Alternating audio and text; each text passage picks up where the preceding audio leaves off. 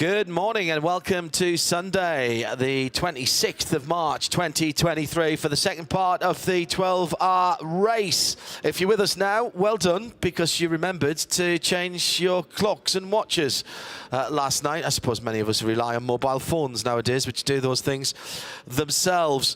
It is just after 8:30 Central European summertime as we have sprung forwards like Tigger, facing a brand new part of the world and the calendar, and it is MUGELLO and the Hankook 12-hour race. Ben Considurus and John Hindorf in the booth. Slightly overcast skies. The cars have all fired up out of Parc Fermé this morning, or at least the majority of them have. The teams were working on them as we arrived and getting their charges for one formation lap to get them round. You're not allowed to work or touch the cars when you get round to the grid. This is the first of the European Championship events for the Hankook 24-hour series 2023, and we'll head to Spa on the 6th and 7th of May for the 12 hours there. Then it's Monza, the Cathedral of Speed, on the 10th and 11th of June, an alternative to the Le Mans 24 hours for our racers here. 12 hours of Estoril, a new circuit on the Portuguese coast, new circuit for the series, and that's in early July. We've got a 6-hour qualifying race which will have points attached to it as well. And then we finish off the European season in style, as tradition dictates, with the Circuit de Catalunya visit for a full straight-through 24-hour race, 15th to 17th of September. Always one to look forward to. Start planning for that one now. It's a nice drive down to that part of the world. Plenty of lovely places to stay. Right, that's enough for me for the moment. Let's find out what's going on the grid now, and more importantly, what ramifications there were from last evening. Who's been touching the cars, who's been doing things they can't do, and that includes, of course, our very own Prince of Fun on the grid. It is Nick Damon. Morning, Nick. Well, first of all, the cars are still arriving. They've been rolling around their warm-up lap. A lot of them are just still... First of all, let's point out something very important. This track has the correct safety car because it's a Maserati. That is the correct car for any event. A little bit overcast, as you said, John. It is looking like that's going to kind of fade away. So I think we're going to have a pleasant day. A bit chillier than yesterday. Okay, the cars are slowly arriving. They're rolling up to the grid. And the first two cars, well, it's the 21 Santalok, 21 Haas and the 26 Santalok car, not getting out of the car. They're both the Audis. So, go a quick word with, who's that guy? No, he's got back in again. The important thing to remember is that these two cars on the front row, I think it's interesting actually in that they're not really allowing, if Seb can see, not really allowing the team members even across onto the look at the cars. It could be because they're still arriving and they're trying to be a bit careful and safe, but doesn't mean I haven't got many people to talk to at the moment. Now, so this front row, Audi, as you can see. Now, the gap here, which you can see is, 4 meters? No, it's not 4 meters, it's 2 laps. There's 2 laps between these two cars and this car here, the 34. Now, if you were a keen follower of the result, you wouldn't have expected this very attractive Hoffa grey and pink car to be in 4th. That should have been the 55, the camouflage-coloured land car, the Chris Mees and Tim Muller run car. Well, that was taken off out of Parc Fermé yesterday evening because they discovered a water leak. And they had to fix the water leak, and they have done that. I've had a chat with them in the garage. That will be rejoined the fray, but with that 10-lap penalty for breaking kind of nighttime curfew. So they are effectively out of the chance for the win, where they're absolutely fighting for it with their other Audi brethren. But they will be back into the race as well. Door open here from someone in the car, so that means that they'll end up being spoken to. Not sure who it is. So, who's in the car? It's Alex Prince. Alex, surprisingly, you're up in fourth. That's a very good performance on the first day from you guys. Yes, it's quite surprising for us also. It was really decent. We had really good pace in the car, especially after the big crash on Thursday. So the team did a really good job. The car feels perfect, so I can really push. And now we see how the second part of the race is going for us. You see, whenever I was looking at the car, you seemed to be in it. Did you do a lot of hours yesterday driving, or was it just an impression I got? Quite a few. I felt quite comfortable, so the team decided to put me in a little bit more. Now we see how it's going today. So all the other drivers will also drive for sure. So maybe a little bit less for me. So yeah, but I will enjoy the start.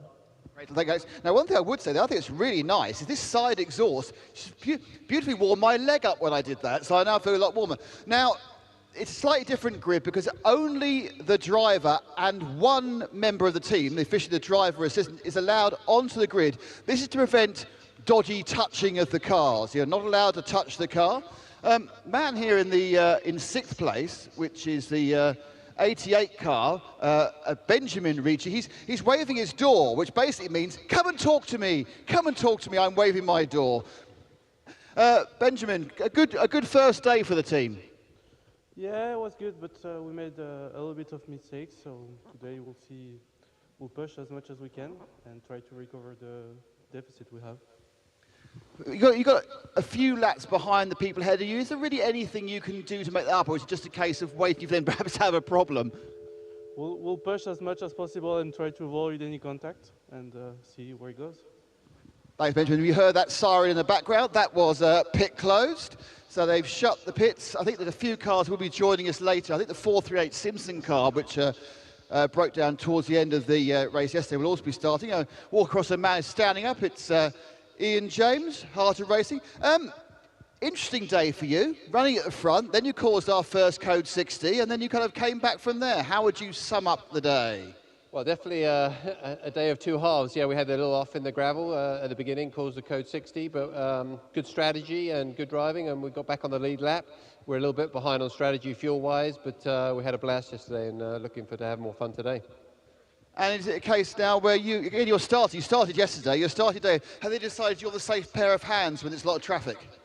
I think I'm just the old man in the car, so like, they're a little less tempestuous than the two youngsters, so yeah, I think so. That's the plan.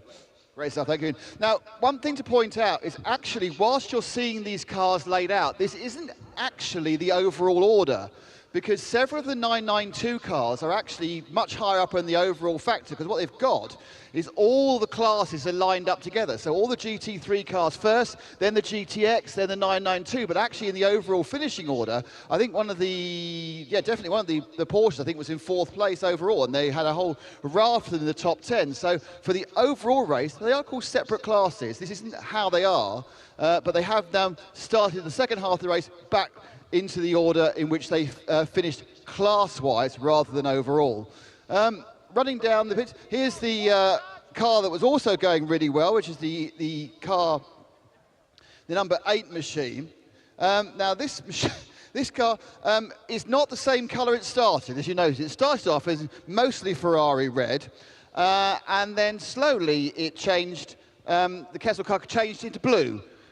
So it's, yes, it's now suddenly half one car, half other. This is another car that caused one of our Code 60s as it found itself nose in the barrier, but that's been repaired as well. A lot of walking wounded. We've had a lot of issues with the cars towards the front of the GT3 field, which is seen really kind of some of the favourites, the Kessel car, the Lamb 55, of course the CP Racing car, which I'll go and have a chat with in a second.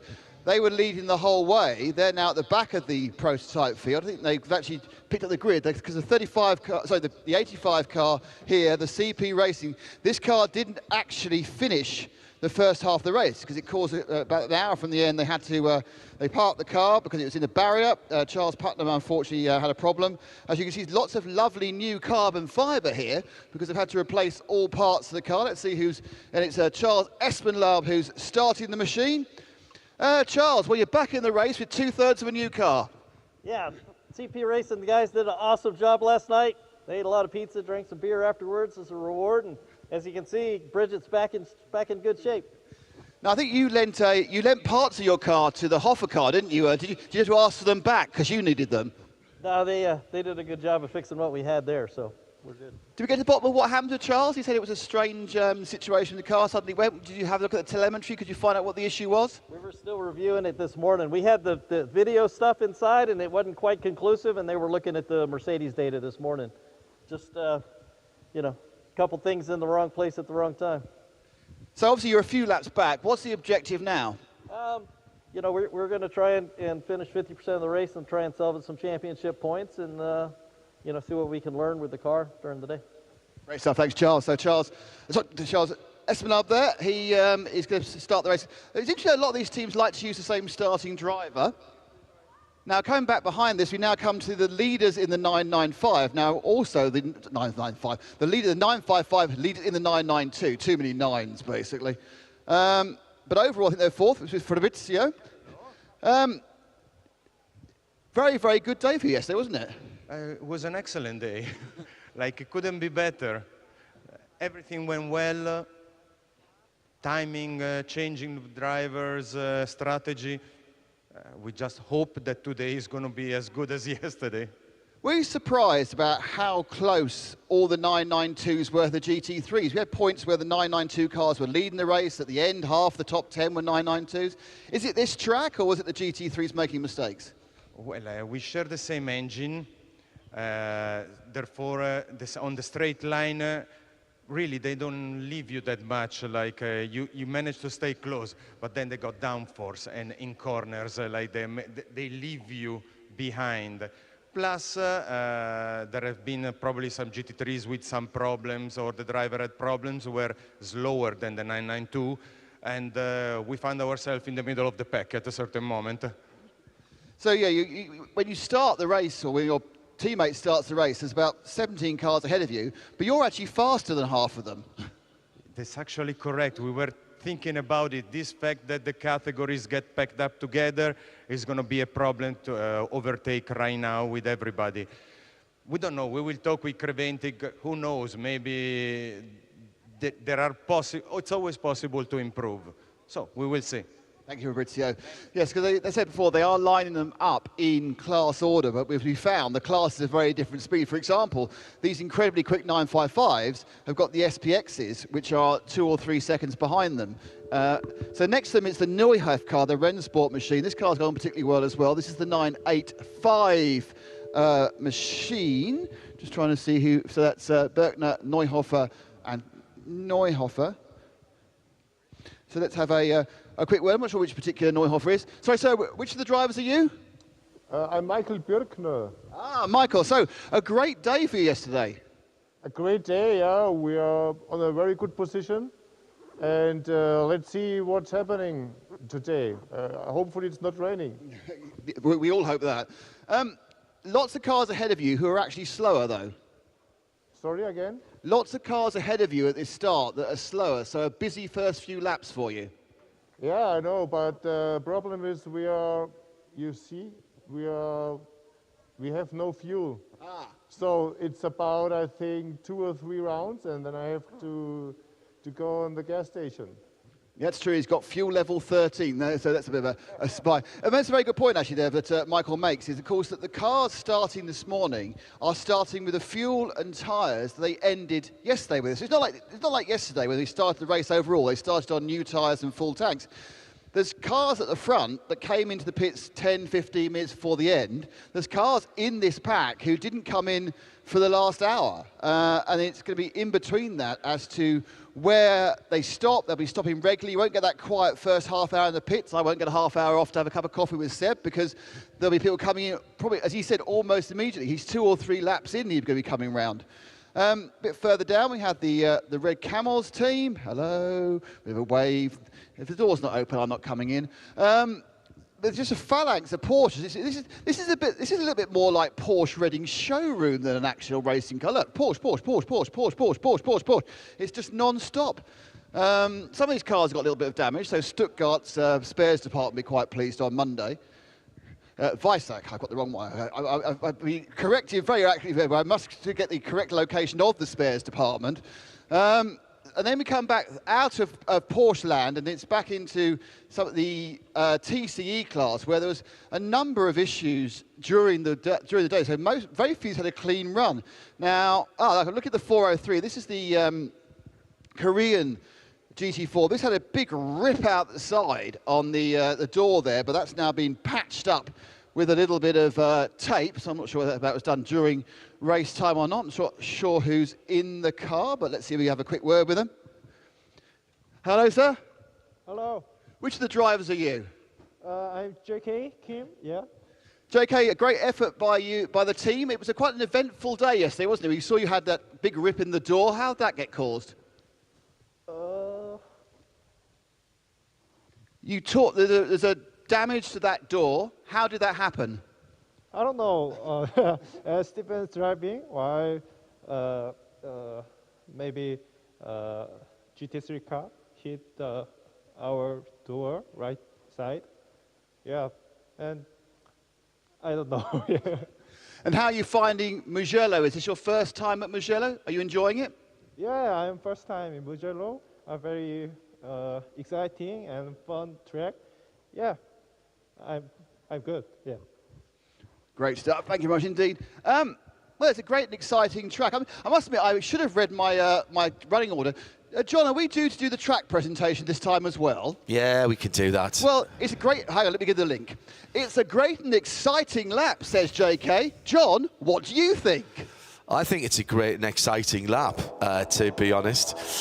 Just over 3 miles, 5 kilometres around this circuit built in the mid-1970s. One Formula One Grand Prix to its name, outright lap record to Lewis Hamilton, and 15 corners, characterised by a 3/4 of a kilometre front straight that has a couple of rises and falls, head up over the start-finish line into a dip, and then a slight rise, breaking it just before the 100-metre marker, down into second gear for a double apex right-hander that then immediately climbs uphill into third for turns 2 and 3, the first chicane, still climbing up. Fourth gear, hold fourth gear for the second chicane on the far side of the circuit from us, left, then right, then cresting a brow to Casanova, turn 6, right-hand turn, stay to the right-hand side, plunging downhill to turn 7, easy to go wide there and into gravel, then Arrabbiata 1 is 8, balance the car through there, and then again you can get on the power nice and early through 9, Arrabbiata 2. The first of the backs, or the return chicanes, 10 and 11, caught a few people out yesterday, which rather surprised me, because I think as you go into the hairpin at turn 12 and then head back towards the back of the pits, 13 and 14, very quick. I think that's a harder chicane, actually, because you're going much, much quicker. And then finally you come to Tau, the double apex, possibly even triple pressure, 15th and final left-hand corner. A lot of people diamonding off that corner so they can get on the power early and make the most of that 0.76 of a kilometre front straight. Entry to the pit lane, right-hand side, very, very close off the final corner, down to your pit lane speed limiter, and the importantly for Creventic Racing, the entry to the fuel zone is at the pit in end of things, so you get your fuel before you head back to the pit lane. No fueling in the pit lane, which is why you'll see the teams don't wear any of the fireproofs. That's your look round the 5 kilometre, just over 3 mile circuit here at Mugello. And just a little bit of kind of a amuse-bouche at the back of the grid, because we're about to get thrown off. Now, as I said before, the biggest battle of the entire race is 332 versus 331, which is the two BMW M2s. At the moment, it's advantage 332. They are slightly ahead of the 331. Don't forget that 2 of the drivers are driving both cars. 2 of the drivers are separate, but this is the one to watch out for when the front's not interesting. You've got to find out which BMW will win. But we are about to take part for the second half of the 12 hours Mugello, 6 hours of hot racing action. Who will win? What more drama we have? John, I just can't wait! 3 minutes to go. Nice quiet Sunday morning for Nick Damon. Imagine what it's like getting up in his house. He's like that all the time. Right, let's clear the grid. Ben Constantiouris with me, John Hindhaugh. Slightly threatening clouds, much cooler than it has been on any of the mornings. Just creeping into double figures Celsius as we left the hotel just after 7 o'clock local time this morning. Everybody's here pretty much. I wonder if Land Motorsport forgot to put their clocks forward. Here's how they will line up. The Antigua and Barbuda entered as RT, number 21, Audi on the same lap as Santalok Junior team in second place. Then a couple of laps back is Land Motorsport, Hoffa Racing. That's 3 Audis in the top 4 and the Hoffa number 11, the first of the AMGs. Harter Racing and Akkodis ASP, that's another AMG row 3.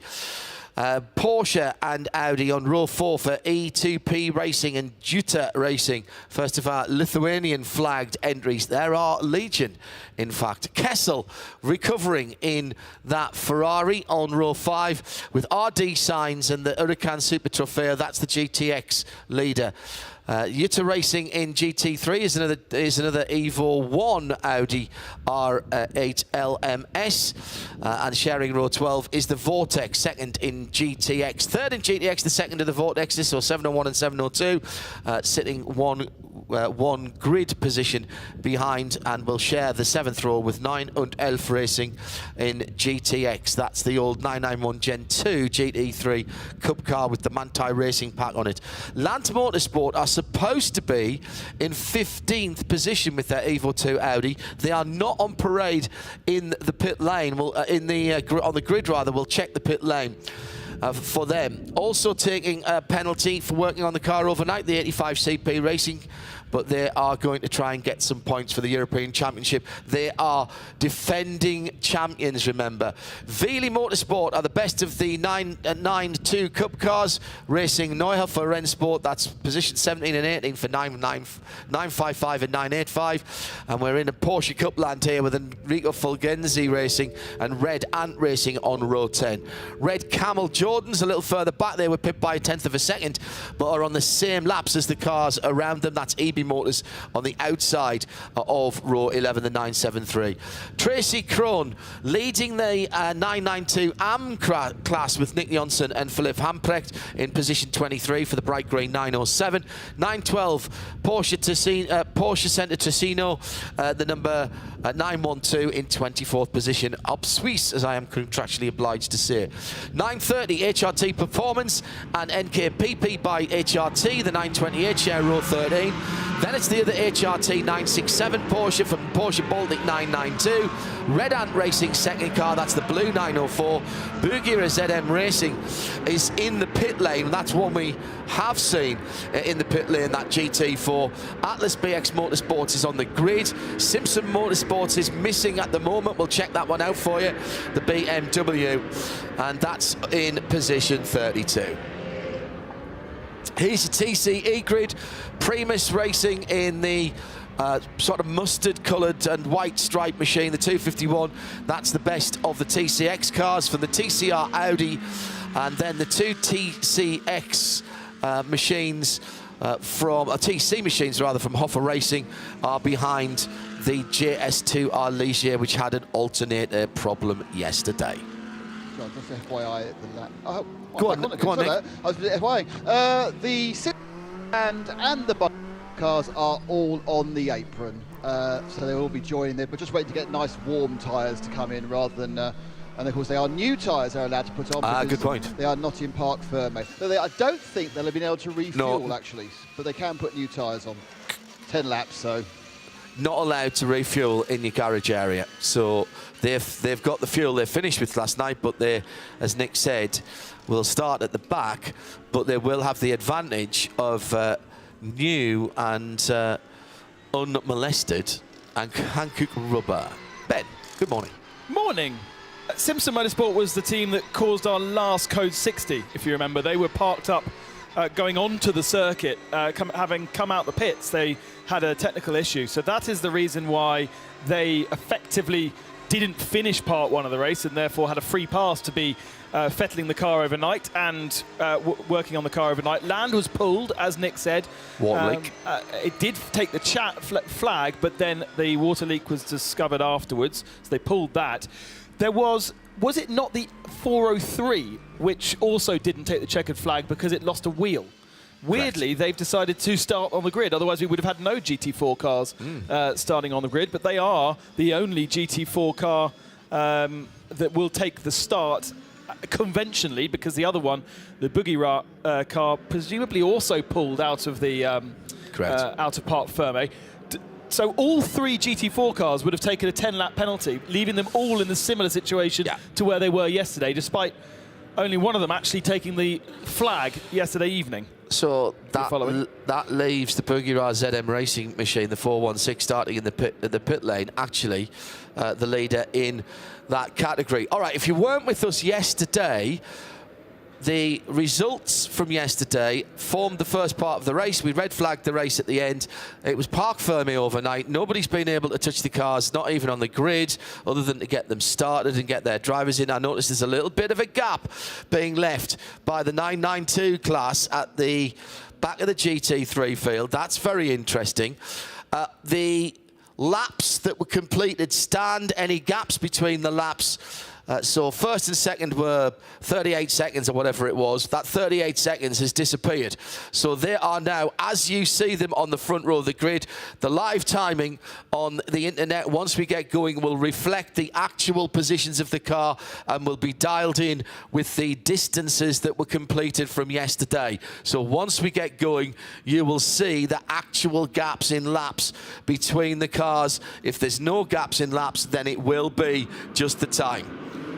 Lights out on a Sunday morning, and we'll break the silence here at Mugello with the run down to the first corner. 1, 2, 3, 4 wide in the Porsche category, just in behind the GT3s, and they've already caught up with the back of that, and people getting a great start. The Red Camel Jordan car had a brilliant start and has leapfrogged its way, I think, to the front of the grid. Out goes the Simpson car, and they've got further than they did after their last pit stop yesterday. Big puff of black smoke as they went from first to second to third, and accelerating after the chase car at the front of the field. Fred Verviche for Haas RT in the 21 Audi, doing very well indeed. That is an insanely good start if that is the Camel machine that has got to the front, and I think it is the Veely Motorsport car who was on pole in the 992 for this second part, as we've got a yellow flag at turn 3, the first part of the second part of the first chicane. And if that is the car, I think it is, that's come through, that has been a brilliant start. And already a pit caller for Nick Damon. Yeah, it's the 719, which is the GTX Porsche, the 911 racing team. They were waiting for it, so I can only assume they knew there was a problem overnight, but not a 10-lap problem, if that makes sense. Yeah, good point. So they've seen a small problem they need to fix. They think it'll take them less than 20 minutes, and so they pulled the car in. But wasn't this leading overall in GTX, or was that one of the other ones? We've got concern for the leader in the 992 category, the Neuhofer Rennsport. We know only had 13 litres of fuel, and it has done a Sector 1 double the pace of the rest of the field. So either really having to nurse that car with fuel vapor issues, or had a spin. We've also got our leader in the pits. Leader peels into the pits at the end of the... no, it was the Santalog team. It was Urban Bastard who started second. Who didn't pit yesterday to keep himself on that lead lap. Correct, exactly so. Now let's see who comes through in GT2. Veely Motors are back into the lead of that category. So what was the Porsche that came rattling through? Was it the Red Ant Racing car? I think they've made up... No, well, Red Camel have made up some time there. They're the first of the 992s off the lead lap, and Rick Breukers has carved his way through into third in 992 and has pulled out 2.6 seconds on Yannick Redant in that battle for third and fourth.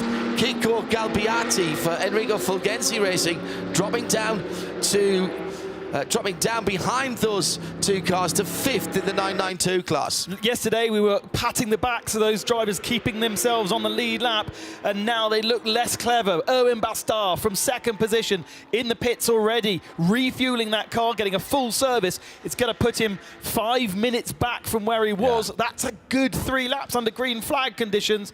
The other driver who should be coming to the pits any moment, I would have thought, is the Neuhofer Rennsport 985, 2nd in 992, but an incredibly slow lap this time. We know he didn't have much fuel on, but surely more of a problem for the 985, and that's going to drop way back. In fact, though, he's gone through. So not coming to the pits, but going very, very slowly. That's Michael Berkner who talked to Nick on the grid for Neuhofer Racing. Started 2nd, still 2nd, but some 50 seconds now between himself and the 955, which restarted on pole for 992 category. That's the Vili Motorsport by Ibi Motors. A good point by Fabrizio Brogi, actually, in that new 92 car has a much revised aero package, although still using the 4-litre engine in the 992 Cup car, not the 4.2 that the new GT3 will be getting. In fact, has been getting. There was a bit of an in-race testing going on yesterday with one of those new 992 GT3Rs. Herberth, with one of those cars there, had their own problems yesterday, and in fact they've packed away and left the paddock, I think, and allowing them to get some time in the car, and Creventic to get some data on that car. Did something like, how many laps did they do yesterday? They did a decent amount of running, didn't they? So Vervees leads from Tim Vogler. Will go through this time around, I think, as Owen Bastard for the Sonderlock Junior team is out of the fuel in about 10 minutes, but presumably Nick is going to put some new Hankooks on. Yeah, they're getting new boots. He absolutely battered the pit marker board. The car has come in, stopped, it's now got full fuel, tyres as well, and yeah, I'm still not sure that any of the teams played this intervention properly. Because if he'd done this last night, he would have gained and stayed within like 1 minute and 50 of the other lap. He could have gained back, you know, like 1.5 minutes less loss. I think he only came over the line 20 seconds behind the leader. Yeah. I think, though, what he's thinking here is they're already thinking about 5 hours and 54 minutes down the road. Those cars easily do over an hour, and the leader will have to stop in about we reckon about half an hour's time at the absolute outside, so that'll rebalance itself. He'll be into his stint by that point, and as David Coleman in the Athletics and the much missed Ron Pickering as well used to say, the stagger hasn't unwound yet. We have to wait for the stagger to unwind to see who's got if it does, yeah, to see who's got the strategy right, Ben. It doesn't till the very end. You have to kind of keep an eye watching brief for 5 hours and 45 minutes, and eventually all the answers are given at the very, very end of the race. Owen Bastard for Santalok Junior team, sharing that car with Paul Everard, just the 2 drivers in that car getting experience before they move from GT4 to GT3. Bastard with a good choice of pizza last night, was sharing the restaurant with us, and his father. There wasn't a lot of chat going on, and he didn't look that happy, but usually... Hopefully no pineapple on pizzas last night. Absolutely never. Excellent, well done, well done. No chance. Yeah. But I agree with Nick that, remember, they did do a splash and dash last night to keep them on the lead lap, but and therefore that pit stop this morning wasn't a full pit stop. 3 minutes and 48 seconds, the stationary time, both in fuel and in the tyres. Has it kept them in 2nd place? I don't think so. I think they are going to end up in the same lap as the others, but I'm not sure it's kept them in second. Right. I think they're still in 2nd place, but they are on the same lap as Vogler for Land Motorsport, the Hoffer Racing Alexander Prince 11 car, and Ian James. I reckon they are all within about 10 seconds. No, Vogler's gone through. You're right. Oh, it's going to be a good one to watch. So Vogler in the 34 is now up to second. Prince third. Bastar, who's the faster of the three, in fourth position. And Ian James fifth. And there was only 4.5 seconds separating those 4 cars. Good restart from Veely Motors by EB Motors. Now, hang on a second. Where has... Well, they're the only car now on the lead lap. On that lap, yeah. Yeah, because Michael Berkner has come in for Neuhofer Racing. Rennsport, excuse me. The 985 restarted in second. So they've done the same tactic effectively as Santolock Junior team did, trying to stay close to their leader in case the leader had a problem early on. Here comes the 904 in the pit lane, the very, very attractive Porsche from Red Ant. That's their second car. Goes into the area for fueling. There are 8 pistol grip fuel pumps there, and it's first come first serve. I mean, it does mean that you're going to miss any worries. You don't have any worries about having to queue up when everybody gets in for an hour. We did see a couple of people queuing yesterday when there was a big rush. 4 cars and fueling at the moment. And into the pit lane, another Porsche. Neuhofer. This is Neuhofer for a new set of tyres as well, Nick Damon. Well, interestingly, also a driver change. So Michael Berkner got to do like 3 laps, and now I think it's Felix Neuhofer who's got in the car. New tyres all round. So that's a bit of driving. I'll do 3 laps then, shall I? Car about to come out. Quite a lot of activity. But the 911, the GTX Porsche, that did just stay in for about 4 minutes, John. So they knew there was a problem overnight. We said there wasn't a 20-lap problem. Just going past me after taking fuel is the 72. That's one of the Lithuanian Audis. Utah. The Utah team. And we've got the NKKPP Porsche, that's also the pits. That, of course, was helped off the track. I can't remember who helped off the track now, but someone helped off the track and caused one of our code 6s, didn't it? Someone got a 20-second penalty for punting that, didn't they? The grey Porsche. That was the 26, I think. Santolock. Yeah. Santolock car. That's Arimars Jablonskis in the Utah Racing car. Side-by-side action last time round at turn 1. Almost a little touch Porsche on Porsche action down at turn 1. This is the battle for 10th and 11th. Max Busnelli for Century Porsche Ticino and the EB Motors Paolo Venerosi in the 973.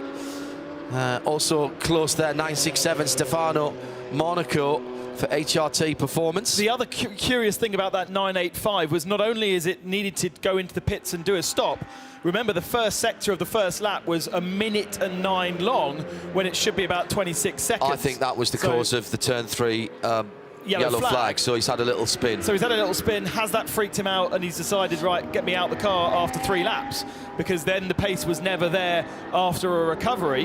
It's a very odd thing to do 3 laps and then change the driver. And you don't have to start this morning with the driver that you finished yesterday. Exactly. This is, and your drive time starts again. So if you do start this morning with the driver who finished yesterday, and he'd done exactly 2 hours, he can do it again. A little mistake there from the 903, just going a little bit wide, letting the faster cars go through. That's Yannick Redant.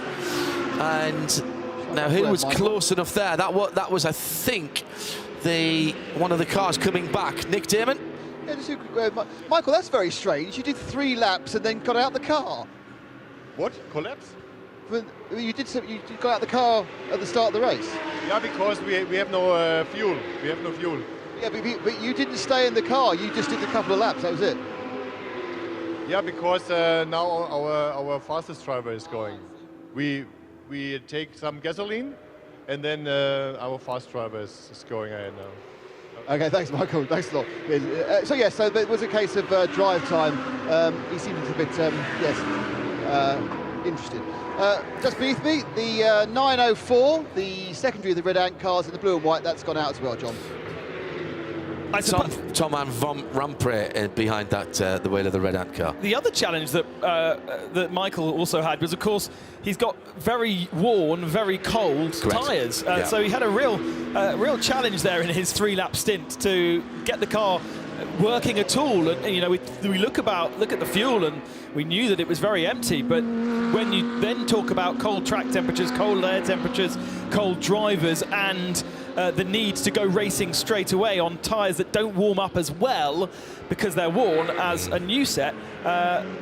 I still think it's curious that he only did 3 laps. I can't believe that was planned. He seemed confused that Nick was asking the question. So it was obviously planned by them. Maybe they didn't realise you don't have to start the driver that finished last night. Did he finish last night? Let's have a look. Yeah, I think he did. From memory. It seems like it doesn't say how much many hours ago. Yeah. Vervees through and completing another lap. The Neuhofer Rennsport machine back on track now. It's Felix Neuhofer behind the wheel. He's dropped down to 7th in class and 3 laps away now behind the 907. That is a battle for position behind the green Tracy Krohn RPM racing car, the green and blue machine. That's Krohn Racing. 416 on the circuit as well. He's one of the GT4 AMGs, and that is now our leader in class. Having started from the pit lane, he's 18.5 seconds ahead of the Kim Jong-Kim car, but actually behind him on the track, I think. Remember what we said. The Simpson car didn't take the flag, therefore got penalty. The Atlas BX Mercedes didn't take the flag, so got not a penalty, but yes, you get 10 lap penalty for not completing the first part of the race. Yeah.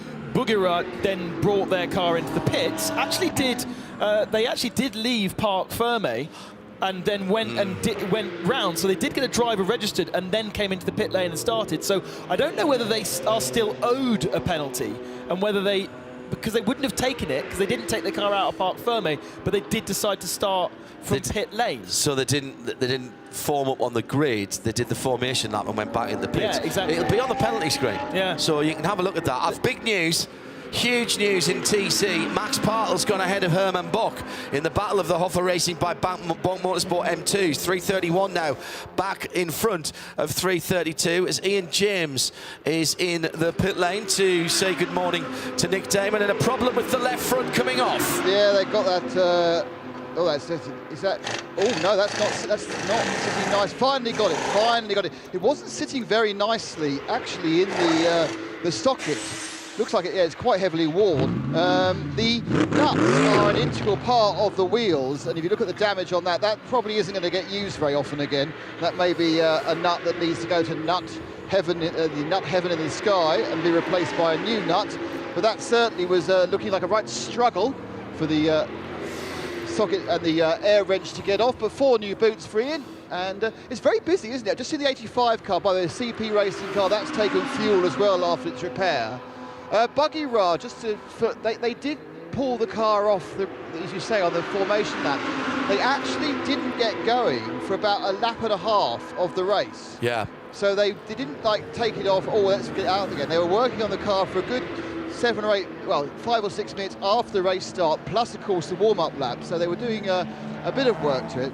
Shall I go and find out what it was? That's a good idea. So they are now on the same lap as Atlas BX in that number 403 AMG GT4. They've pulled out a 20-second lead though. It had dropped down below that as the number 26 Urban Bastard Sontalok Junior team 3 seconds from Tim Vogler. Second, third and fourth separated by 3.5 seconds. 34 Land Motorsport, the blue and white Audi from the 11 Alexander Prince driven Hoffer Racing, that's the dark grey and red car, and then Erwin Bastard for the mostly blue, that's the number 26. They're all on the front straight together now, picking their way through traffic. So a few things of note. I think we covered most of them. Those cars that applied to work on their car during the intervention break, they had written approval, only got 5 lap penalties. So most of them, it really doesn't kind of count towards the overall result. Atlas BX Motorsport, for instance, was one of those cars. So they got reduced only 5 laps rather than 10 laps if you didn't ask for approval. Correct. Land Motorsport did not ask for approval. That's why the 55 was given a 10-lap penalty rather than a 5-lap penalty. Those are all last night's penalties. We're yet to see if there might be a penalty coming in for Buggira that didn't follow the procedure at the start of the race. But the other car that entered the pit lane before crossing the line to restart the race, you got to do one lap, was the 9 on Elf. So effectively, they came into the pits before the race had restarted. Correct. And have been given a 6-minute penalty for doing that. Yeah. Had they gone and done one more lap and then come in, there would be no penalty. But presumably, you know, from a timing point of view, they didn't actually restart the race. Correct. So from a... So effectively, they were working on the car still in parc fermé. Effectively, yeah. Yeah, because you weren't allowed to touch them on the grid. Only the driver and the maillot jaune was allowed to be there, the driver assistant. But the Buggira did the same thing, but they before the starting procedure. Correct. But we haven't yet seen if race control are investigating that, or there will be a penalty, or there isn't. Well, presumably Simpson did the same as well, did they? Well, Simpson didn't finish last night. They didn't finish last night. Yeah, exactly so. So still that battle going on out on the track.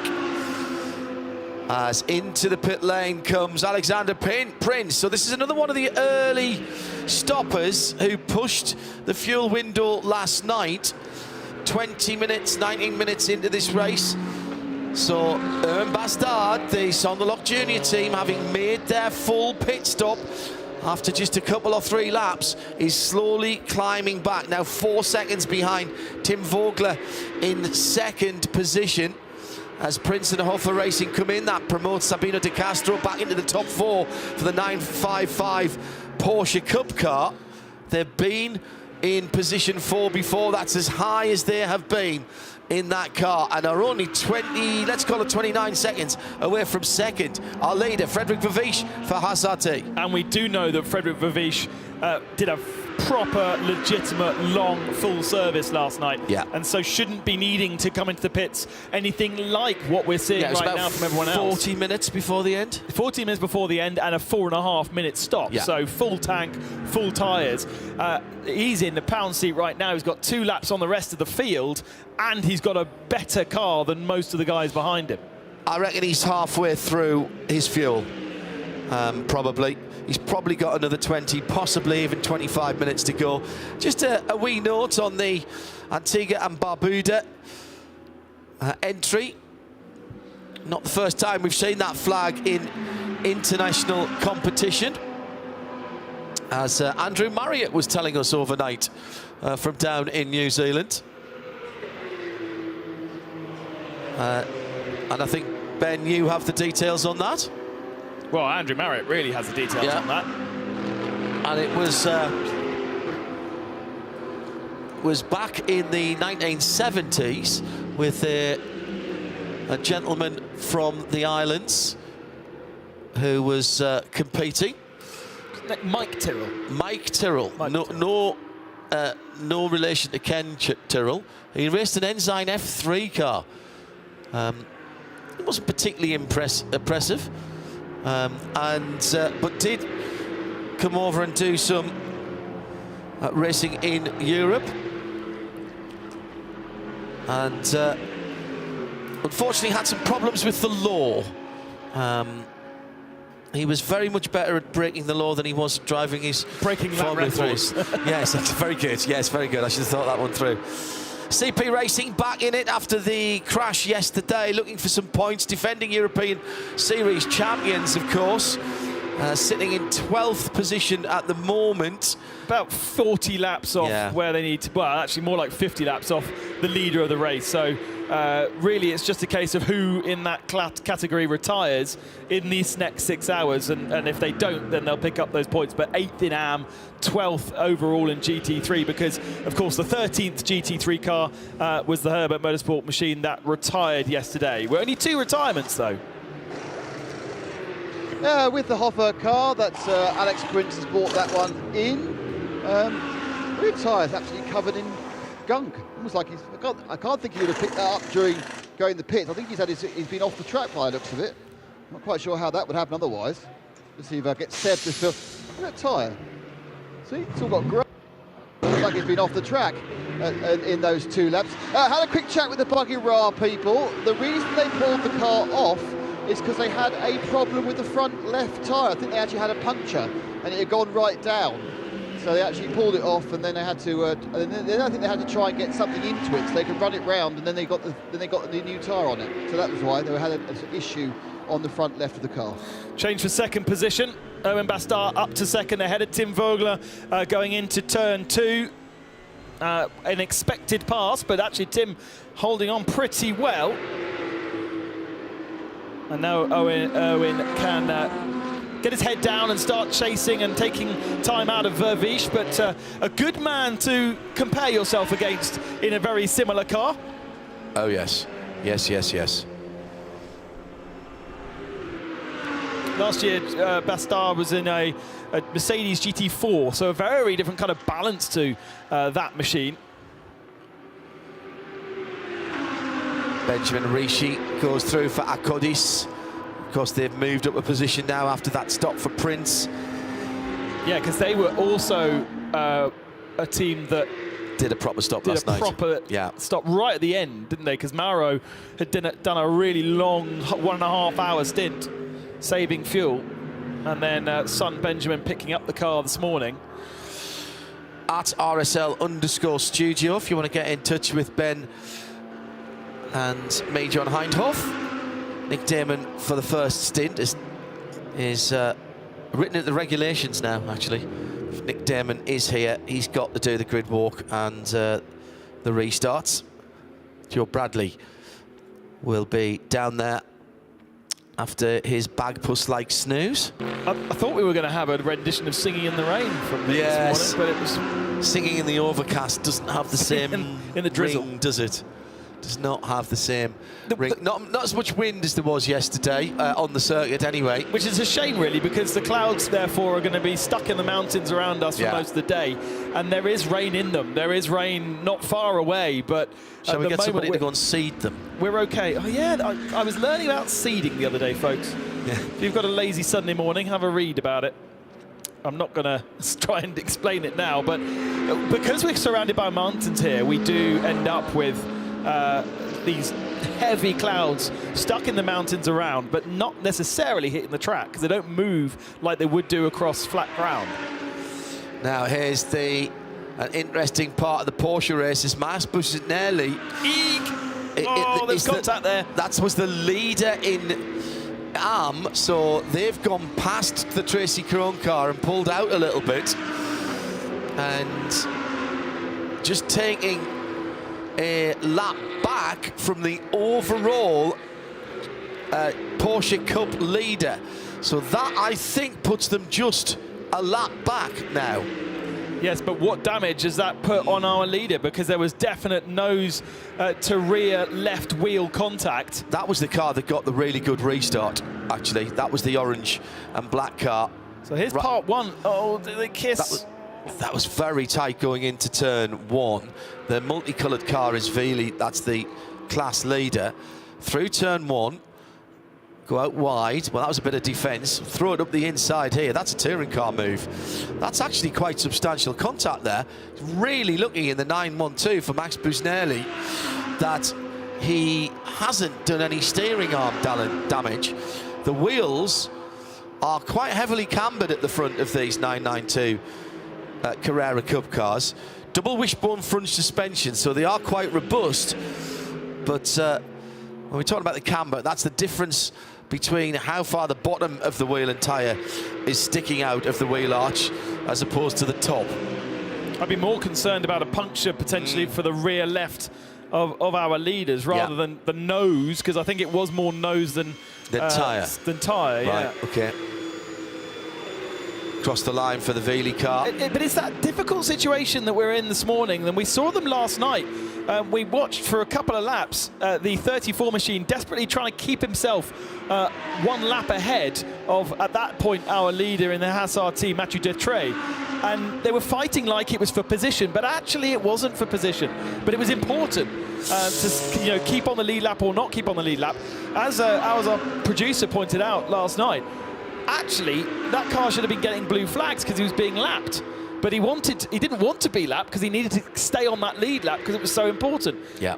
And you know, in endurance racing, with the cars, sometimes with drivers more performant than others, you have this situation where that's our leader in class being unlapped by another. Fred Vervees did not have the amount of fuel that we thought, and the Haas, or if he did, they've decided tactically to come in, and the leader is in the pit lane and in fuel now. They've had 2 minutes of fuel. Quite a few people struggling for grip out there at the moment. I noticed the Veely Motorsport by EB Motors, Sabino De Castro driven 955 Porsche, the multicoloured machine, was struggling. Now, is that worn tyres? Is that we've got a little bit of humidity, a little bit of still early morning dew on the track? Remember, the clocks went forward, so this yesterday would have only been 8:30 in the morning. Or are we getting a little bit of precipitation? Or is it just the fact that the track is cold and greasy? Or all of the above? There is a humidity in the air, isn't there? Yes, there was this morning. I noticed that. Definitely. There was it's also an hour earlier. Yes, that's what I just said. Then yeah, but like the world doesn't know that. Yeah, but nature doesn't know it's an hour earlier. The tyres do. Yeah. The tyres are fair.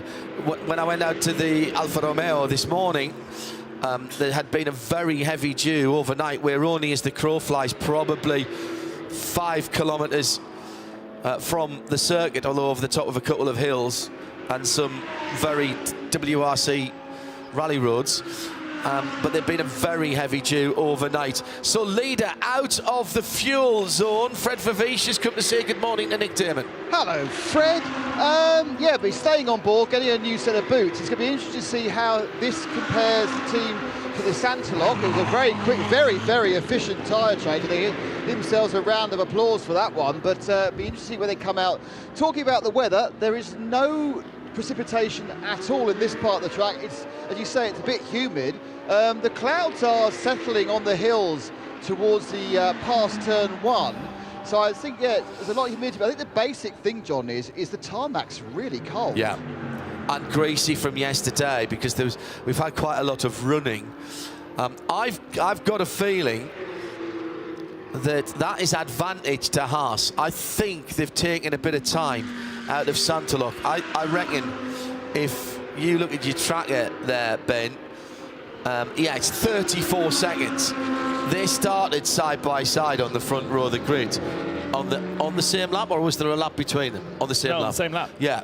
So that going longer this morning, even on the old tyres, has given Fred Vervees a half a minute advantage. Fred Vervees led the field away and had at least a couple of clear laps. Correct. Erwin Bastard chose to go into pits on lap 1 and put him basically straight into traffic, and the pit stop was 10 seconds longer. Veely Motorsport, I'm not happy with their pace at the moment. Well, they're not happy with Krohn. Krohn pulled into the pits right in front, having just passed them. That's is Tracy Krohn. Now that car is 3rd in AM now. What is the time?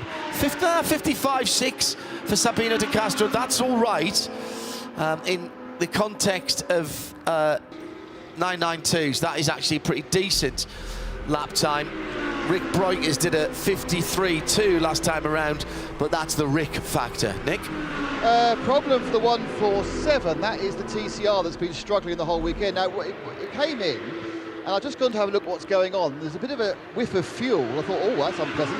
And I noticed that the fuel breather hose, so the filling hose, which is a big flexible hose which goes from the input all the way down to the tank, has broken. So they actually have a broken hose, which they're going to have to replace because you can't fill it up. So that's just, you know, obviously you actually fill them up with ordinary pistol grips, but it's actually got a fit for a vacuum feed. But yeah, so they're going to have to replace that, and that's why it's not the fuel, because the fuel line has broken. 5 drivers. 5 drivers this time, including, I think, Nestor Girolami's in that car. Franco, sorry. Younger brother. Yeah. So has had a few appearances in the WTCR before it got kaput, but is the European champion. 2nd runner-up last year. Well, no, I suppose 2 years ago now, and then winner last year. And actually, a lot younger than Nestor and with less experience, but came over from Argentina a couple of years ago. Barely spoke a word of English, let alone Italian, although spent lots of time living in Italy, so his Italian probably a lot better. Was part of the Honda family, so it's interesting that now we don't have WTCR any longer as a concept. There is the TCR World Tour, which is kind of a replacement, but it's racing on weekends which already have TCR Correct. races. Looks like Franco may be out of that association with Honda, as he is in an Audi for this weekend. Probably the first time he's driven a non-Honda TCR, yeah. Vavish then, 25 seconds to the goods. Lost 4 seconds last time around to Aaron Bastard, so that's cold tyres, probably traffic as well. He's just gone across the line in front, the leader then down towards turn 1. Porsche battles all the way through the field with the 903 of Yannick Redant in, let's see, 11th position at the moment. He's trying to get through past the, that's the Porsche Baltic, number 992, that's right ahead of him. And he's laps down Robertus Kupkias. And he's a couple of laps back from that battle. But of course, everybody restarted this morning. So the field, everybody who restarted this morning rather jumbled up. Yeah, they had the GTX cars ahead of the 992s, which I think was the main bone of contention, because obviously the GTX cars, as we can see from the results, quite a lot less performant than the 992s, with RD Sainz leading that, Vortex the other two cars in that category. And Philip Bonnell, actually, one of the men behind the Vortex project in the 701, has just done that car's fastest lap of the race. Now, what I forgot to ask our timing of the morning, I suspect that's this part of the race. Yeah. Yes, exactly so. That was my understanding. But, I did want to seek clarification. They had no real issues yesterday, the Vortex. They just got caught out by... couple of spins. Well, yeah, that was 902, though. Yeah. 702, not the 701 that's been, for the first part of the race, before we had Code 60s, leading, legitimately leading the Lamborghini. But as we got into Code 60s, they didn't seem to play it as well. Lost a couple of laps. They did lose a couple of laps. So how many? They're 2 laps down now on the Lamborghini, aren't they? Or 1.5? Yeah, 1 and a bit. Yeah. Almost 2. Nick Johnson has taken over the Krohn Racing, the RPM Porsche 907, the green and blue car, and is out on the circuit. Currently still sitting 3rd in AM. Don't forget as well the slight difference between the GT3 AM runners, in that there are 3 cars that have all AM drivers, and they're allowed to fill, the only cars that are allowed to fill to 100% of their allowance during Code 60. Not sure that it gave them a huge amount of advantage yesterday, because the Code 60s came rather thick and fast in the second half. In the second half of the race, but it did mean, of course, they made slightly fewer trips down pit lane, because at the first of those multiple Code 60s, they put 100% of their fuel load in, and then didn't have to come back in to get the second half, as it were. Yeah, it makes their strategy a lot more simple to understand, doesn't it? Yeah. Because they don't have to... yes, you still want to go and pit under Code 60 because it is much more efficient, but you don't have to worry about the half fills and stuff like that. Correct. So we can kind of read a bit better into what they're up to. Alexander Prince, fastest time of that car's morning so far, 3.5 seconds behind Benjamin Ricci for the number 88 Acodis. They're battling for 6th and 7th, and that's 2nd and 3rd in GT3 AM. And 3 seconds taken out of Benjamin's lead for... Well, actually, he'll be, being French, he'll be a Benjamin. Will be Benjamin, yeah. But I wonder if he's a Benji or a Ben. Yeah. Or if he's a legitimate Benjamin. We'll have to find that one out. You're a legitimate Benjamin, aren't you? I'm a legitimate Benjamin, yeah, Yes. but never really a Benjamin, unless I'm very naughty. Really? Yeah. Do you have a middle name as well? I've got 2. Right. It's ridiculous. And do you get that when you've been No. It's too. Benjamin Arbuthnot. It's ridiculous Arthur. to say. Especially constant endurance at the end. Yeah. Wasting your time. No. But And you've never been Benji, have you? I've been known, a little bit as Benji. Really? Yeah, a little bit as Jamin. Jamin. Yeah. Benji to special people. Really? Well, never me then, obviously. Benny. Oh, I think you could well become Benny from now on. Iterations. Benny C. Yeah. See, that would be like more like your DJ name, No, it's wouldn't it? Kenny G then. That's all I can think of. It's Benny C on the wheels of steel. Vervees leading by just under 30 seconds.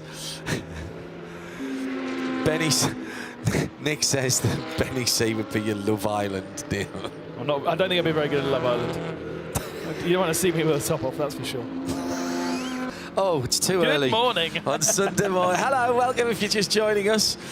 It is coming up to 20 minutes before 10 Central European Summertime, and for the first time this morning we have a hint of sunshine here at MUGELLO through the slightly ominous clouds that have gathered around us, and wind actually picking up. It wasn't too bad this morning, blowing still straight behind the cars as they come down the front straight. Good morning to those of you who've joined us here at the circuit, spending your Sunday morning. I hope you have a pleasant domingo here with us. And still well over 5 hours of racing to go.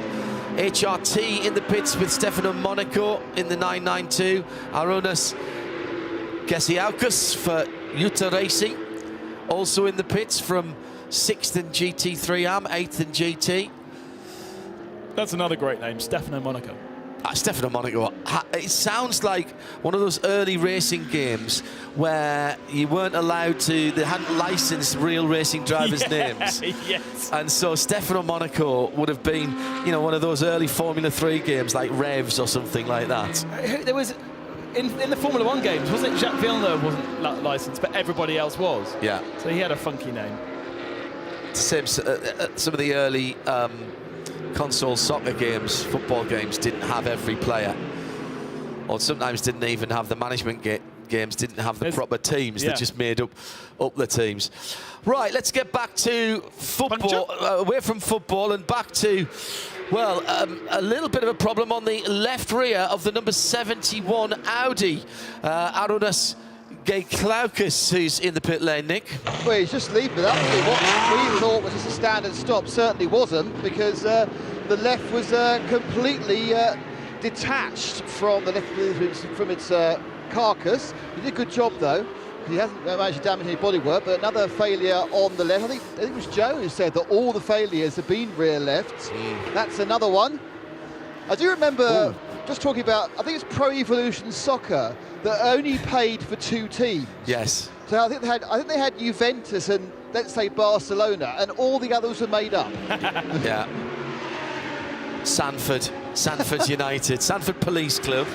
Yeah, they had. I think they probably had Salford before Salford was a team. Yeah. RAF Luton Sports Club. Always a photograph from a Canberra, of course.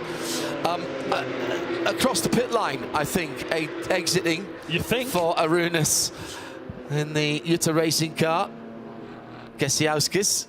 He paid no attention to the line whatsoever. Maybe you don't need to, but there was definitely... He might have been in the car, still on the right side of the line, but the rest of the car was not. Indeed.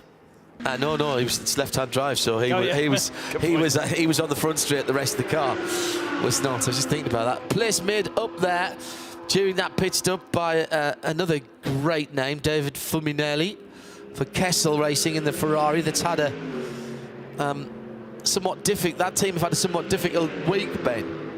Yeah, it wasn't just race day, was it? Friday morning, in free practice, their blue and white machine was in the gravel trap. It didn't look that badly damaged, to be honest, but they decided to qualify the other car that they had here, which is the one that the red and white machine, and then left the blue and white car that's on our spotter's guide in the garage but now that car is being morphed into, well, they've morphed into each other, haven't they? After the red and white car was slapped into a barrier, quite a bit of damage to the left-hand side of it.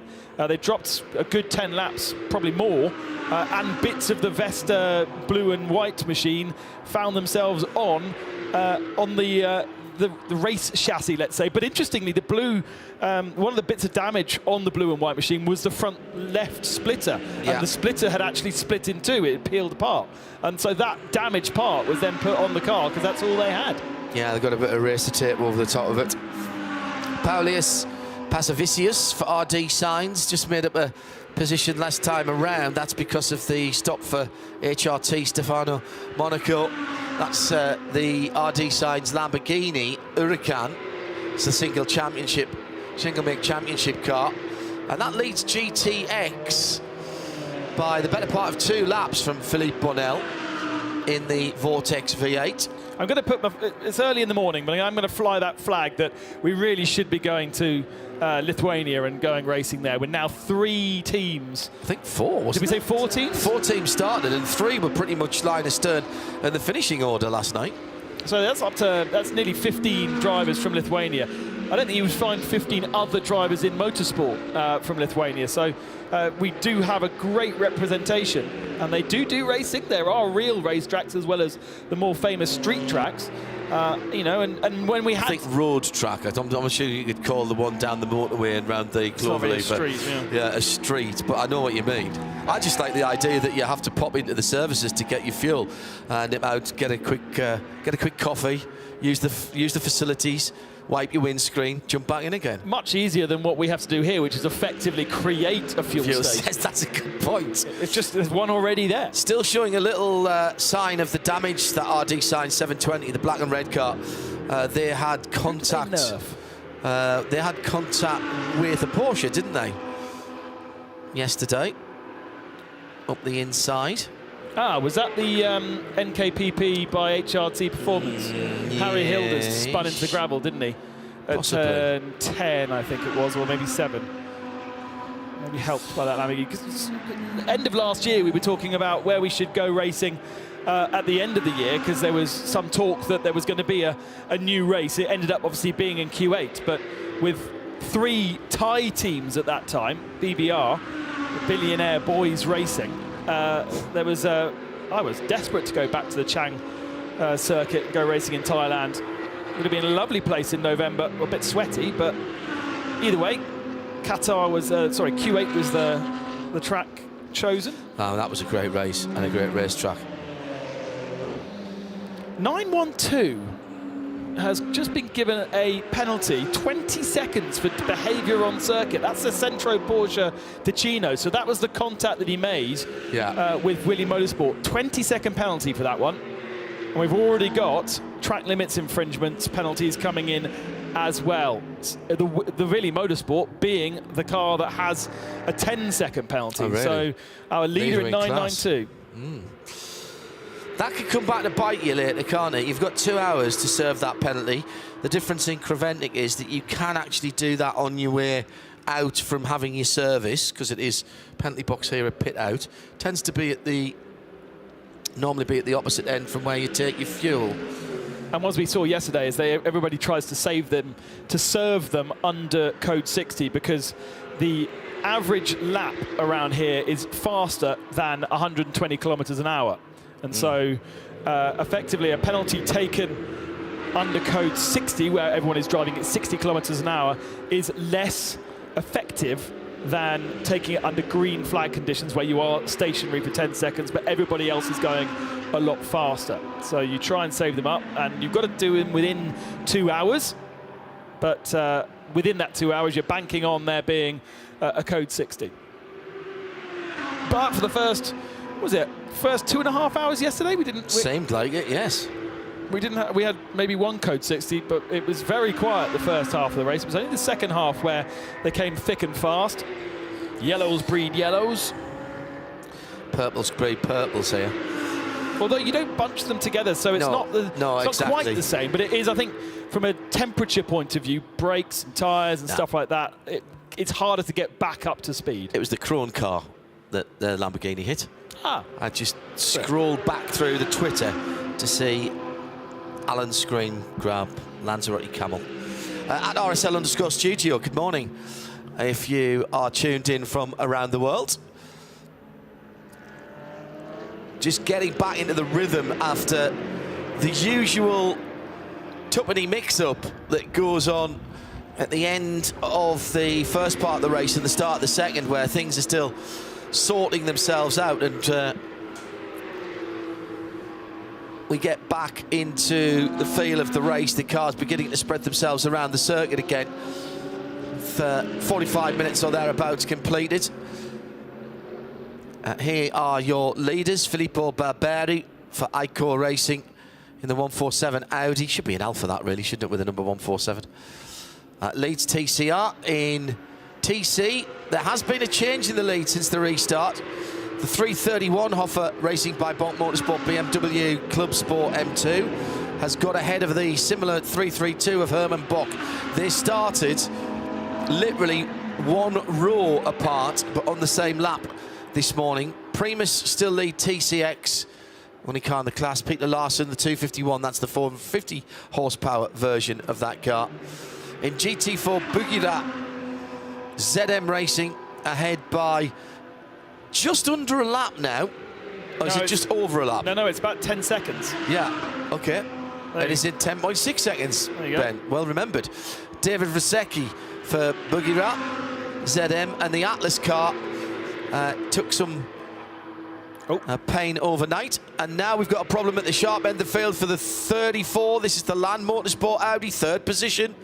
The blue and white, light blue and white car. Tim Vogler has not got all 10 cylinders and 5.2 litres of Audi V8 engine firing, and has there been a come together, because the 14th placed Antonio Seniora E2P racing car, 5th in arm, this is the number 90 machine, has a left rear puncture. I'm going to say these are completely unrelated. Yeah, I think so. Too far round for E2P. Unless it was just a side-by-side contact going through turn 2 now. That's a long way to come back. That's not the first time we've seen a car going down into turn 1, and the 34 is in the pit lane entrance and hasn't been able to get in. Tim Vogler. Number 1, Tim Vogler, 15 minutes into his stint. Yeah. We don't know how much he did yesterday, but could that be a run out of fuel? Could be. That's the leading GT3 AM car. Hoffer Racing are just a lap behind, so they will benefit here. And what bad luck for the number 90. Well, E2P are in the same situation. Didn't pit yet in this sector of the race. We don't know how much those tyres were asked of yesterday, and it could just be asked of too much, because that left rear is the tyre that has been the most used around here, and maybe, especially on a Porsche that has to slide around a bit, maybe they asked a bit too much of it. The Kirchhoff Group Land Motorsport team staring at the screens. Oh, and Tim's got it going again. He's gone straight into fuel, yeah, which so is that's standard operational procedure. Well, when you come also, to the pit. if he's got a problem and he's nervous about restarting the car, you just go straight back to the garage. I wonder if he's just switched to reserve there to get that car in. Might even be trying to do it on the starter motor, actually, to get the car in. And then hopefully there'll be enough in the battery to get him there. This is a pretty good job, by the way, by Antonio Seniero for E2P. Not the first time we've seen a car going into and through turn 1 with a puncture, and you would say to yourself, well, if that had happened at the end of the lap, then clearly they would have dived straight into the pit lane. Got to stay off the racing line as gaggles of cars are going through. It's interesting, isn't it, that it does happen quite a lot on the start-finishing straight. The 912, just as a side point, which is the Century Porsche team, which picked up that penalty. I don't know if it's trying to make an excuse, because they're actually doing a brake pad change, which is very early. It's the first one we've seen, just 7 hours in, effectively, the race. They're doing a front brake pad change. The Land team, it's interesting that Ingo Vogler for the Land 34 was suited and booted, so it may well be it was a fuel shortage. A surprise when the course promotes the last team when he gets out, but they're now getting ready to go. But yeah, I'm interested to see someone changing brake pads so early. We did have a brake pad change in the first half of the race yesterday, First didn't we? hour of the race. Yeah, it was the first hour as both... Was that Buggy Ral? It was Buggy Ral, yeah. No, that was from Nick, not my memory not picking that one up.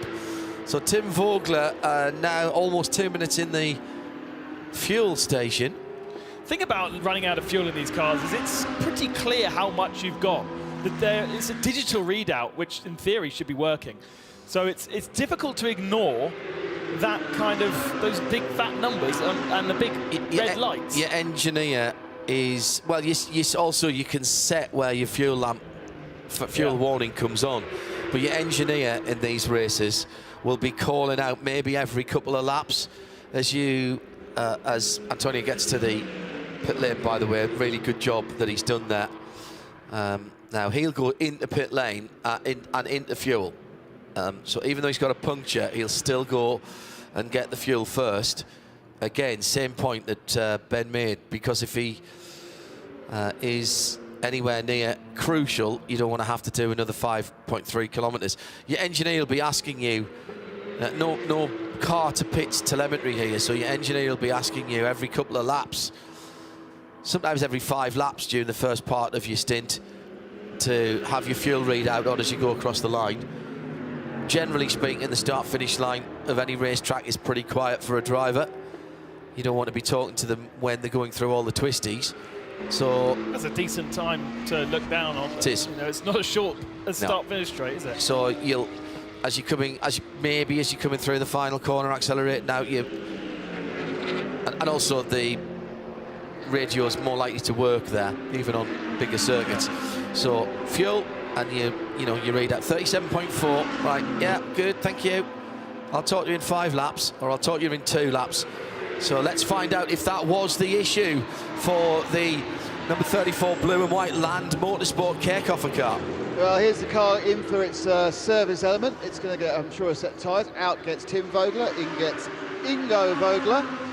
No indication of any problem with the car, so it's obviously... Well, I did notice that the Audi Sport customer racing engineers who were in the Land pit did meander out with a laptop thinking about programming it in, but didn't actually do it in the end, so perhaps they're happy that they know what the problem was. But there was a man wielding a laptop with intent to plug it in.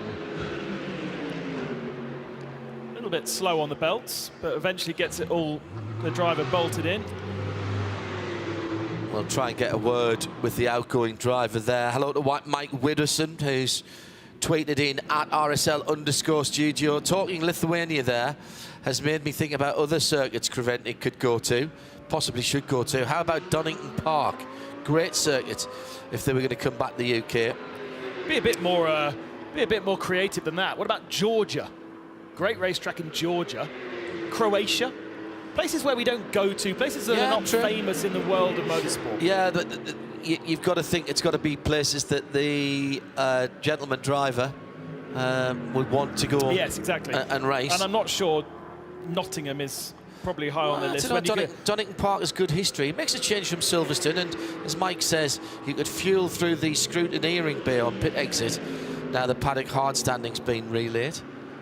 I like the Donington National Circuit. I think it's one of the more challenging circuits in the UK. One of the things I think I don't know if this is a legitimate thought process, but one of the things that is clear from the Creventic choices is that they go to places that the families and the girlfriends and the teams generally are going to enjoy outside of the racetrack. Well, so all I'm going to say is Alton Towers, right next to Donington Park.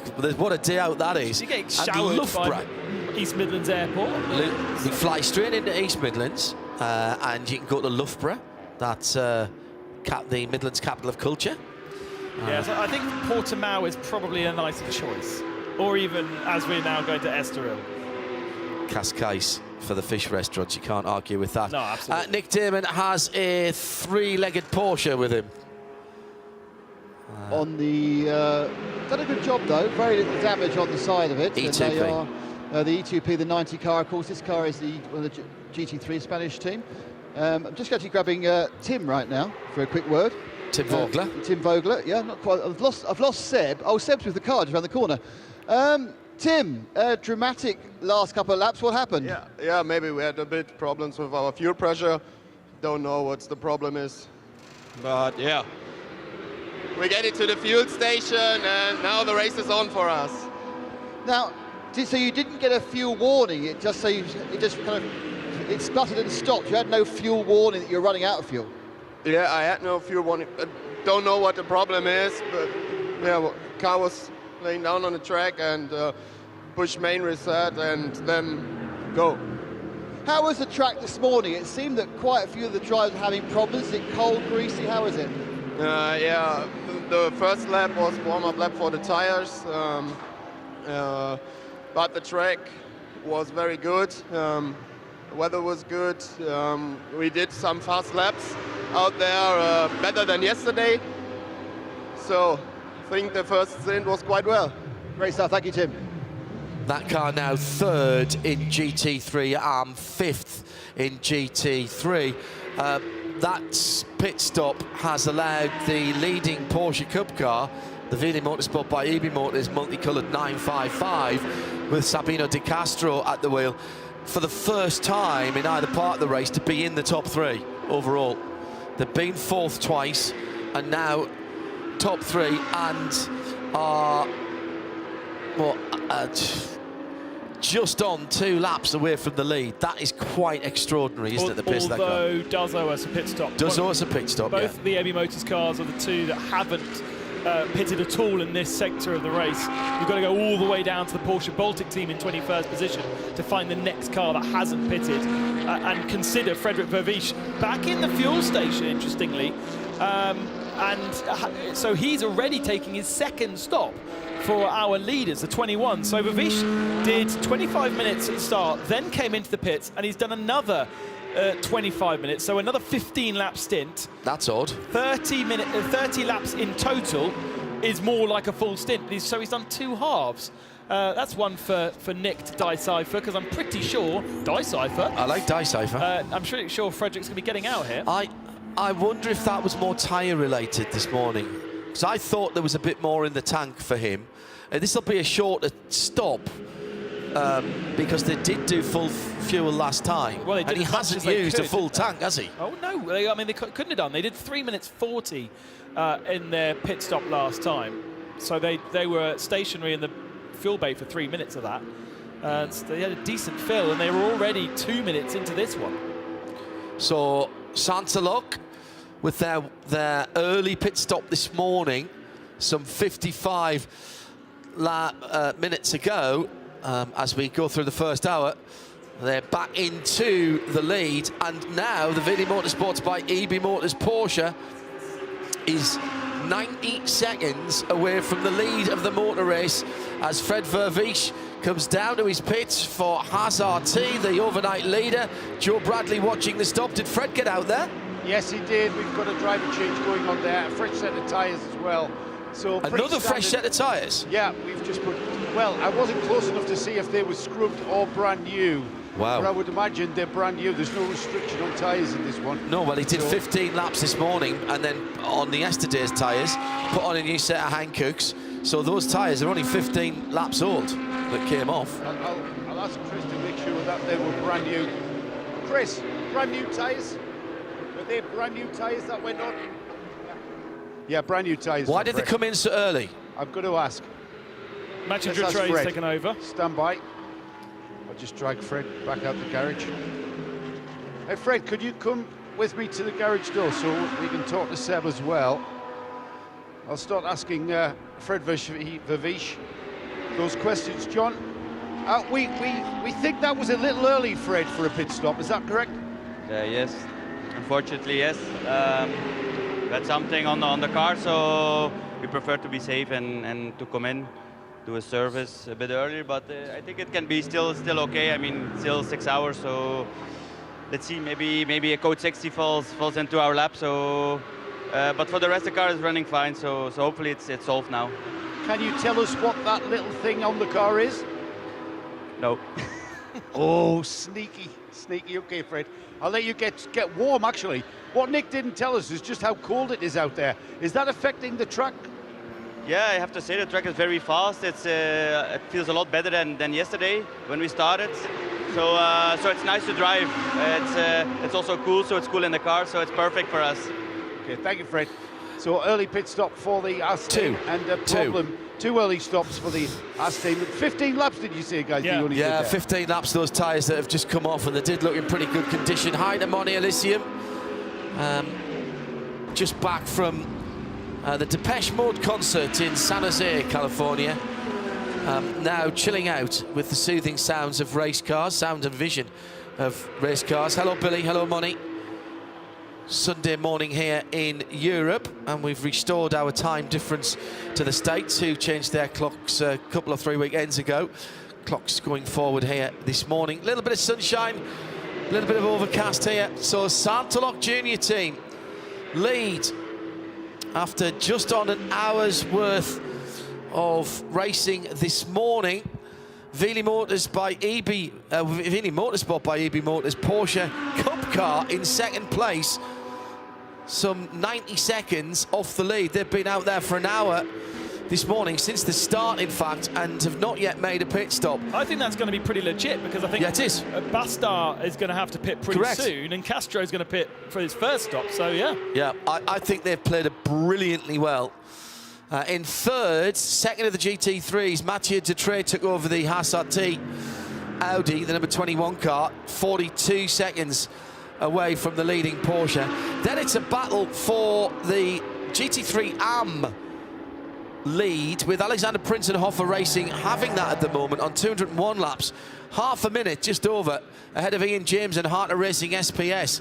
What a tactical race they've played in the gravel early on, but no drama, no panic for the Harter Racing by SPS AMG number 27. That's the blue car, and they're only 33.5 seconds away from the lead. Ingo Vogler in the blue Land Audi, the lead Land Audi in fact, the Kerhofer car, number 34, is a lap back on Ian, yes, in third in GT3 because they had to stop at the entrance to pit lane.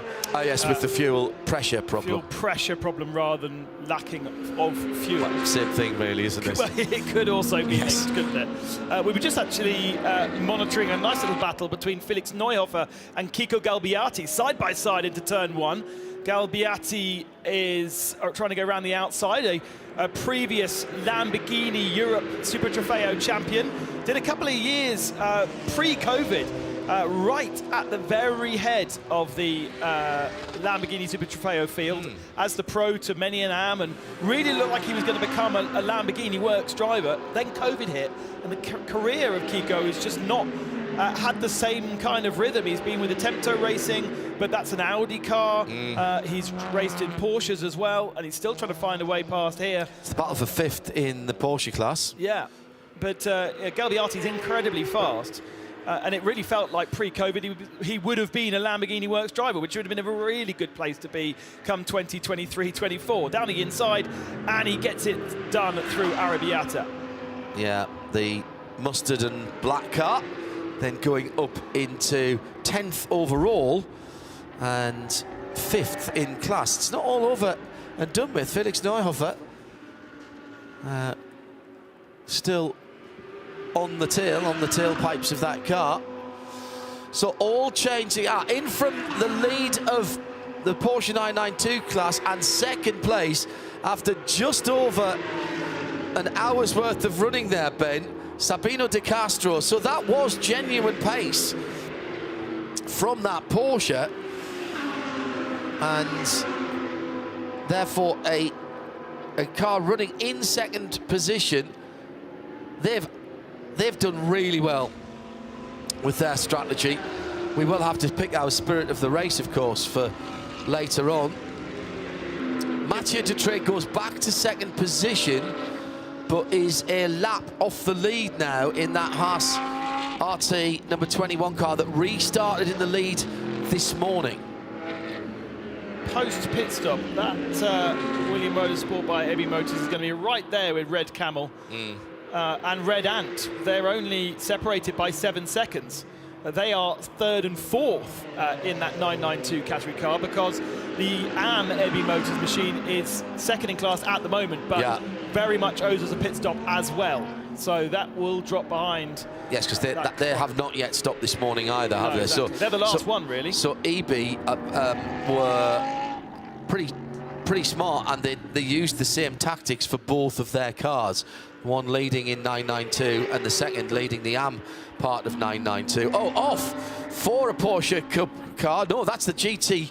No, that is a Cup car, excuse me. Now, that's right at the top of the hill. Well, that's going to be a code 60. So Turn 9. This is the time to get in and get your pit stops done. Oh, now if that car's in the gravel, and I think it is. I think is that's that the 912. Yeah.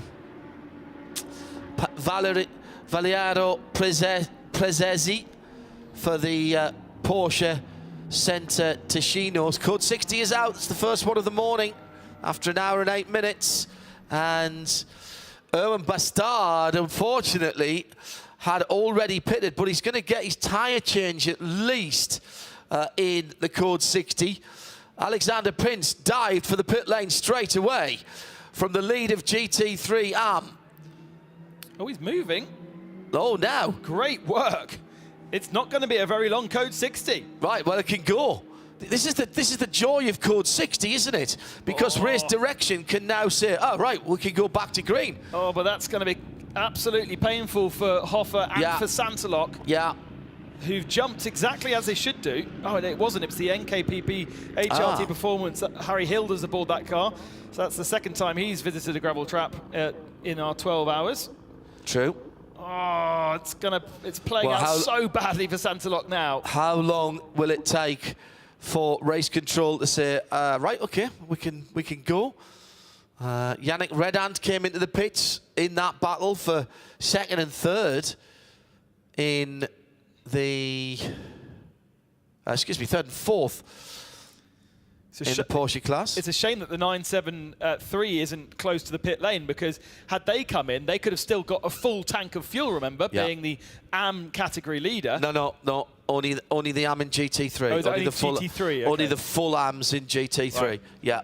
The 3 cars that had full AM entries rather than 2 AMs and a Pro AM. This is going to work lovely for the teammate, though. Ebi Motor, the Willie Motorsports in there. They're coming to the pit lane with Joe. Joe Bradley is with that car now, the multicoloured splat machine. Yeah, the multicoloured splat. That's exactly as it looks as well. Fabrizio Broggi, who's getting in the car, looked like he was on starting blocks there as the car pulled up. This is a team that sprang to action when that Code 60 went purple, and they have brought this car in. Clouds of brake dust coming up from the wheel arches. I'm going to get out of the way of that. That doesn't look nice at all. This is the car that was leading 992, or is leading 992, and was actually 2nd overall. And what a great pit stop that was. Driver change, tyres, already done the fuel, of course, and it's back out. Thanks, Joe. As is the Santalok Junior team, so they've got out before the Code 60 ends. It hasn't been bad for them at all. Well, I think they took less fuel. I think they decided to take less fuel in that Santalok Junior team because they could see the other car was the car was moving. So they didn't do tyres. They did do tyres. 27 seconds. No, they didn't. So back to green. That's Santalok. You see, that is thinking on your feet. We're coming in. We're coming in. We're coming in. It's Code 60. No, actually, you know what? Maybe they did take. That's half a tank of fuel, isn't it? Half a tank of fuel is 2 minutes 14. So yeah. And they didn't bother with tyres. No, but the issue there is that car has done an hour on those tyres already. So that's going to be a tricky car to drive. He's going to have to come in pretty soon to get the rest of that service done. Yes, but that was at the he came in on lap 1, remember? Oh, yes, correct. Yeah. Wheelie Motorsport got full fuel there because they were in just before the Code 60 was called. Remember, new rules this year. It used to be if you were in the pit lane before Code 60 was called, you could get full fuel. Now, it's if you have the fuel hose on before Code 60 is called. Otherwise, half tank. Absolutely only. Spectacular for those guys. Yeah. They've got a full service, half the punishment, they may not be anywhere near what we predicted as Red Camel and Red Ant. No, there won't be. And Red Ant actually stopped there as well. Let's have a word with the driver who restarted this morning for Vili Motorsport by EB Motors, Sabino Del Castro. Sabino, it went code 60. Did the team tell you immediately to come into the pits? Yes, but the stint must be two laps, 3 laps, no more. When I saw code 6 come back, in this first stint is quite good. I don't know why the other Porsche Ticino touched me, because there is an endurance race. I don't know why you want to push me, but not bad. And now I look at my driver. It's very, very good. Yesterday, a very good race. I hope to finish well, but now push, and hope.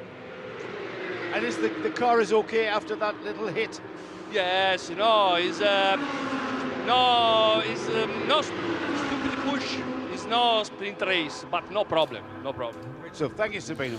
Yeah, so car was already in the pit lane before we went purple, Yeah, so that was a decision already made. Well, they had no choice, Joe. They were running on the dregs of the fuel from yesterday. They'd not yet stopped today.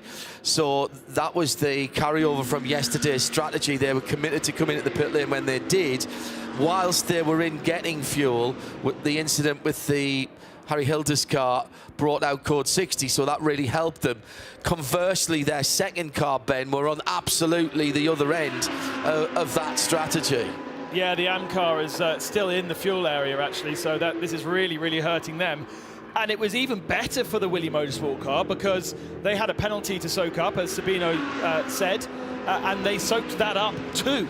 Oh, June. So they got a full tank of fuel, then the code 60 came out, so they were able to change the tyres under code 60 regulations and serve their penalty before they got half of that fuel under code 60 as well. That was the other thing, yeah. So, I mean, that is about as perfect as you can get. You cannot plan for that. Sometimes it just falls into your lap. At RSL_studio, if you want to get in touch with us here, another quarter of an hour of racing has gone as the EB Motors AM car is in the pit lane. They'll hold on to the AM lead. It is Valerio Prezesi for Centri Porsche Ticino, who is the second place car, and they have not long, so about 20 minutes ago, made their first stop of the day. So that effectively is the equivalency stop for the EB Motors number 973. Paolo Venerosi is out of the car and got a big slap and high fives from the team as he was making his way back, and it's Paolo Guinemi who has taken over the very pretty GT silver, which is the colour that all the cars are supplied in nowadays. It used to be Porsche Carrera white, didn't it? It's now GT silver with red and black livery panels on it. Looks very good indeed. So that's been interesting, Ben, hasn't it? That first hour and 45 minutes. Yeah, lovely. Hour and 15 minutes, excuse me.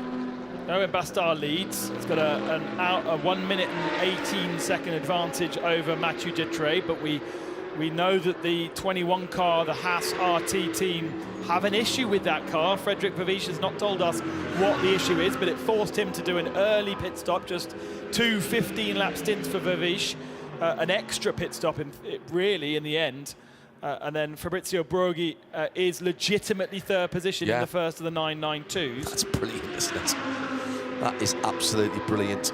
Stu G at RSL_studio says, after your discussion of made-up names in computer games, I remember the Amstrad CPC version, at least, of Nigel Mansell's World Championship had Ukyo Katayama as one of the drivers, but inexplicably gave him the first name of Eric Katayama. You see, that is brilliant. That's top made-up nameism, isn't it? Porsche action out on the circuit once again. The EB Motors 973 with the bright orange and black Porsche ahead. That's the 912 car of Valerio Prezi. Now that is the second place car in the class. So this is to put a full lap on that orange and black car as they come to the line. Prezi will go on to the lead lap here. Or is that the battle for the lead, actually? No, that's that was the battle for the lead. It still is. It's still side by side. And so they were only 0.22 of a second at the line. 0.022. So that battle will continue through turn 2 up to the top of the hill. And so Valerio Prezesi, who having done that earlier pit stop, what, 25 minutes ago? Yeah, and served a penalty as well, remember. They had a 20-second penalty for their driving. Who had the 6-minute penalty this morning? That was 9 and Elf. Oh, yeah, OK. So that'll have dropped them, well done. Yeah, they've served that, yeah. We did have a nice little battle in GT4, actually, because the two Mercedes are not separated by much. It was 10 seconds last time we checked in. They've both since pitted, and we're just waiting to see the Sector 1 time for Stephen Chu, who's just taken over the Atlas BX Mercedes, but they are second position once more to Boogie Rut. The BMW Simpson GT4 is out on circuit, but a few laps back after their tyre issues. And there doesn't seem to be any penalty for Boogie Rut, and they're starting from the pit lane. Indeed not. Indeed not. So Mathieu Dutré coming round now, the second half of the lap. What do we reckon the gap is between first and second here? Last lap around for Erwin Bastard, a 1:51.8, a 49.7 for Mathieu Dutré. Yeah, so about minute 15? Yeah, he's in a huge amount of traffic, though. That looks like the Bologna ring road on a Monday morning as he comes onto the front straight. Across the line now with the red camel car right in amongst that, and it's 1:15. Spot on, mate.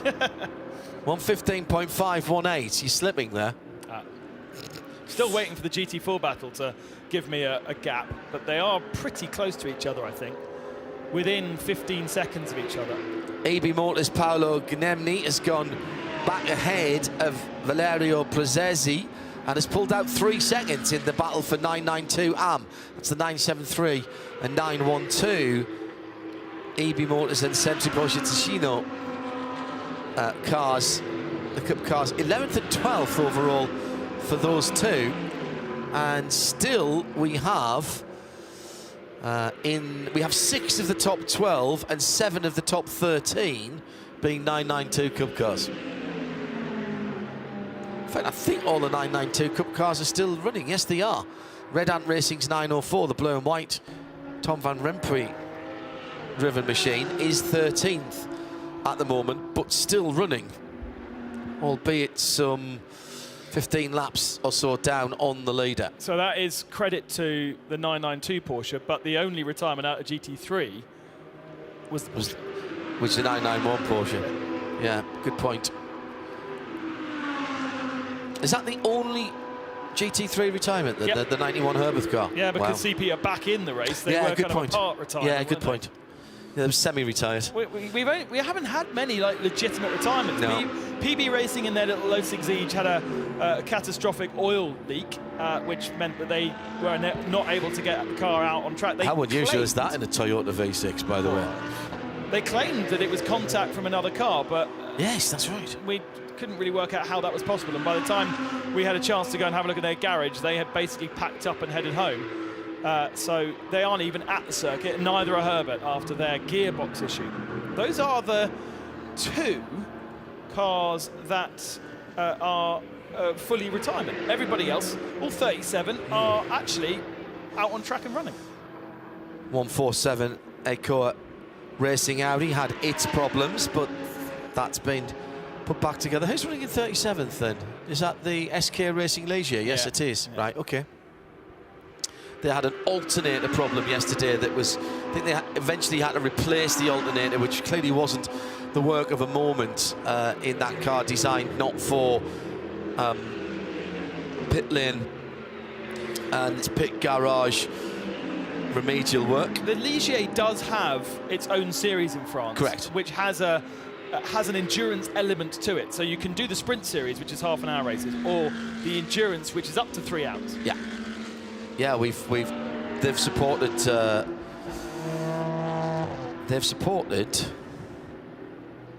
I think they've supported this, haven't they? They've supported Barcelona, I seem to remember. They supported Creventic, or was that an ELMS race?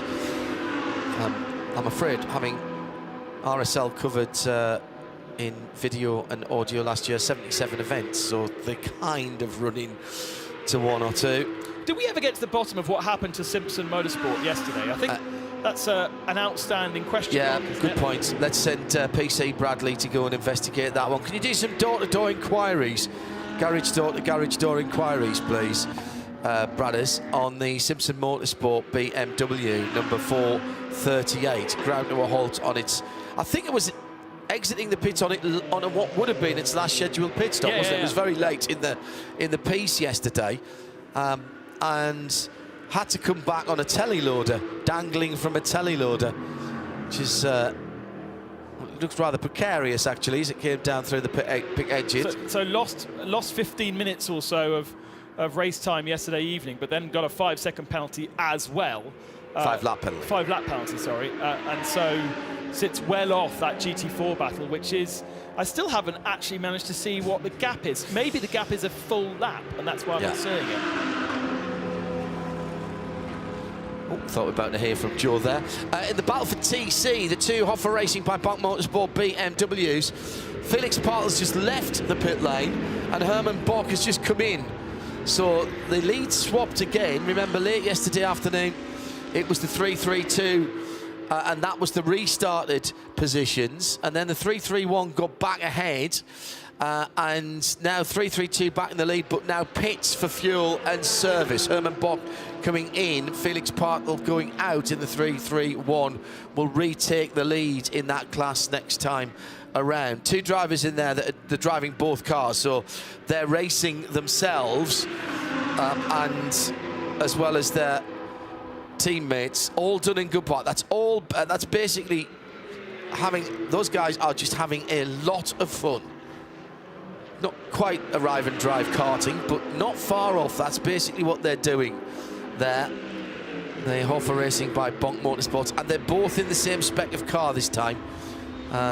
They were swapping between the 360 and the 450, 365 and 450 horsepower versions of the car. This time they are both in the 365 cars, or in both of the 365 cars, should I say. Really, really good entry for our next round at Spa-Francorchamps, the start of May. There you go. We've been there plenty of times, but people want to race at that circuit, Ben. And if you take what we've already got here, which is an amazing 992 and GT3 entry, and then add a little bit more TCX, TCR into the mix, which I believe is what will happen. Yes, and also GT4s as well, and GT4s, because GT4 will go to Spa as part of the Spa 24-hour package in early July. And so it would be relevant for them to join That's up a good and point. get another 12 hours of running. Testing, basically. Even if it's a different tyre, of course. Why not? But if you've got a driver who hasn't had a lot of experience at Spa, you come into a lovely, welcoming paddock with great catering. 4 cars going through turn 1 together, including the number 8 Kessel Ferrari, David Fuminelli, 7th in GT3. A lovely welcoming paddock, relaxed atmosphere. Yeah, that makes a lot of sense. GT4, I think that's a class that I'm always surprised not to see more there. Joe Bradley is in the pits for this part of Sunday morning. Where are you, Joseph? So good morning, everybody. I've made some inquiries. I've done some door-to-door, and I went straight to the door of Simpson Motorsport to find out what that inquiry was. Carl Cavers here is one of the drivers who will be driving the 438 BMW. Carl, your day ended, or the first segment of your race ended, with a bit of drama, didn't it? And it's put you guys right back. Yeah, it did. I was out in the car for the last stint, and we were doing okay. We'd come back to second, and car was feeling great, and all of a sudden lost the rear a little bit. I thought we'd got a puncture, or something happened at the rear. So we came in, thought we'd do a splash and dash near the end, ready for this morning. Came into the box, and we found out it was a bit more than a puncture. So the rear subframe had gone.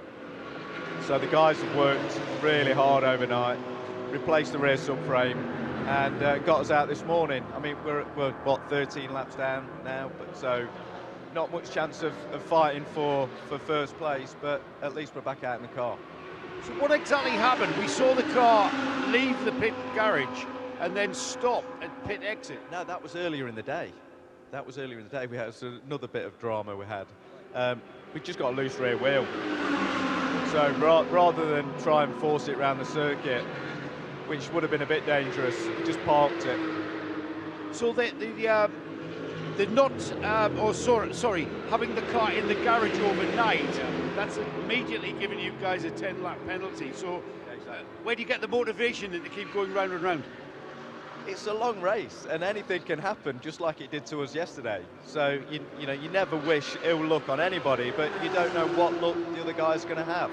And at the end of the day, what a beautiful circuit to be racing around. You know? Is this your first time here? It is, yeah. Yeah, I love it. It's fantastic. It's a bit better than Snetterton on a Sunday morning, isn't it?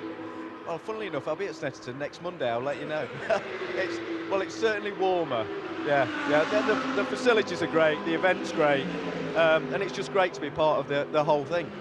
I've just in my ear, you're only 13 laps off the lead, and that's only 30 minutes of time. So, you know, if bad luck befalls, do you sit there with like sort of effigies and dolls sticking pins in it of your competitors? Well, that would be telling. No, you just don't wish ill luck on anybody. Like I said, you know, things can happen. It happened to the Bugger car yesterday morning. They had a bit of a problem, lost 4 laps. We were leading the race when we came in after my first stint, and then we had a few issues. You know, we slipped back, we come back to second, and now we're back in third. So still a few hours left, so let's see what happens the rest of today. So it's first time here at Mugello for you, Carl. Is it the first time with Creventic, or have you raced with us before? No, I did the Dubai 24 with Century, did the Abu Dhabi 6 with Simpson, and then here for this. Are you in for the rest of the year? Are you thinking about Europe? Well, I'm doing British GT and Ferrari Challenge, so there's a few clashes with calendar, but as many as I can get to, I'll be here. Well, you know we'd like to see you here. Fantastic, really loved it. Yeah, great event. Well, go back to sticking pins in little dolls, voodoo dolls, and best of luck, see you at the end. Thanks for talking to us, Carl. Yeah, half an hour, as we said, between those two. Carl Cavers giving us the lowdown. So broken rear subframe, so no choice really but to take the pain of the 10 laps overnight there, because you wouldn't fix that in 20 minutes. But you know, it's the GT4 class. There are 3 cars. Bugger had a brake issue very early on in the race, as Carl said. 5 laps lost doing a brake change on that car. Atlas BX then had a hub issue at the end of the first 6 hours and lost a wheel. That could have actually been a lot more painful had it not happened right at the end of the race. So each of the drivers, each of those cars have had their issues, and that was before half distance. We are obviously now into the second half of the race. For the moment, none of them seem to have had too many problems. Bugger with a puncture coming out of Parc Fermé, but things can still happen. Interestingly, he talked about the 10 lap penalty. It does seem as though if you declared you only got 5 on the car, you only got 5. Yeah. Hi to A110 GE or A11 or GE, possibly. Loving the coverage of the race, missing being able to cheer on Colin White and CWS. A big miss. Wish Colin all the best. Had that horrible accident that put him in the hospital for a wee while. I hear that his rehabilitation continues. Colin, if you're watching and listening, or if anyone who is watching and listening is likely to be in touch with Colin, we wish him all the best from the Creventic paddock. And yes, we do miss his down-to-earth interviews and the smell of bacon coming up, being fried at this time of the morning, particularly, our pit lane reporters would have been being offered a nice proper cup of strong tea, brewed in the correct way, and the potential of a bacon sandwich. All the best, Colin. Known Colin for a long time. One of the absolute characters, but also an absolute gentleman of motor racing.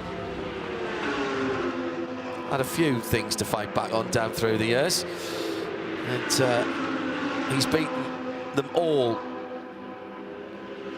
I think by sheer bloody mindedness sometimes, Colin, but always good to have a chat with, and almost always with a smile on his face. Sometimes with slightly desert engineering. Yeah, quite often, especially with a choice of car like the Ginetta, you kind of need that. I mean, it's a proper racing car. It's that you're not having to start with the compromise of having a road car and turning it into a race car, because it is a tube frame car, the G55s and the G60s. And to be honest, the G55 sprint car that I raced many years ago on the British Touring Car Package at Rockingham, that'll tell you how long ago it was. That car had all the endurance bits on it, so it wasn't really quite as well suited for the 40-minute sprints. Racing driver excuse number one. No, actually, I was very happy because it had the it was trialing out the air conditioning. Yeah, and surprisingly, the front-engine cars get quite warm in the driver cockpit, and it's very clever. It only fired the compressor up for the aircon when you were off throttle. So when you were flat out, you weren't sapping 2, 3, 4 horsepower. When you lifted off, started going down the paddle shift, off throttle in the middle of corners, big blast of cold air. Nice. Oh, that's nice. Although I'm not sure it's a good thing to reward drivers for being off throttle, you see.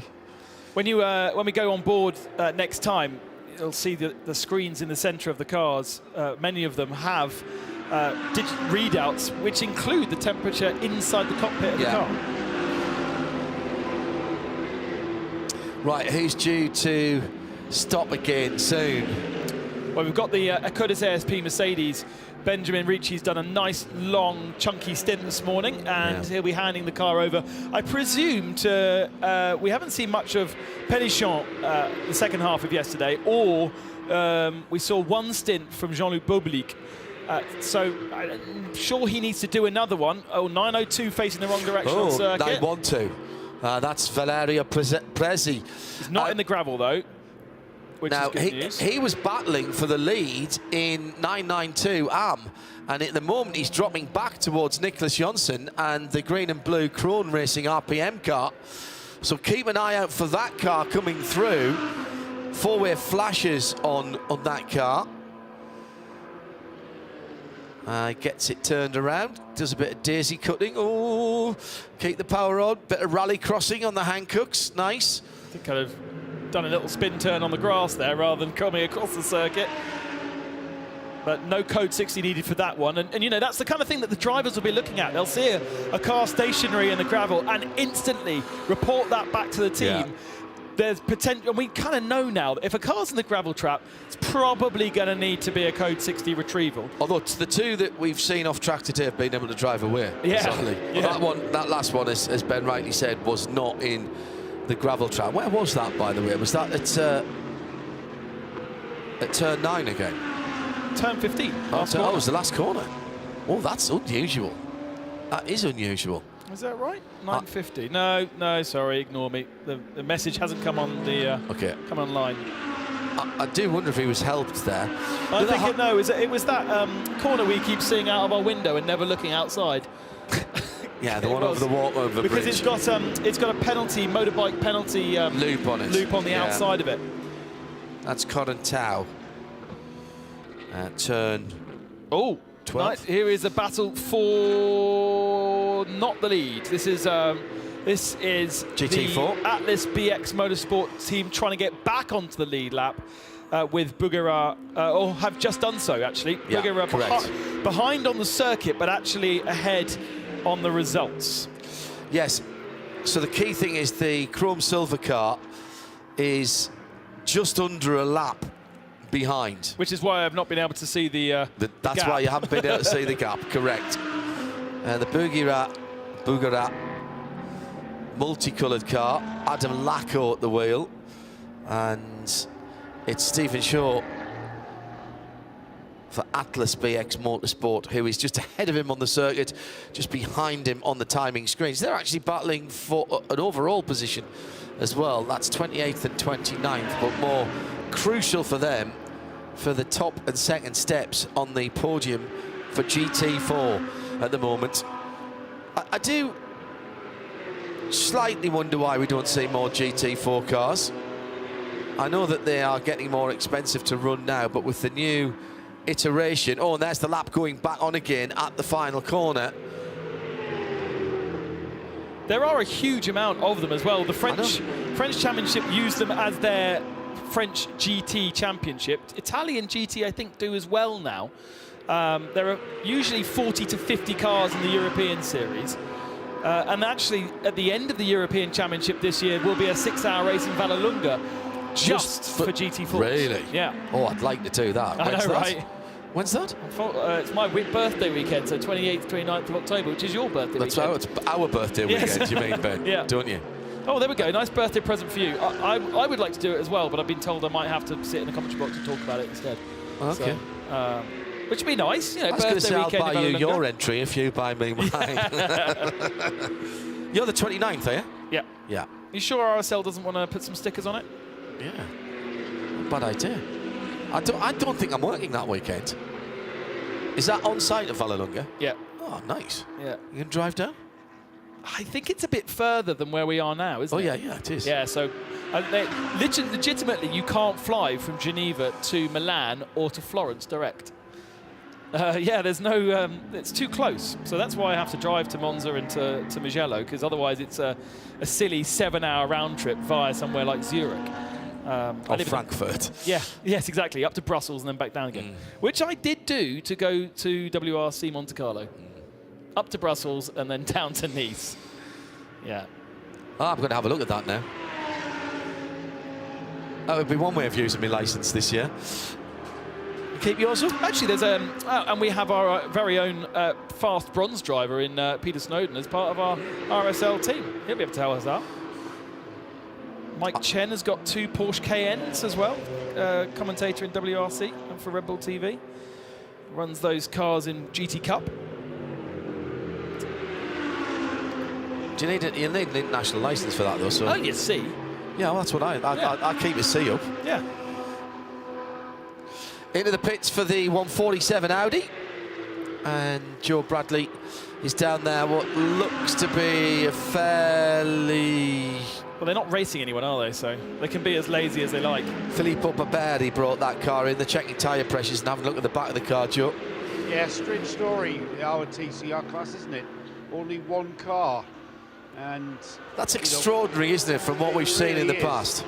Yeah, it really is. I mean, you know, I remember 15, 20 of these cars forming a major part of our touring car endurance series. And now here we are with only one, and I think there's a few elements that we've already discussed. Well, we discussed yesterday, maybe a fresh discussion open today. But yeah, I mean, this particular car, the Audi RS3, it's not racing anyone. It's basically enjoying the drive and enjoying the challenge, which after all is, you know, hashtag this is endurance. It's all about getting the car to the finish. That's a drinks bottle, by the way, not a urine sample. That's been taken off the roof. And we've had some data download. We had the engineer plug his laptop in. There's no sense of urgency here. They may be nursing some sort of problem or just finding some information about running the car elsewhere. But you know what, the TCR cars as a class, they've evolved. They've evolved somewhat and have become quite technical.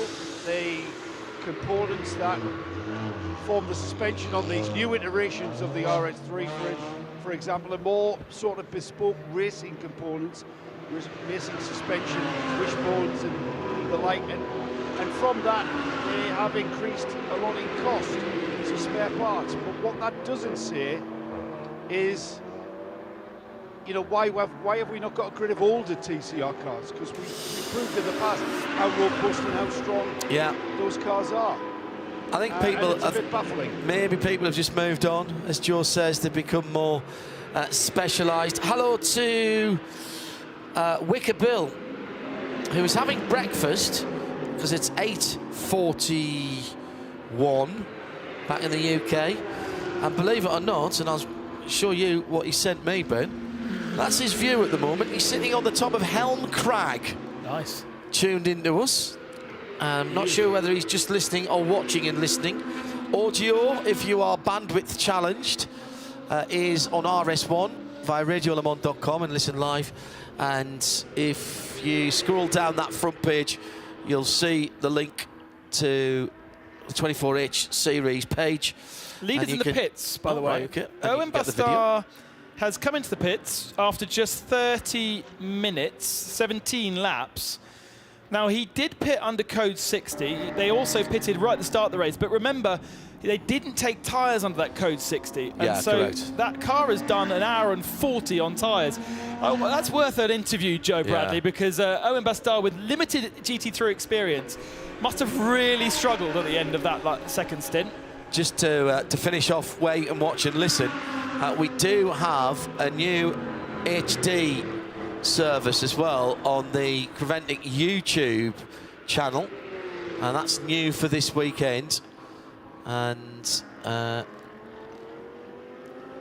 also on the Facebook as well for Creventic. So 1080 on those areas, and we're getting a lot of compliments yesterday. 0221 021, our TV partners here at Creventic for many, many years, and thanks to Fabian, Natasha, Flip and the rest of the team for once again allowing us to see all around the circuit, and for you to be able to see how lovely we are in this dappled sunshine in the early part of spring. I think we can call it now, Ben, can't we, now that the clocks have gone forward? Just spring forward, fall back. Wait till tomorrow. It won't feel like spring tomorrow. No, I've heard the locals saying that tomorrow we might be struggling to get off from the airport, actually. Still in the fuel station is the Sandclock Junior team. 2 minutes now into their fueling stop. So that's why we haven't yet heard from Joe or seen the car. Because it can be there for up to about 3 minutes if it's got a really empty tank before it then goes down, and certainly will need tyres, there's no doubt about that. But that has now promoted Mathieu Detrey and the Haas RT car up into the lead once more. And Detrey has done 22 laps in his stint. So whilst Vavish was only able to do 2:15s, the car obviously either feeling better or the issue has solved itself. And he is continuing, as you would expect, a normal GT3 car to do. Yes, good point. And let's hope that continues.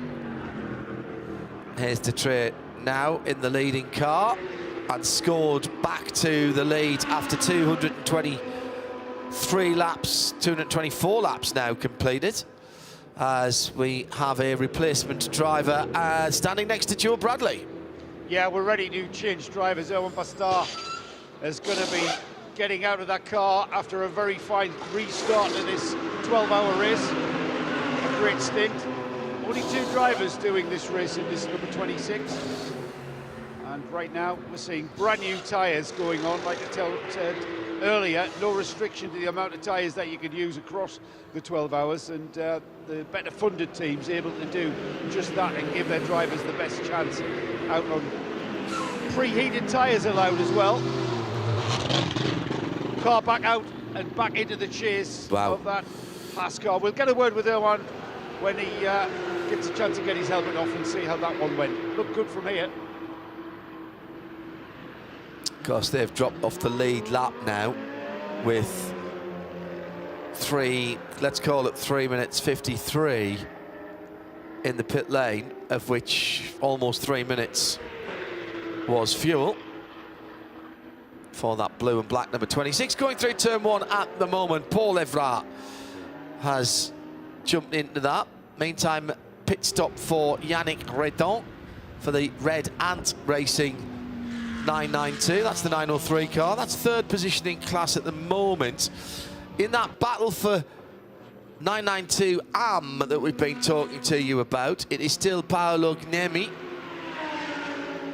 for EB Motors in the 973. And he's got a car between himself now and Valerio Presi, who's now only 24 seconds ahead of Nick Jonsson for RPM. And problem at turn 3, someone's gone off, and this is going to be another Code 60. It is a Code 60, and that's good news for those who've just popped into the pit lane, including Red Ant Racing.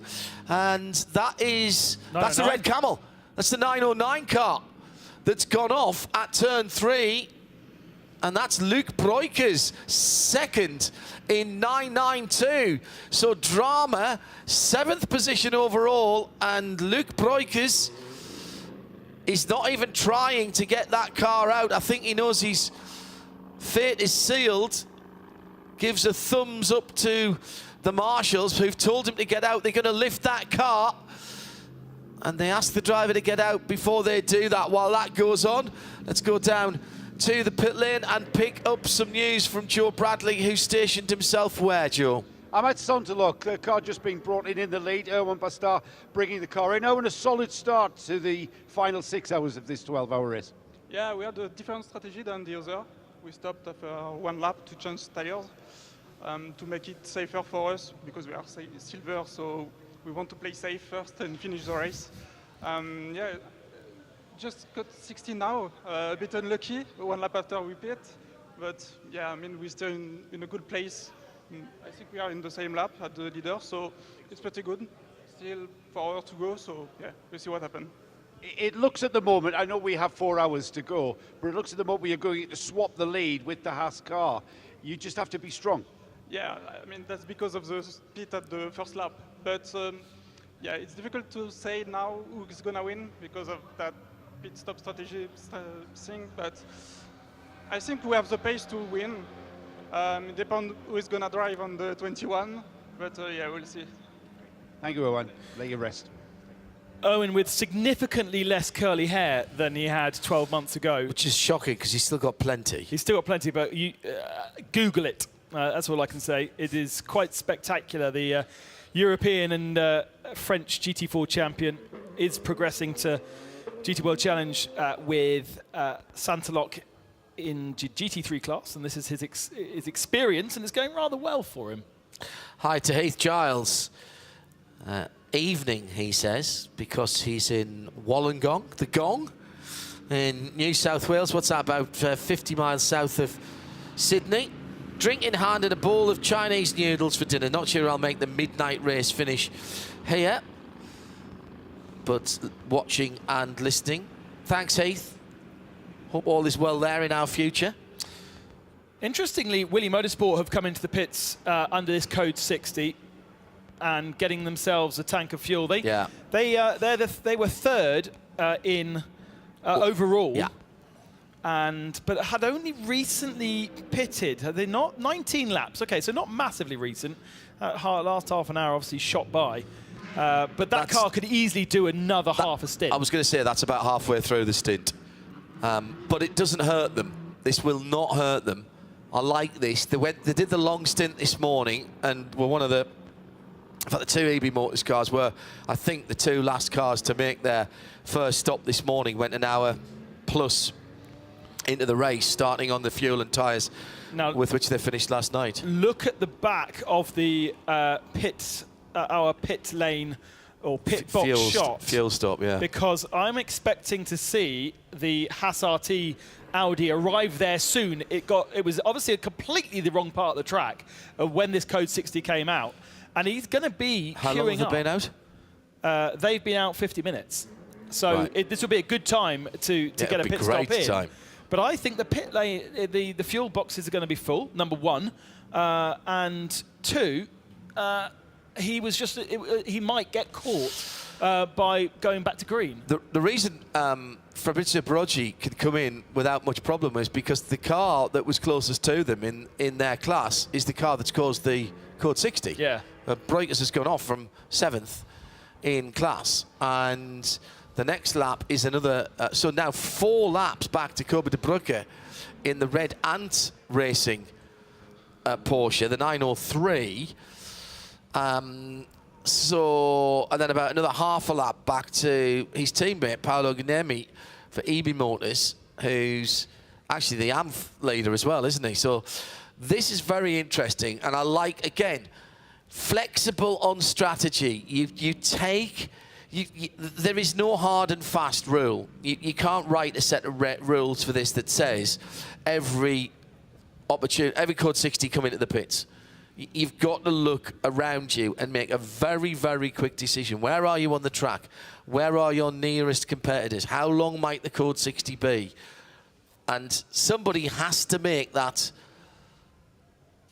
subjective decision. Why are they putting that car behind the wall? If it's just spun into the gravel, it shouldn't need to go back to the pits in a low loader. So maybe more issues with that car than simply a trip to the gravel. It is now clear of the circuit, which means we'll go back to green flag racing shortly. Mathieu Dretray is still in the fuel zone and still could take another 1.5 minutes if he wanted to. So down at Red Camel, Joe Bradley is looking at a slightly disgruntled team.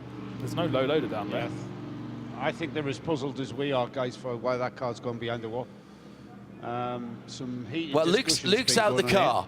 So once Luke gets out the car, they've got to put it behind the wall because he can't get back in the car if they put the car back on the track. Good point. So it's got to go behind the wall. He got out of the car. We're back to green.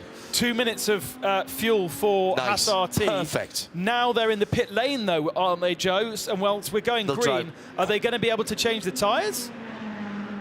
We'll keep an eye.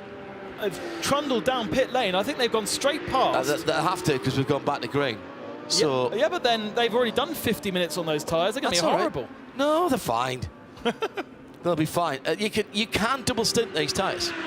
I'll certainly do a stint and a half on these tyres. On a GT4, you can easily double stint them. Yes. Joe Bradley.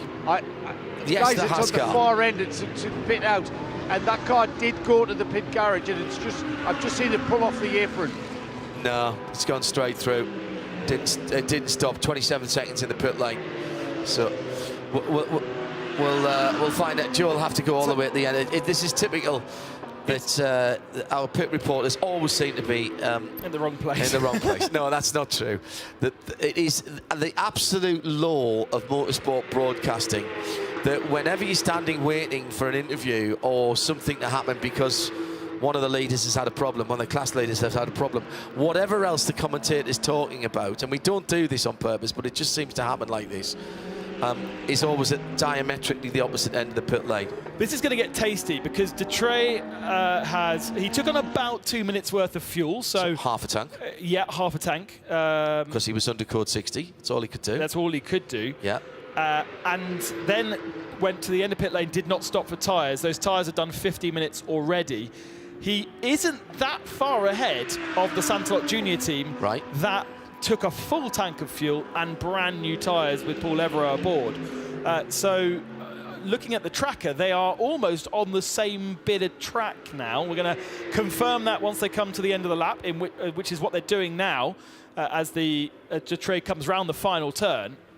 And Detray's going to come across the line, and I think there's going to be only a couple of minutes, a couple of seconds gap between them. Red Camel's back on track. Luke Breukers has got the 919 back on circuit. Is he coming into pit lane now? So he had to get in the car behind the wall. There's nothing wrong with the car, but the mere fact that he got out of the car and he's actually still doing his belts up down the pit. He's trying to tighten them, isn't he? Yeah.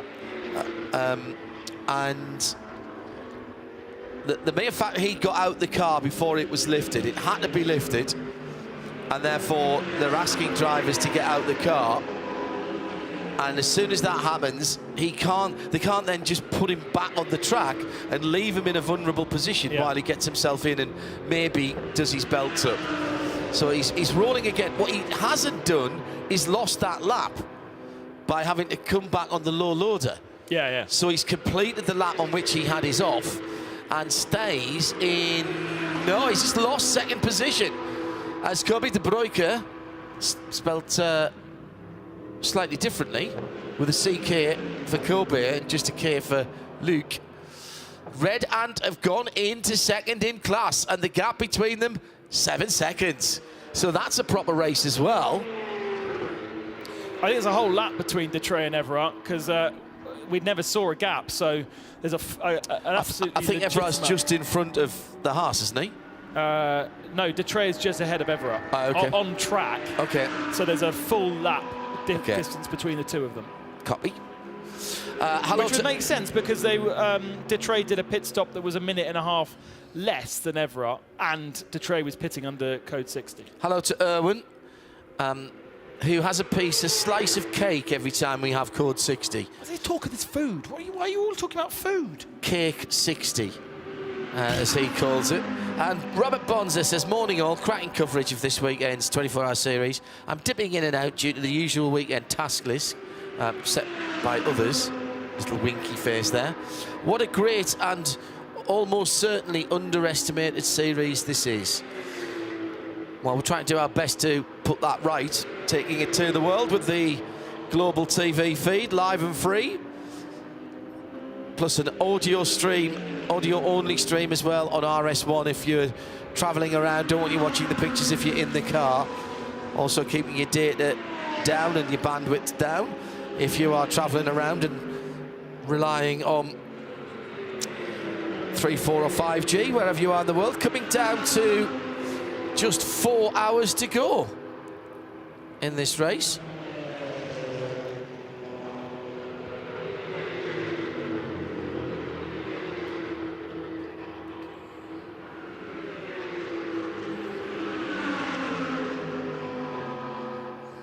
Ben Constantinos and John Hindhaugh in the booth. Joe Bradley down in the pits.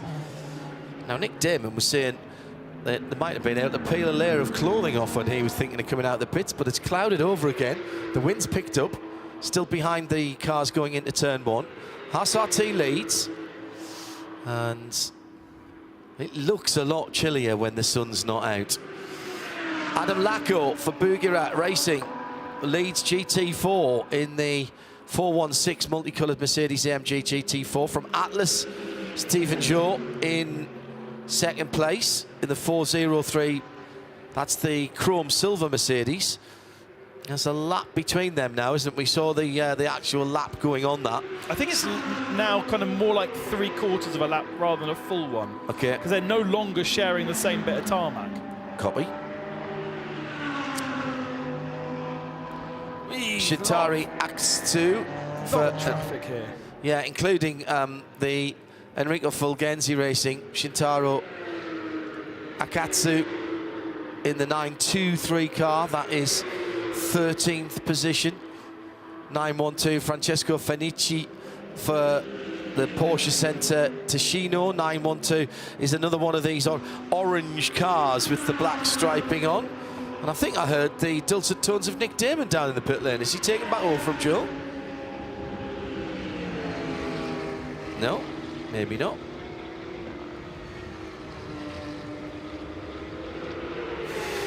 So the first 2 hours of this morning's race, 2 hours gone, 4 to go. So we are 2/3 through the race. Here's how it stands. Haas RT, Audi, Mathieu Detrey on top on 229 laps. A lap ahead of Paul Evrard for Sanlock Junior Team Audi. Third position is the best of the Porsches. Fabrizio Brogi now behind the wheel of the Willy Motorsports by EB Motors, number 955. Then it's Michael Kroll, who's the best of the GT3 AM runners on 226 laps. He's got 43 seconds on Gray Newell, now in second place for Heart of Racing in the Mercedes in that AM class. Third Another 6 seconds further back, Ingo Vogler in the blue and white number 34 Land Motorsport. He's another 5.5 seconds further back, and fourth in that category in 7th overall, Mauro Ricci, Acodis ASP team, on 225 laps.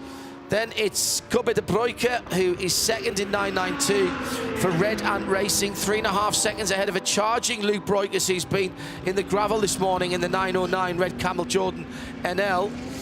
He's second in that category. Then it's EB Motors, who are the best of the AM runners in 992, just 40 seconds further back from Luke. They've got 16 seconds on Martin Raginger on the 985 Neuhofer racing car. Then the second in AM, Nicholas Jonsson for RPM and Krohn Racing. Then Enrico Fulgenzi Racing, Porsche Center Ticino, Jutta Racing, 5th in GT3 in the Audi number 71.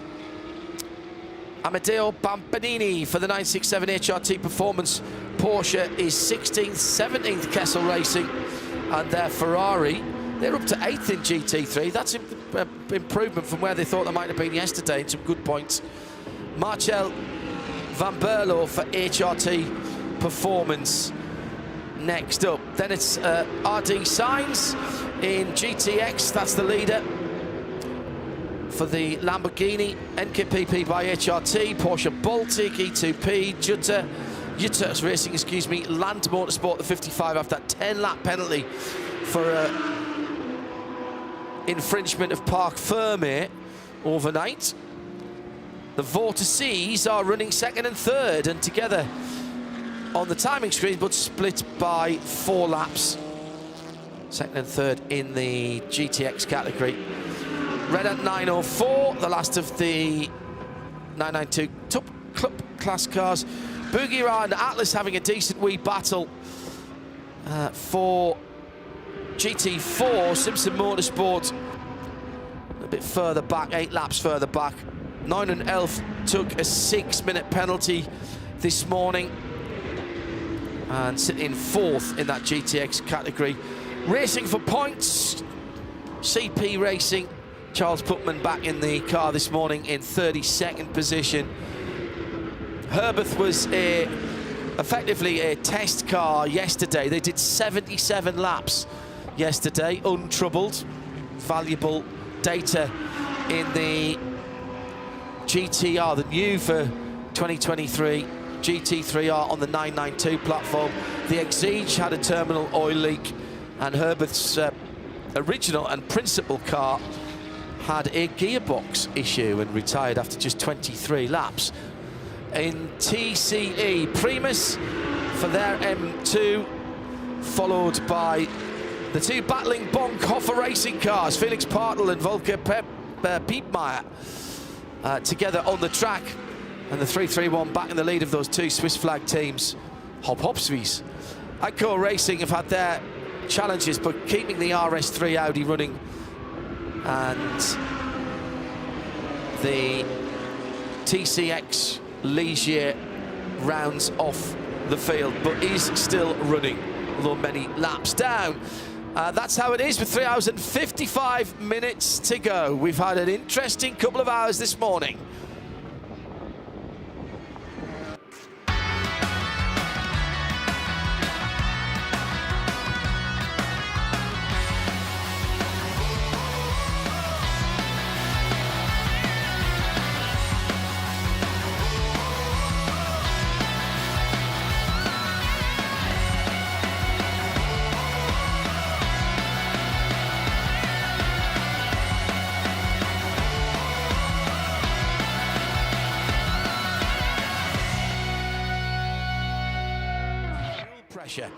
I think just pushed their envelope a little bit far. Or had a fuel pressure problem. Fuel pressure problems normally comes when you don't have enough fuel. Yes, to pressurize it. Yeah, that's what it comes down to. Great racing in the Porsche Cup class today. Really has been very good. And at the moment, the 955 is doing a cracking job in 3rd position overall, and knocking out times that are comparable with the GT3 AM drivers. Let's put it that way. Last time around, Fabrizio Brosi did a 55.2. The leader in GT3 AM did a 58.6. 56.3 for Graham Newell, Ingo Vola 56.7, Mauro Ricci 55.3. So a well-driven Carrera Cup car can certainly do the business. 14th position at the moment. Shintaro Akatsu for Enrico Fulgenzi Racing. That's the mustard and grey car, the 923. At RSL_studio if you want to get in touch. Plenty of penalties. Ah, really? Well, look at the top end. Mathieu Dutré, our leader, is clean of penalties right now, but the 26 car in second position has 20 seconds of penalty to serve. That is due to track limits, as is the 10 seconds for Willy Motorsport, who are in third position. 10 seconds also for Hofer Racing, who are in fourth position. And Heart of Racing have a 16-second penalty. That's for exceeding the speed limit. Yeah, I was going to say that's got to be speeding area. Yeah. So all those guys have got penalties, along with Kobe de Broekers in the Red Ant Porsche. They've had that one for a while. And of course, in the battle for second in 992, that's kind of crucial with Luke Broekers now back up to speed and only 11 seconds back from Kobe de Broeker. So take into consideration your 10-second penalty, and there is a 1 second gap between those two, Red Ant versus Red Camel. The only other penalty that is has also been applied, bless them, is poor old Ligier has got 2 penalties for not taking their penalties in the first 2 hours. Yeah. So time penalty for not serving before the end of part 1 and within the first 2 hours of part 2. It actually is a penalty that was given to them last night. Right. So they may well have just forgotten about it. Where are they? They are... Had a decent night out, forgot about the penalty. Yeah, unfortunately they're also off our timing screen 1, so they're outside the top 35. They are running 37th. And last runner, yeah. So, but you know, now they're running to honour their gentleman drivers, their pay drivers, make sure that everyone's getting an experience in the car. No point just retiring the car, because they have all paid to be here, and therefore they can be here if the mechanics get those cars fixed. And so that is what is happening with the Ligier. They are a good 25 laps behind their nearest rival in the TCE category, which is the TCR car, which is probably doing a very similar thing. They've got no other cars to race against. E2P into the garage. This is the Spanish-run Javier Morcillo machine. I spoke to Javier the other day, who's a man that came across back in the early 2000s in Britcar. Used to partner a gentleman with an remarkable moustache, a dentist. Javier Morcillo, and can't remember his name now, but I can picture his face. Well. He had an incredible moustache. Javier being the driver coach to that team. Yes, Joe, you were watching what was happening down there? Slightly. It was a misfire on that car that they were looking at. The E2P Porsche. All right, thank you. That Ben just mentioned. It's unusual, isn't it? Ben now goes to find out the name of the driver with the great moustache. Was it Olaf Mantai worthy, the moustache? That's the question. They used to have a Mosler. All right. I missed the Moslers with the big V8s. The two vortices circulate together in 24th and 26th position. Second and third in GTX, albeit with 4 laps between them now. In fact, the 702, their team manager's just been called to race control and asked to bring the green time card with them. So I think they're having some transponder issues on the 702. Something not quite right there. But its team car goes wide on the final corner to allow the pass to be made. Meantime, Krun Racing, the RPM run machine, comes towards the final corner. And Nicholas Johnson's right up behind the Ferrari of Kessel Racing. LMDV behind there, the wheel there.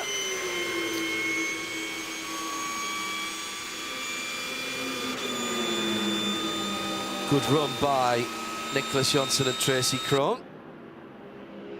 The longest running partnerships in endurance racing. That bright highlighter green and indigo blue. Manuel Cintrano. Fast, one of the many fast dentists in the world. Not quite the Olaf Mantai style whiskers. I do remember it being more spectacular than that, but it's still, you know, still pretty impressive. I was always amazed that they, despite both being Spaniards, always travelled to do their racing in the UK. But we've seen Manuel's E2P team part of 24H series for a while now.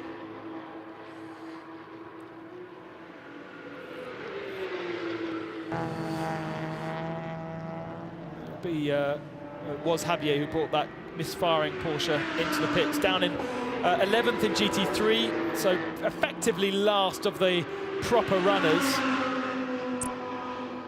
Has lost a couple of laps now to the Jutta Racing Lithuanian Audis, which sit 10th and 7th in the GT3 class. Ben Constantiouris, John Hindhaugh, Joe Bradley, Nick Damon at RSL_studio. Tim Gray getting the audio to the world back in London. Stuart Neal says, can you talk us through the costs of racing in the various categories? Often wondered what it takes to be a gentleman driver. That's difficult. Difficult, but I remember Baz Counton talking to us a few years ago, saying you could do a decent season in TCR. In fact, you could buy a second-hand TCR car for about €80,000. Yeah. And do a decent series for about the same again on top of that. Even in endurance, you're sharing the costs in these events. That's Stuart, that's the big issue. Teams tend to talk now more about cost per mile or cost per kilometre, and they divide everything up. And the running costs go from, you know, €5 to €50 a kilometre for different racing cars in different racing series. With Creventic, you get a lot of track time for your money. There's always additional practice sessions you can buy. As our leader, Mathieu Dutré, had a big slide coming out the final corner there. But he's on very old tyres now, isn't he, Ben? Oh, yes. Stint and a half, at least. Yeah. And he's been in for an hour and 11 minutes, so he can only do another 50 minutes. You can only do 2 hours in the car without getting out in the pits, but he's still our leader. So, Stuart, tough one to talk about, and it's not always, you know, you might think, oh, well, TCR will be cheaper than GT4, which will be cheaper than GT3, and 992 somewhere in the middle. Yes, sort of, but not always, because there's sometimes deals to be done.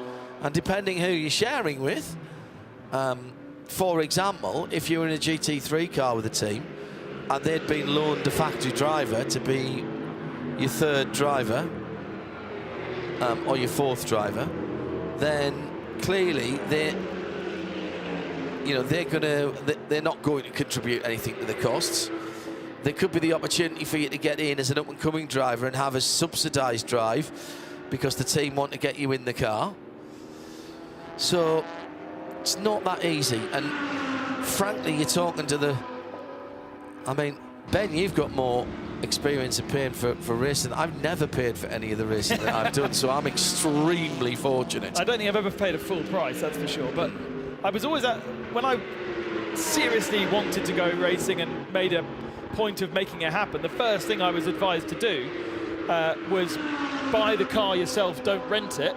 Because actually the car that I bought, I rented out for 2 or 3 years after using it myself and made a little bit of money on that.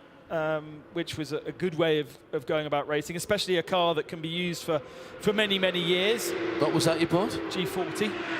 G40 Ginetta? Yeah. Yeah, good. Easy to work on. Yeah, and relatively reasonable the driver to pays run. for the damage Yeah. that he causes. So effectively, in theory, you're handing back a car which is brand new at the end of the rental period. Tyres are a big thing, obviously, in endurance racing. Correct. And fuel, that can be a major cost. But, you know, you can go to a team that's got a plethora of mechanics and engineers and super professional. You really can just go racing. I remember in Spa, we had a Swedish McLaren GT4, which only had 4 team drivers, and they were their mechanics as well. So when they had a failure, they couldn't fix anything, but they actually ended up finishing second and doing a great run of things. They didn't have to pay loads of mechanics for the weekend, and it was just tyres, fuel, and their car. I know that there's G40, by the way. That was the Ford 4-cylinder engine car with the manual gearbox, yes? Sequential, yeah. Sequential, all right. Yeah, okay. I know that there's a set of friends from the Nordic countries who do the Nürburgring Langstrecke series in, I think, a TCR Seat, which they keep either at or near the Nürburgring in a locked-up container. They pay somebody to look after it and to bring it out, polish it off, make sure there's air in the tyres for the weekend. They fly in on the Friday, do the practice, and then the qualifying on the Saturday morning, the race into the Saturday afternoon, put the car back in the container, lock it up again, and jump back on a flight on Saturday night or Sunday morning. The desk's on Monday morning. Oh, yeah. And that so many of these guys will be. Yeah. So there's many ways, Stuart, to go racing. And of course, if you can't stretch to, I mean, we were talking about licensing before. Because I raced so seldom, it took me. I was stupid. I left my original race license lapse, so I had to start again from the beginning. And it took me the better part of, I think, 3 seasons doing races here and there to get back up to International C. When you could do that in about 10 events if you did it properly. But I was spreading them over such a long time. But if you haven't got the time and effort to do that, and also your race equipment is expensive and things age out and stuff like that, yeah. Well, you can always turn up to a race meeting and find your helmet's no longer that's the worst, legal. isn't it? Sim racing team endurance, sim racing bar steward suggesting that. Said our team did a fabulous 6 hours of Suzuka in changeable conditions. So 4 hours of Silverstone and 24 hours of Indy coming up. So for what you'd spend on your race kit, you could get a decent sim rig. And yeah. if you've got, what's the cheapest form of motorsport these days? Sim racing. Sim racing, yeah. Arrive and drive karting, probably still. Oh yeah, but there's no pleasure in that. Not arrive and drive karting. Proper karts. It depends what you're arriving and driving, though, doesn't it? Yeah, but you know, they're never particularly well kept. RC racing. Nick's going to say RC racing. When you have to spend £400 on a set of dampers for your RC racing car, the first thing that you do is take them apart and re-oil them and re-spring them, which is what I've seen the guys do when I've been covering stuff for you at decent length. I haven't spent 400 quid on any of my cars for years. Let's get back to what's going on here. Joe Bradley, where are you? No, I just wanted to mention there that, you mentioned arrive and drive karting, a very cost-effective way and a very good starting point if you want to go motor racing. And I do know that the mechanic at my local track at Karting Northeast prides himself that his karts is within 0.2 of a second of each other. And they have a league. They have a league that's well subscribed with 40 entries. Wow. Running in this league every month, first weekend of the month at Karting Northeast. Do you need any equipment at all there, Joe? Can you turn up literally without even a helmet? You can turn up, everything supplied. Wow. But there are people who bring their own boots and helmets and stuff. And it's quite colourful. All the karts are the same colour, but the suits and the helmets aren't. And there are people who have been doing that for 3 to 5 seasons now. Yeah, that's the worst thing, because they all got so much great experience when a new boy comes in. I've done that in France, and you come in and you're nowhere near them because they are so good. We've actually had a change just a second ago for 4th position. Art of Race ahead of Hofer Racing now. And that's the AM lead in GT3 as well, Ben. Ah, yeah. Looking at the gap, I was thinking it was going to happen in a couple of laps' time, but it happened just like that. And they're still just 2/10 apart. With 16 seconds further back, Ingo Vogler in 3rd position. So the top 3 in GT3 AM. Gray Newell for Heart of Racing by SPS, despite driving in Mercedes, now that I say the words Heart of Racing and leading. Sarah up in Crewe in the northwest of England, who I'm sure is tuned in this Sunday morning. We'll have a little exclamation of delight. Big follower of Heart of Racing because of their Aston Martin exploits. Sarah Rigby, Martin, good morning. So that's a really cracking battle going on there, with the top 3 in AM in 4th, 5th and 6th overall, separated by 16 seconds. Detre is increasing his lead at the head of the field, by the way. Him and Paul Everard were sharing the same bit of tarmac at the start of this stint. Now we're half an hour into it, and despite the state of the tyres that they must be in for Detre, and he must be coming due to pit soon, he is able to pull out almost half a lap on the 26 car. Wow. He's doing a really, really good job. It's not half a lap, actually. It's probably another kilometre, but he has increased the gap slightly.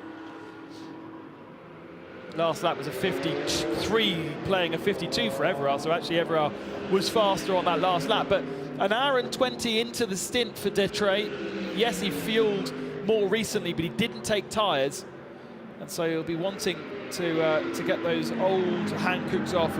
He won't get a new set, though, because I think he'll be handing that car over to somebody else. Luke Breukers now 20 seconds behind Kirby de Bruyke, that battle for 2nd and 3rd in 992. Martin Raginger in 4th, just wait for him to come across the line. And I'll tell you how far back he is. We spoke to Carl Cavers a little bit earlier on. He's now in the car, the GT4 Simpson Motorsport BMW, 3rd in class, and just come out the pits. We've just picked him up looking like he was going slowly. That is actually him just getting up to speed. I thought, had a quick look around the car, everything looks good. 30 seconds further back, Martin Raginger for Neuhofer Racing from that battle for 2nd and 3rd. He's stuck in a bit of traffic too. He's got the Ligier ahead of him. He's got the TCR breathing down his neck. He seems to be kind of getting boxed in with all kinds of different classes, all squabbling over the same bit of road. It's getting a bit tight too. Just looking at the other classes. The RD signs, Andreas Bukavicius leads for the Lamborghini RD signs team. They're on a creditable 19th overall. It's the leading GTX ahead of the 2 Vortex. Timing getting a little bit bored of having to manually log the 702. Must change transponder immediately. No signal received by timekeeping. I think that means not at your next stop. I think that means come in right now and get your transponder changed. Meantime, also a team in a little bit of trouble at the moment is NKPP by HRT Performance. They are in 20th in the overall, 5th in the AM of 992. The team manager is being asked to take the yellow control card to timekeeping. So again, perhaps some discrepancies needing to be ironed out in terms of driver time there. I think we're going to have a flurry of pit stops soon, the first of which is Hofer Racing's Michael Kroll, who's brought the Mercedes GT3 in from what was 5th position. Kroll has done a 1 hour 13, so 35 lap stint. The previous, he got in under the code 60, which was a good hour and a half ago. And they I think they must have got full fuel at that point, because there's no way you'd have lasted that long. But an hour and 13 on the tyres, and I'm sure it's going to get a full service. Well, hang on. Is that number 11 the all-am? Is that an all? Yes, that is all-am, yeah. Yeah, so yes, so they could. They could have done anyway, yeah. Okay. Yeah, so that's that advantage we were talking about that Creventic have put into place here for any of the GT3 AM cars that have an all-AM driver lineup. Some of them have one semi-pro, that's what you're allowed. But any with all-AM have been allowed to take full fuel under code 60, and I suspect that's what Hof has done, and that's kept them, in terms of the fuel window, that's kept them very much in the fight. It was interesting what Paul Troswell said to us on the grid about that. It's an interesting benefit for the AM teams, but they have no idea how much of a benefit it is. Correct. Because they don't know how many times they'll need to pit under code 60. Or if there'll even be a code 60. Yeah, exactly, yeah. Yeah. If the grace goes green all the way through, it's no benefit to you at all. Yeah. If you've just come into the pit stops before a code 60, it's no benefit to you at all, and you've come in under green. However, if there's a whole bunch of code 60s that happen close together, and you do the fill on the right one and then don't come down the pit lane, all right, the time lost in fueling and on the pit lane during a code 60 is clearly a lot less than under green. But you've got to know how to use these little advantages that have been handed towards you. Just want to say a quick good morning, whilst it is morning here for the next half hour, to the hardy souls who are wrapped up in the grandstands opposite our commentary booth and the start-finish line. A smattering of spectators. Buonasera. Buonasera, everyone. They're sort of huddling together for warmth like rockhopper penguins. Hoffa racing into the pits, looking like a full service for them. This will be Joe Bradley who's down there watching that one. Joe? Yes, driver change as well. That looks like Michael Kroll getting out. Oh, Kroll looks a bit stiff. Yeah, he did look a bit stiff, didn't he? It looks like Carsten Tilker is getting in. And just next door, we've been waiting patiently for the Red Camels pit. And that car is due in as well. The 909, remember, had a bit of problem car going off, car being recovered. Luke Broikers continues. We'd like to get a bit of background on that. The number 11, we're just bolting the driver in. This is what takes the length of time in these pit stops. The tyres are already done. Tyres are off, brand new tyres are on, and the thing that takes the time is for the team to make sure that the driver is bolted in. And that's what we're doing now. And that up, door shut. That, Joe, of course, because you don't have the fueling at the pit stop. That's right, yes. Normally yes. It would be the fuel that was the determining factor. Yes, but having got that out of the way already, correct. Sometimes 2 minutes and 3 minutes sat there while the fuel goes in, that would be the determining factor. However, having got that all out of the way first, it then becomes the determining factor of how quick your stop is getting the driver out and getting the driver in takes a lot longer than changing four wheels. Important note there was a repatriation of a fuel cone, which has been down the pit lane. Now, turn 10, a couple of moments ago, the Red Ant blue and white car, the 904, off, and spectacularly so across the gravel, doing a bit of daisy cutting at the same part of the track now, has continued, although Steve Bellingen is, well, he isn't, but the car, and particularly on the left-hand side, is slightly more dusty than it was earlier on. That car, I think, is the last running. Oh, no, it's not, actually. Yeah, it is. Yes, it is. The last of the running cars. In its category. In its category, 904, yeah. Steve Van Bellingen. Bellingen, probably, isn't it? So that's 7th in the AM class, 13th in the 992s, which, without wishing to put the curse of the commentator on them, the 992 Cup class here has been exceptionally reliable. Not everybody's got the same pace, not everybody's been trouble-free in terms of being in the gravel, but all 13 that started, we counted them out yesterday, and we're still counting them going round today, Ben. Luke Breukers has got the car to the fuel area, been in there for 2 minutes now for Red Camels Jordan at 9:09. That hands the Red Ant 9:03 to second position in that class, and Neuhofer up to third in that class. It's actually amazing how close that field is. Once you see a car in pit lane, Breukers is already down to 7th in class. Such is the closeness from second down to 8th.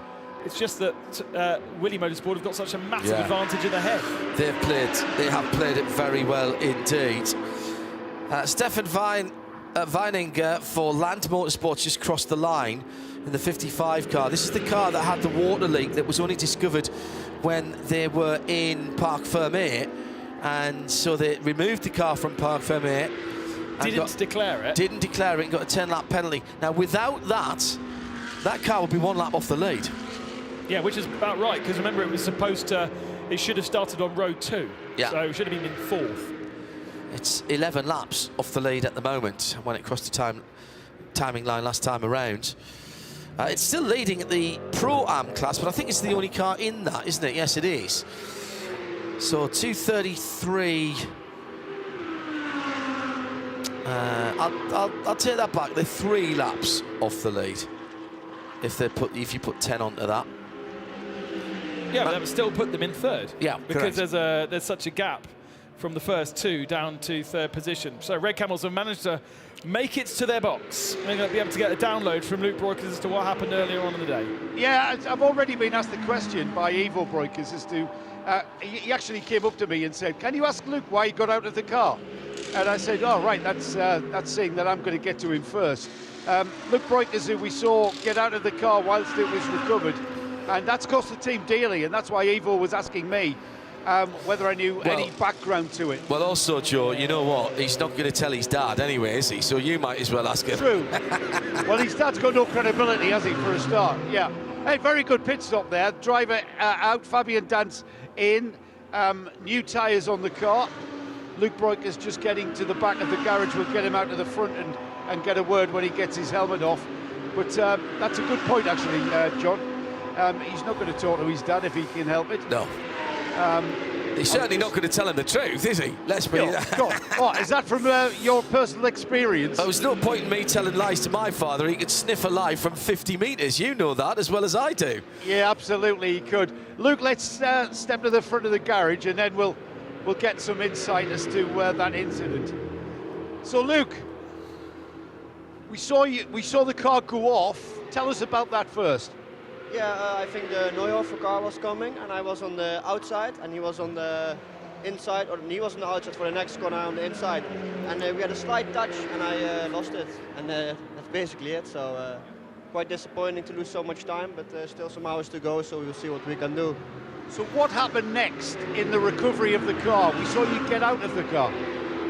Yeah, they told me to get out of the car, and I wanted the car obviously as fast as possible back on track. Told them go, but they had to do some special procedure or something, so we had to wait a bit. But I think in 5 minutes or so, maybe longer, I was ready to go back on track. Okay, what are you going to tell your engineer? Can you let us know first? I don't know. Didn't think about that yet. Car's good though. After that. Yeah, of course. Lap times were good, so still in a race. Okay. I think your dad wants to know everything you've just told me. Go tell your dad. There he is. You can't get away from that one. Yes.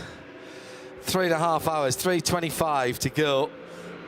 And that car been turning in good times. Luke Breukers did not come into the pits after that moment in the gravel. Luke, the younger of the 2 brothers in the car, Luke, Rick and Ivo. There is a 3rd brother, isn't there? Another younger brother, I think, in that family. Remarkably good laps going on at the front of the field by the Santalok Junior team at the moment. 1:53.2. It's over 3 seconds quicker than Mathieu Dutré. Now, in fairness, tyres. I think those tyres now are way past their best. Mathieu has done an hour and a half on those tyres and all the time that he's been in the car. So this is a great testimony to the Hankook tyres, that he's still getting any kind of performance out of them at all, and being able to hold his 1 lap lead. Nick Johnson coming in out of 3rd place in the AM category has dropped a couple of 992 class spots, but the lime green and blue Krone Racing RPM Porsche has been serviced. And Nick out of that car as it leaves the pit lane, and now off the pit lane speed limit there, and off it goes. And that was Philip Hamprecht who took the car out. And he's been the most spectacular in that car. Did a mighty stint yesterday afternoon, dragging it from like 11th in class all the way up to the top 3. So with himself and Nick Johnson together with Tracy Krone, it's a car that should be a lot higher than actually it is. But I think Tracy particularly struggled with the characteristics of it in the early part of yesterday. So Nick Johnson just got out of the 907. Nick, I just noticed the car. A few battle scars, typical GT race. Yeah, typical GT racing. You know, you have a lot of slower cars, you know, on the same race, and you have faster cars as well. So we come up on slower cars, and the faster cars come at the same time. There's not much room out there, so sometimes you have to squeeze in a little small hole there and hope for the best, you know. You were telling me the other day that you and Tracy have been to Tracy Krone, your teammate, been together 20 years. You must literally know what each other's thinking. Yeah, pretty much. I mean, yeah, this is our 20th anniversary racing together, and it's like obviously a blessing for me to be with Tracy for that long. And yeah, you're right. I mean, we're not just teammates, we're also very good friends that we have established over the years, and that's obviously fantastic if we can gain that out of, you know, a sport that you love, and, you know, travel around the world and also become good friends. That's fantastic. It's great to see the Krone Aviation bright green back, Nick. Interesting, I spoke to Tracy's wife, and she was telling me how great it was to be somewhere other than the Nürburgring. So I said, yeah, let's have you guys in for the European season.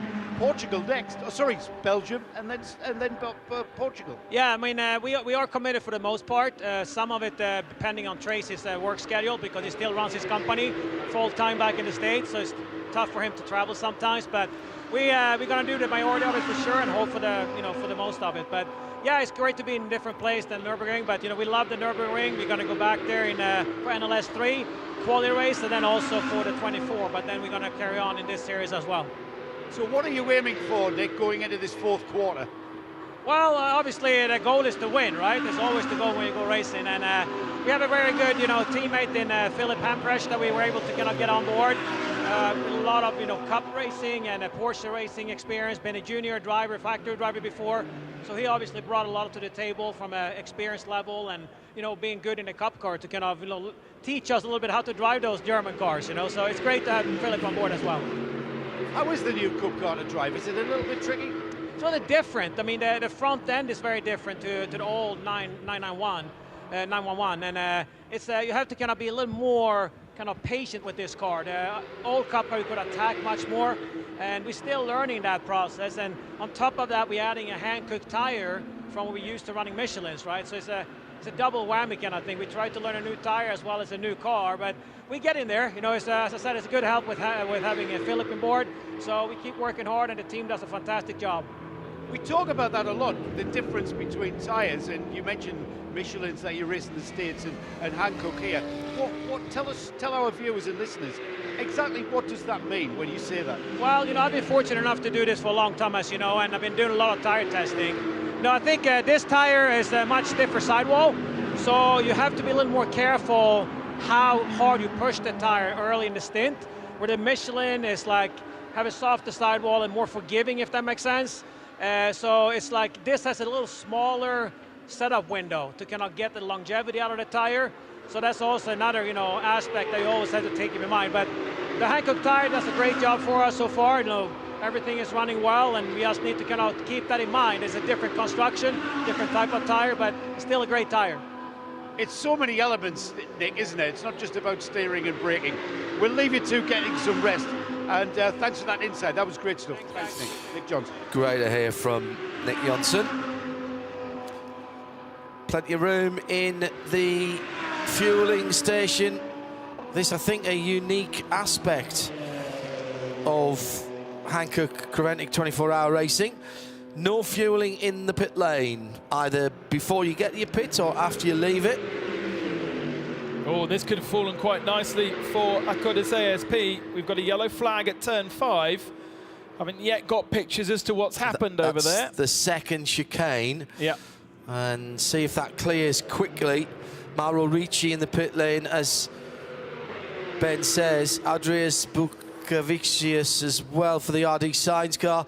And it's the 702, the one that's been having problems. The Lucas Sugliano driven Vortex, the one that's been having problems with its transponder. Engine is running, the V8 is alive, and it's now pointing in the right direction after a half spin at the very least there. Yeah, good news that he doesn't get stuck in the gravel. The track goes back to green flag. There is something coming out of it. I don't know whether that's just gravel and smoke and dust and rubbish, but something coming off the bottom of it as the Akodes ASP French team finish the service on their Mercedes. I have to reverse because the TCR car's in front of them. We've seen Mauro Ricci, we've seen Benjamin Ricci aboard that car. We've yet to see Jean-Luc Boblic or Pélichon today. Pélichon's actually not been in that car very much. Did the early running of yesterday and then handed over to the rest of the field.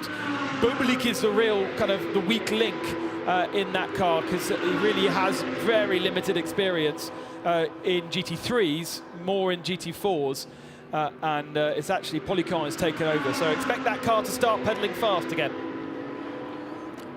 We were musing about the relative demise of TCR entries, and Ian McCarthy says, hasn't 992 rather taken over from TCR to become the race within the series?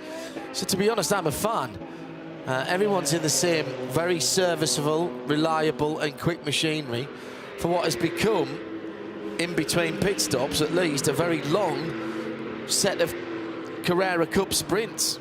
Happy with that, he says, more please. What it's not doing is creating that level of traffic that we've seen from that's true. Having 13 TCR cars, which actually makes life a lot more pleasant probably for the GT3 cars. And I think you're right. I think these 992 cars have become so easy to service, so easy to drive, because they always were quite particular to drive, but they've become easier and easier. Meanwhile, the TCR cars have become less easy to maximise, and we've created that gap. And this version of Porsche Carrera Cup car, the 992, there is an option for ABS, which all of these cars will have. As soon as you get over an hour-long races, you tend to bolt it on. I mean, you can do that with TCR as well, actually, but I'm not sure many people do with TCR. In the US series, the Porsche Deluxe Carrera Cup North America, their Cup Series has ABS. I think it's the only one in the world. That was a deliberate decision from Porsche Motorsport North America because they feel that the drivers who are in that championship at the moment are likely to progress to GT4 or GT3, which of course now are all ABS series. The thing is, it's not an access point though, is it? TCR is, you could, with very little experience, jump into a TCR car and drive it and get experience in endurance racing. I don't think driver coaches would recommend doing that directly into a 992. You could do it in a GT4 car, and I think that's more of a surprise for me, that there are not as many GT4 cars here as I would expect to see. Price-wise and pace-wise, quite similar to TCR, but with the rear-wheel drive setup and therefore tending to be either front or mid-engine as well, because even the Porsche Cayman 982 GT4 car is probably one of the most user-friendly racing cars you can drive. The AMG GT4, same, and we've got a few there. Aston Martin. There's plenty of choice of GT4 cars. And the price isn't that different, especially the national homologation ones. They're probably even cheaper than some of the top-end TCR cars, so why not go there when you've got that rear wheel experience and you can progress from that into GT3? And what's interesting about the 992 Cup cars about that is they hold their price very, very well, their value very, very well, because there's so many things that they can race in.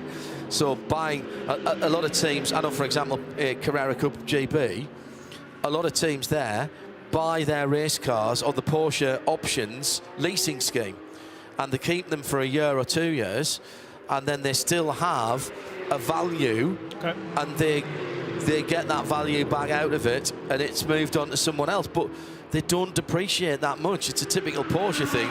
It's getting into it in the first place. Once you've got into them, then you've got an asset that you can move on, and you just have to do it at the right sort of time. And there's clearly plenty of life left in them when they come into series like this. And all the guys who own these race cars tend to be very clever entrepreneurs anyway, so they're not going to be buying stuff that's going to lose money. And the oldest 992s are still only 3 years old. So they've done a year or 2 years in a National Carrera Cup. 5 Championship launched it 3 years ago. It was Super Cup, obviously, Carrera Cup North America, Carrera Cup Asia. What was the other two? I think it was Germany, of course, and the Carrera Cup Belgium and Luxembourg. That was your original 5, I think. Right, Joe. Middle East, maybe, sorry. Get yourself to Haas RT, because Mathieu Detrey, after an hour and a half, 40 minutes, has decided finally he's coming into the pits. I know, and that was on the same set of tyres, we reckon. Sorry, so yes, he has done a 50-minute stint and then a 52-minute stint, but he didn't change the tyres in between those 2 stints because it was at the end of a Code 60. So he's done an hour and 40 on those tyres, nearly 50 laps, over 50 laps, sorry, 53. So there's a story to tell there as to how they lasted. And maybe you don't need to throw quite as many Hankook tyres on a car. He has proven. He's held onto the lead, he's held the gap to Paul Everard, and he will now presumably hand over to Stefan Perrin. We'll get Joe in a moment, saying good morning, and it is very early in the morning to Jerry Z in Florida. Says, I'm getting a bit of a late start from your point of view. Yeah, our clocks went forward, Jerry, so there's now 6 hours between where you are in Florida and us here in Central Europe, CEST, Central European Summer Time. He said, what did I miss? I'll tell you a little bit after we've heard from Joe Bradley. Yeah, I'm still waiting for the arrival of the Haas car, the 21 leading car. And remember, the reason he's had to do 50 laps or so on those tyres was purely down to pit strategy and not wanting to lose out. And he came in and took fuel and then did a complete drive-through and didn't bother with those tyres. So we're going to find out from Mathieu Detrey when he comes in, and the reason was that just what that car was like on those very worn tyres. The reason they did that, Joe, was because they were at the wrong point of the track when that Code 60 came out, so they had to do a whole lap. By the time they got into the pits, the Code 60 was ready to clear, so they managed obviously to get a decent chunk of fuel into it, but they then decided, rather than stopping under green flag conditions, to get back out on the track position. Yeah, track position is what they have taken, Joe. Yeah, he's just come out of fueling now and heads towards us. Chris de Donk holds out the board to indicate exactly where the team are waiting. We've got a team of 4 mechanics who are well choreographed in getting these tyres on as quickly as possible. And it's going to be Fred Verviche who will take over. So they really are plugging in their superstars here. The car comes to a stop up on the jacks. Already got 2 tyres on. And now the remaining 2 going on now. We haven't seen Stefan Perrin since early yesterday. He's obviously having a very chilled weekend. Well, he might have done a double, yeah. Yeah. So we're already off the jacks and off. That was, you know, there's a sense of urgency here, and also a sense of, I'd say, delicate nervousness. I just came out onto the pit apron, and Chris has got that look in his eye that he can just smell that checkered flag, and he knows these guys know what they have to do. Let's get a word with Mathieu when he gets his helmet off. I'll give you guys a shout when that happens. Right, so that was a very quick driver change, because And it is interesting, isn't it, when you're doing AM driver to AM driver, or whether you're doing pro to pro, or even AM to pro, how quickly the pros plug themselves in without any help. And that was done before the car came down, as Ingo Vogler in the Land Motorsport machine comes into the fuel area. I spoke to a previous silver-graded FIA driver, he will remain nameless, who has recently become a bronze thanks to his age. And he said the most difficult thing about going back into GT4 racing was not behind the wheel. It wasn't very physical. The most physical thing was getting in and out of the car. I agree with that, because you're not as flexible as you get older. You're not. And there's decent gaps between the door bars. But when I watch the younger drivers, the way they just throw that backside in, and then somehow that left leg gets bent up in and he's on the pedals, I look at that and go, yeah, you see, that wouldn't be the way I would do it. And an older driver told me a much better way of doing it is to actually go in the wrong way around. I have matched you now. And turn. Yeah. What do you mean wrong way round? So you sort of step in with your left leg first, get that in, and then sort of roll into the car, believe it or not, sort of go in head first. Let's go down to, it worked, honestly, it really did work. Let's go down to Joe, who now has the news from that stunning stint down at Haas RT. Matthew, a lot of laps on those tyres. The inner edge, I could see, was very worn. What were they like to drive on? Yeah, it was very long, especially for the front left.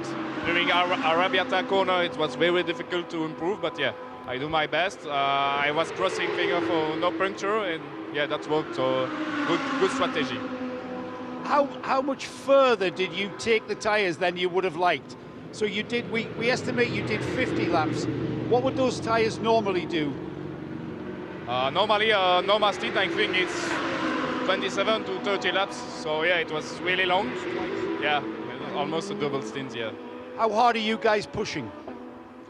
At the beginning, a lot, because we have a gap to close. But after, when we pit just for the fuel during the Code 60, the engineer told me to keep cool with the tires to double the stint, so yeah. Thanks, man. Yeah, stint and a half, stint and 3/4 on those tyres. Coming round to half distance today, which is 3/4 distance on the race.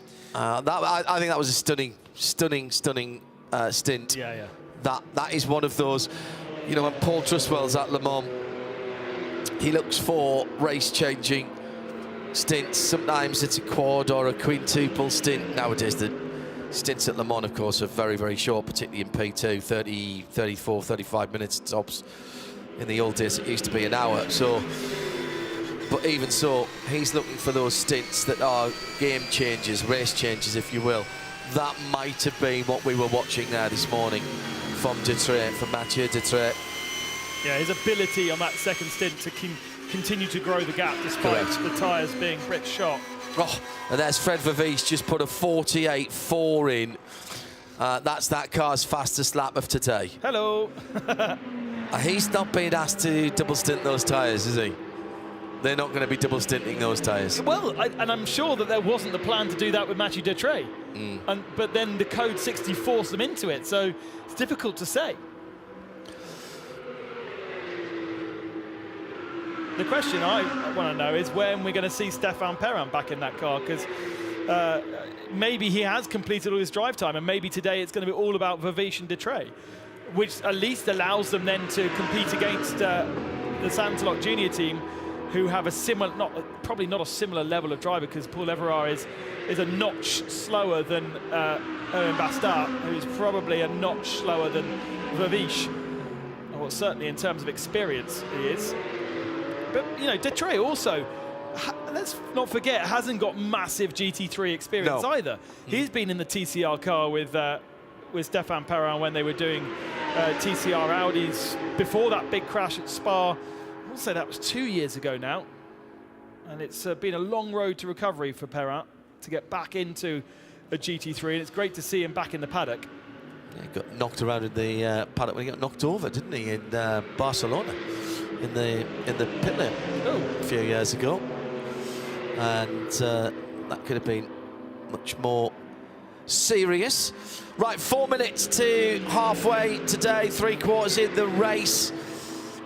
Paul Everard for Santalok now heads to the fuel area, and so we'll see the lead change back again. And there goes Vavish, puts that car, the number 21 SRT car, back in the lead. The ominous clouds have not moved, but there's still there's a little patch of blue sky. We're not quite getting any sun through it at the moment, but fingers of darkened, very threatening cumulus nimbus across the circuit seem to be completely surrounding us like a dark donut of doom. So Vavish back in the lead. So those two cars now on roughly similar fuel strategies, Ben. The Santalok car still going to be another 2 minutes of fuel before it comes into the pit lane, and to change drivers and tyres for Haas RT was 20 seconds. Joe Bradley down in the pit lane did his and this is how it works with Joe Bradley yesterday on coil packs. Joe, what technical feature do you have for us today? Well, I just want to show everybody, and it's a big, massive thank you to the Haas RT team to allow us to show this. This is a tyre that's come off the car, and it's done 50 laps. You heard from Matthew Dettery how he said that normally you would do 27. They've done about 50, 55. And I just want to show you the difference between the outside edge, which is the outside of the wheel, and the inside edge. And it's this inside edge that wears out. So these little holes that I'm not sure, these little holes there, that's the depth of the amount of rubber that's on the tyre. So these are treadless, different to your road tyres. You can see how much rubber you've got on your road tyres by the tread pattern. But on a race tyre, you do rely on these depth indicators. And you can see how that depth indicator has almost disappeared. And then you come to the outside edge of the tyre, and there's a lot of rubber there. But this inside edge is what defines the tyre wear. And this is how worn this tyre is. Look at that. There's literally no rubber on the inside edge of this tyre. And that's because out on the track, the tyre is running. I'm exaggerating this. That's how much camber you're going to have. So it's effectively running on this bit of the, tread there. And then as you turn into the corner, the tyre flattens out, and that's when the whole width of the tread comes into play. So that's the defining factor, Joe, the inside edge. Joe, should there be a tyre wear indicator right in the middle of that? No, not really. I mean, as long as you've got outside edge and inside edge, they're the defining factors, really. And that's the one that's going to be where the team govern just how well. And of course, if that's brand new and that's all worn out, then you've got wrong cambers. You need a nice sprayed. See how the rubber is melted across the face of the tyre.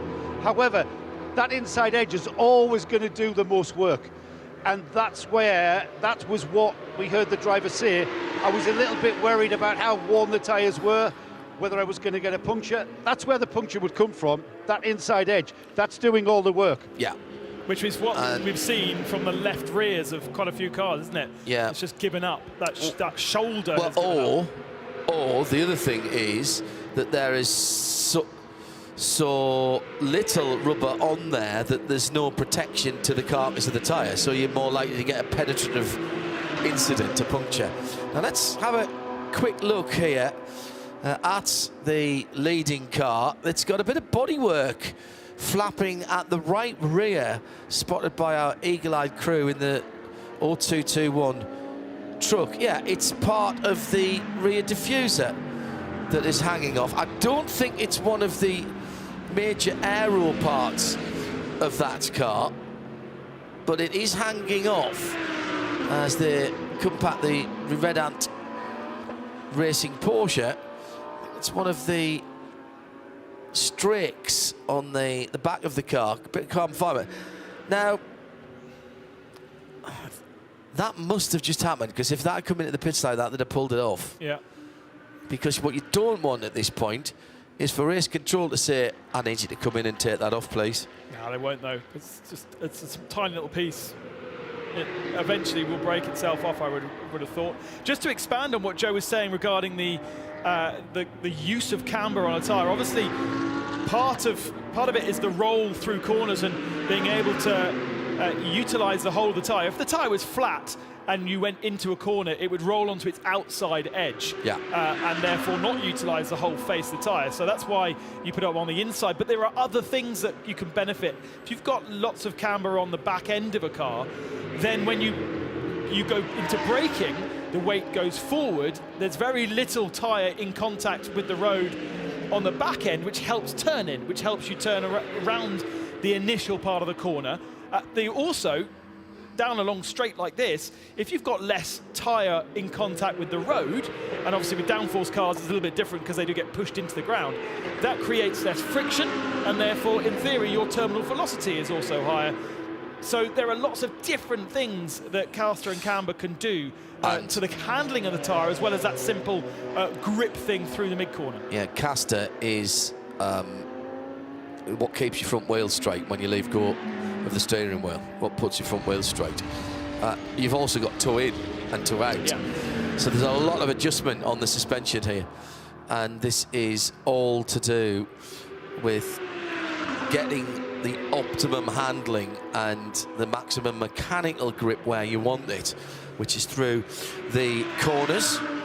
Nick is watching Leonard for 9 und 11 Racing, 6 minutes of penalties for them this morning. Welcome back to the pits, Nick.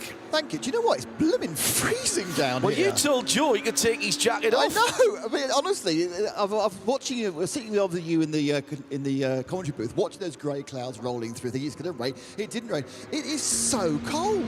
I mean, all the driving, it's lovely. Yeah, it's lovely in the car. The track's lovely. But all of us working here now in the second half of today's broadcast, it's like freezing, but there's nothing to complain. Yeah, so Leonard is actually out of the car, the 9 und 11, which got 6 minutes of penalties. It's up on the high jack. There's a problem with it. Let me see if I can grab a quick word with Leonard. Leonard, what's the problem with the car? Yeah, like in the morning we had a problem with the cover of the wheelhouse, and we fixed the car. But when I went out, I don't know why, but we've lost the flow of the car, and yeah, at one point of the race the tire started to drop and there was nothing I could do, so we brought the car in and decided to repair it and bring a safe car back on track. So you're going to fix it, go back out again then? Yeah, the team is doing a great job the whole weekend. Like it began yesterday when we had a problem with the braking system and the cover of the wheelhouse, but the team is doing a super job, and yeah, awesome. Great, thanks. When he's talking about the floor, it's actually the diffuser at the rear, John. So it's interesting. We had a couple of those. We had the Ligier did that as well, and it had a problem with the rear diffuser. So they've not really had a very good second half of the race. They've got this 6-minute penalty for coming into the pits without crossing the stripe once at the start. Restart. Yeah, because obviously they realised had a problem. It's all been with this, actually the rear right. We were talking about the rear left for like me. The rear right wheel housing been causing issues, and now that's going to, cascade onto a problem with the under-train tyre. I have a task for you. It's been set by James Gent. Says, can we have an update on the number 90 E2P Porsche? It's been in the pits for 45 minutes, did one outlap and came straight back in. And hello to fabulous Phil Anson in Dubai, lending us his eyes and his ears. He says, Joe Tech Talk is sublime. From so far this weekend, he could open his own auto-electrical and tyre business. Brilliant camera work from Seb too to shift the focus across the wear holes was awesome, and Jerry Z in Florida enjoyed that too. Didn't realise about the tread wear indicator holes on the tyre. Ingenious. There you go. We like to inform as well as entertain. Entertain, inform and educate.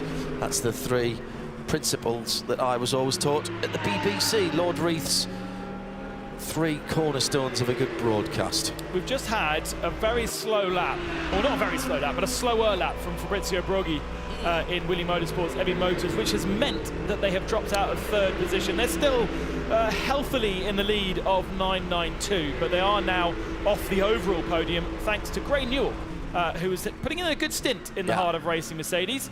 and he's up to third. And leading GT, Great Newell going through turn 1 now, second, third, through the chicane, left then right. Now notice nobody's taking as much curb as they were in qualifying or earlier on in the race. Stuff the top of the brow, up to 4th, briefly into 5th in the AMG, down to 4th gear, course through the middle of the left-hander and then through the second chicane on the right-hand side.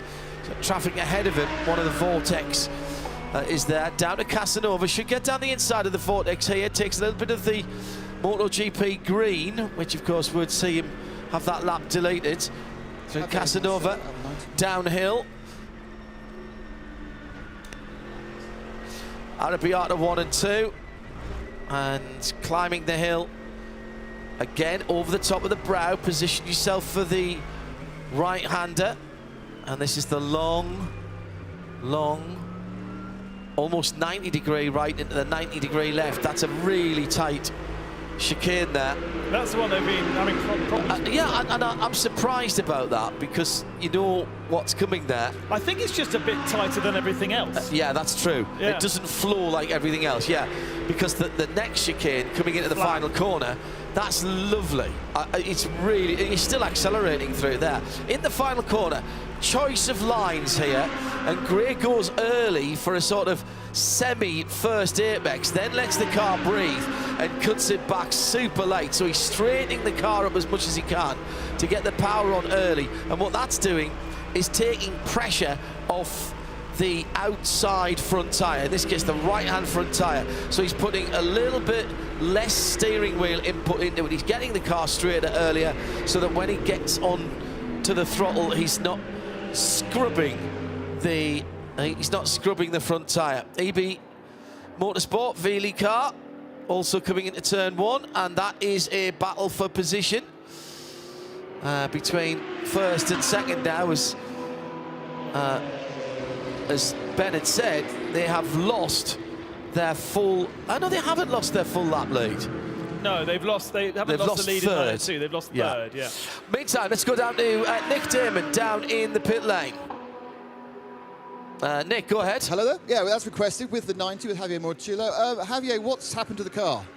Well, we had a high-speed puncture, 250 Ks. Apart from the scary bit, it broke something in the transmissions, surely the diff or the clutch in the process. So we've tried things, but I think we're out of the race. That's very bad. Like, how is it going prior to that problem? Are you having a good run prior to the explosion? Well, the problem with this is it's very easy to get a high-speed puncture, and then all the problems that produces in a car like this, mechanically broken tire, can be many. We've been even lucky, didn't break too much of the bodywork. And will we be seeing the E2P team at other Creventic races? Hey, in all of them, yeah. We're here full time. We love this championship. We're in it for a long time, and we're looking forward to be on the top of the game sooner than later. We're learning a lot. Great stuff. Now, of course, it's the Escuela Español de Pilotos, which is the Spanish pilot school, which is driver school. They've now got a selection of youngsters coming in and out of the car. Seb's not here. You can see they're actually kind of letting people sit in the car and drive it. So, or drive it, or have a look and see how the drive position would be. So they're making the most. They've got a car that unfortunately can't run at the moment. Is that all those school kids from last night in our hotel? It's not all the school, because there are some youngsters, but obviously youngsters of me, is anything up to 30 these days, but they look like they're sort of late teenagers who have a chance to sit in cars. Whilst we're in this consolidation phase, right in the middle of today's race, we're into the second half, as Nick said earlier on. Darren Cook has tweeted at RSL Studio. He said, explain for me the refueling process. How many Bowsers? Is it first in, best dressed, if you will? There are 8 pistol grip pumps, exactly as you would find on a normal garage forecourt. You can choose any one of them that is free when you get in. He says, do the team pit crew refuel, or is it done by a dedicated crew? It is team members of each car, and they are the only ones, of course, who are required to wear fireproof overalls. Some of them do in the pit lane as well, and it's not a bad idea to do that. You also have to have a helmet, a fireproof balaclava and goggles, some kind of head protection, fireproof goggles and fireproof balaclava as well. And he says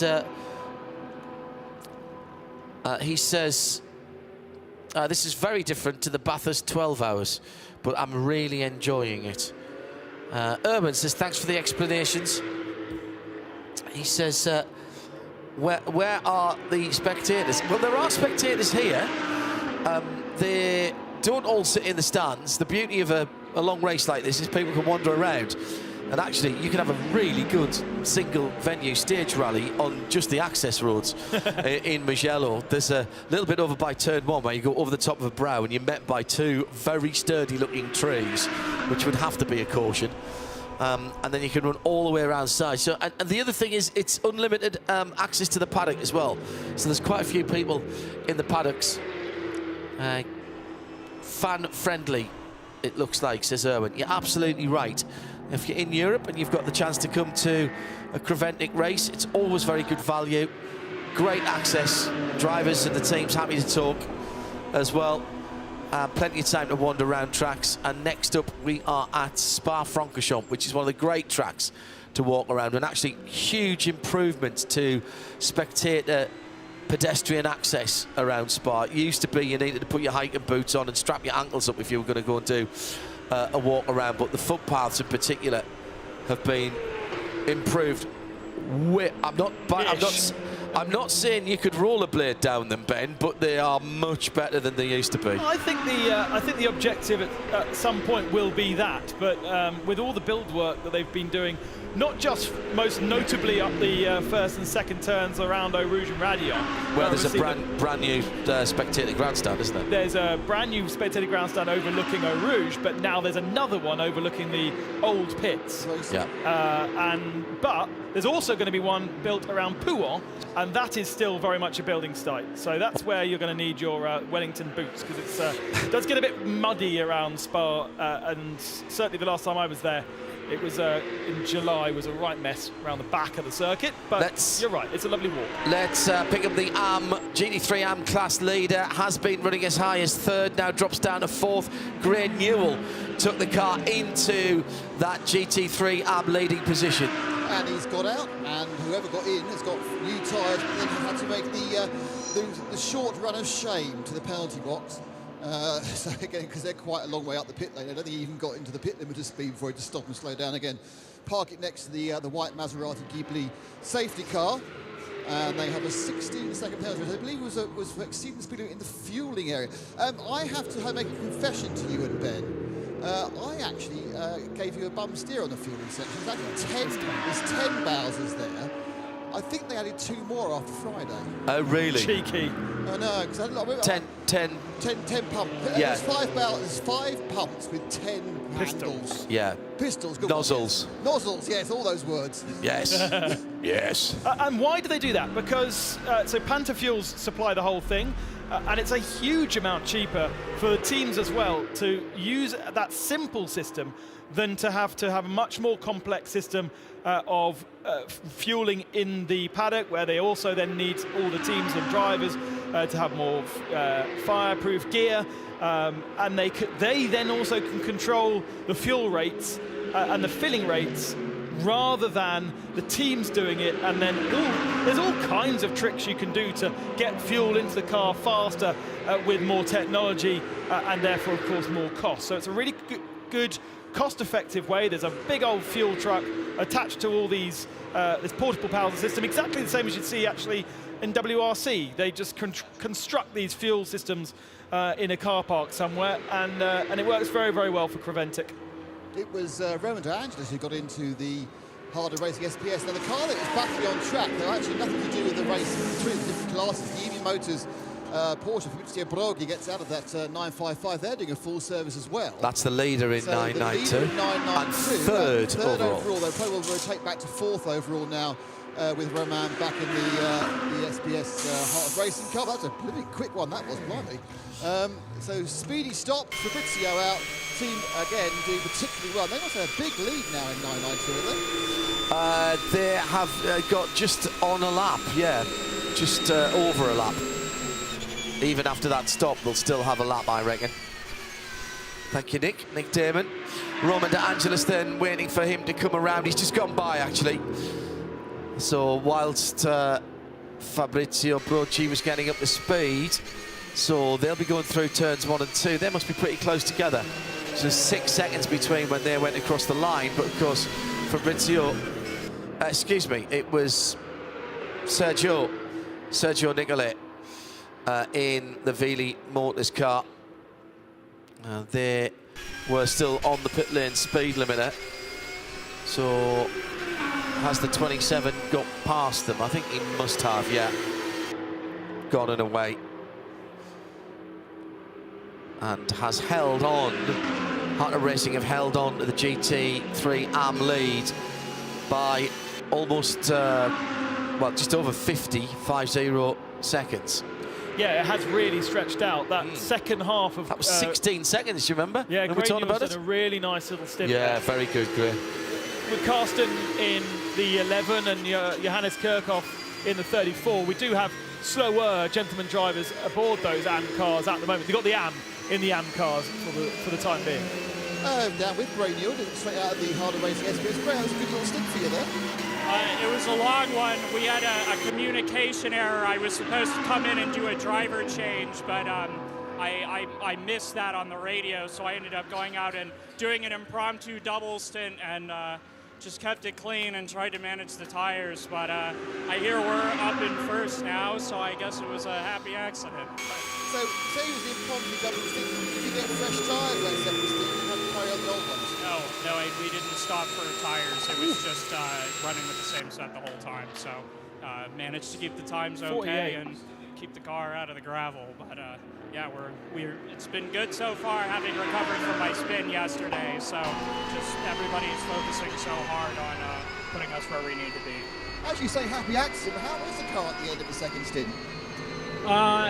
You know, the Mercedes does really well as the tire starts to go. The rear end starts to get a little bit loose, so you need to put a little bit of understeer in the car just to keep it stable. But you know, it's been great. I actually really enjoyed having the opportunity to get to drive the car for so long. So how do you change that? Is it driving style change, or do you have actually buttons on the wheel or levers you can pull to reduce that understeer?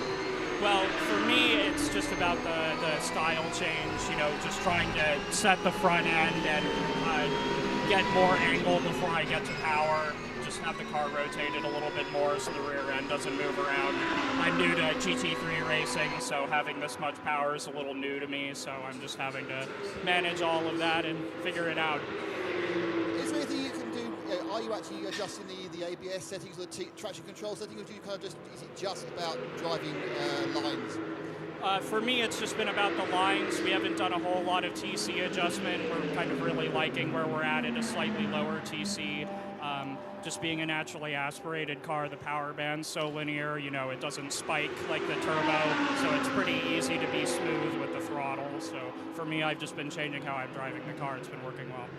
Great. Are you going to get in before the end, or is that the end of your impromptu driving? I'm not sure yet. I think that's the end for me. You know, Roman's out now to go set some qualifying laps for us, and I think Ian will go in after him, but I'll be ready if they need me. Yeah, great run, mate. Thank you. 48 laps that was on a set of tyres for an inexperienced driver like Gray Newell. That is stunning. And this idea of changing his driving style within the stint. You know, that is something that's way beyond the years that he has in experience. So hats off. You know, we took our hat off to Mathieu Jetré, who hasn't got great experience, but has more experience for sure. And not much GT experience, but lots more experience. Yeah, exactly. I mean, so easy to throw a car off that's done 45 laps on the tyres. We have the benefit of seeing the onboard from the number 27 car, and we did notice the difference in lines that he was taking, particularly through the 15th and final corner. And so clear to see, we've been able to see what's been going on, and nicely interrogated there by Nick and explained by Gray Newell. And Roman De Angelis, by the way, as he was saying, he's been sent to go and do some qualifying laps. He did a 49.9 on, I think, his second flying lap, maybe his third on full tanks in that 27.5 race. Roman's a bit special. Came up through Porsche GT Challenge and Porsche Carrera Cup in Canada and North America. And he has been pretty impressive. Pretty impressive. Just want to check back in with Nick for a moment. Nick, update on the weather, please. We're seeing clouds moving now, which I haven't seen for quite some time. What I can't see, it's coming from sort of towards the high-level winds, obviously coming from across a turn 15, and I can't see very much further down there. Is that good or bad? It's cold and grey. It's not realistically. When you said, Nick, do you want to do the Mugello 12 hours? I was expecting a beautiful Tuscan spring sunshine, as we've had the previous 3 times I've been here, rather than having it looking very similar to Northampton, including the roads as we were travelling around the last couple of days. It's very high. The grey is very grey. It's really interesting. This is especially for those of you who are well aware of the weather in the UK. This sort of grey cloud in the UK would have dumped rain on you, definitely. You'd have had it spitting across, they'd have had to bring the teams in for bad light, the whole thing. But here it's a little bit higher up. I think it's probably dropping the actual rain on those mountains or high hills over the back of turn 1. But yeah. But it's not even a feeling. You know how you get that feeling of rain? It's not even that. I don't think. Well, you ride a motorcycle like me, so you get that motorcyclist nose for rain, don't you? When you can smell the ozone in the air. There's none of that, is there not? No, can't see it raining. It's apparently 16 degrees. It doesn't feel it because this wind now. If we have 2 days running up the main straight, not as strong as yesterday. That doesn't mean it's not there and quite windy. Right. So yeah, I mean, in fairness, it's dry and it's pleasant, and the drivers are enjoying it. So we really shouldn't complain because we're at Mugello watching a fantastic motor race. So but personally, a bit of sun, 4 or 5 degrees more, and I'll be ticking this one off my holiday list. Yeah, absolutely. Thank you. Hello to Dead Squirrel, sitting in his car at the side of a race circuit listening to us. Now, where's that? I feel I should recognise that. What do you reckon that is, brothers? I recognise that comms box there. Let us know where you are. That could be Dead Snetterton or Silverstone. That looks like Silverstone. It looks like Silverstone to me for the grandstands. Yeah. Green seats. Green seats. I think that's Silverstone. Do you know where it's Silverstone? Yeah. Let us know where you are, Dead Squirrel. We think Silverstone. It looks wet and colder than it is here, though. RSL_studio. Well, at least my lawn's getting a bit of rainfall. And for a moment, a little bit of sunshine on the front straight. It's the cloud's breaking, and it gives you a bit of a false impression. Nick's quite right down there. It is cold. It's in complete contrast to last weekend for us, where it was 31 degrees across at the Sebring, Super Sebring. Yeah, still nothing on Portimao last year when it was 42 degrees on the grid at the start of the race. We had drivers getting out of cars and literally lying in paddling pools. Yeah, well, Creventic provided pizzas for everybody yesterday to look after the teams. At Portimao, all the teams were given an inflatable small swimming pool. It was a medical necessity. It was. I remember really talking to was. some of the drivers. Now, this is getting interesting because we've got now this dominant run from Sergio Nicolet from Veely Motorsports by EB Motors at 4th position overall and trying to put more laps on Porsche Cup cars. And the next car that he has just gone by is the 985, and that is the 2nd place car. Felix Neuhofer in 2nd in 992. So will that be 3 laps off that class leader then? Sergio will have completed 268 next time around, and Felix will be 266. No, so that's a full 2 laps now. So that got down to just on a lap, and so Veely have taken another lap out of everybody since the end of their first pit stop today. But their strategy last night, today on both of their cars was really good. Gianluigi Piccioli in the 973, that's their AM category 992 car, is also leading their class. They weren't quite so fortunate with how the purple flags in the full course 60s came. They are around about a minute, check that, 30 seconds rather, ahead of Philip Hamprecht for RPM Racing. That's the Krohn car in second in AM, and Ivan Giacomo in the 912, just crossing the line in front of me now, for the Porsche Center Ticino machine. He's another 46 seconds back. It's been a good run back for Nick Jonsson this morning. He started... the car lost a bit of time this morning. They'd had a good run yesterday, and then Nick started to pull back, and now it's been handed over to Phil Hamprecht to do what he does. Carsten Tilke just starting into the lap now, going through turn 3. And that's the number 11, Hoffer Racing, the dark grey car with the dark red accoutrement. Carsten Tilke behind the wheel, son of Hermann Tilke, and does a bit of doodling himself as far as racetracks are concerned. Oh, is he in the family business, is he? Yeah, I can't remember whether it must have been Ben yesterday who told me which circuit he's been credited with, which current circuit he's been credited with. Was the new Q8 circuit where we were at in December? That is a Tilkedrome, but I don't know whether that was one of Carsten's.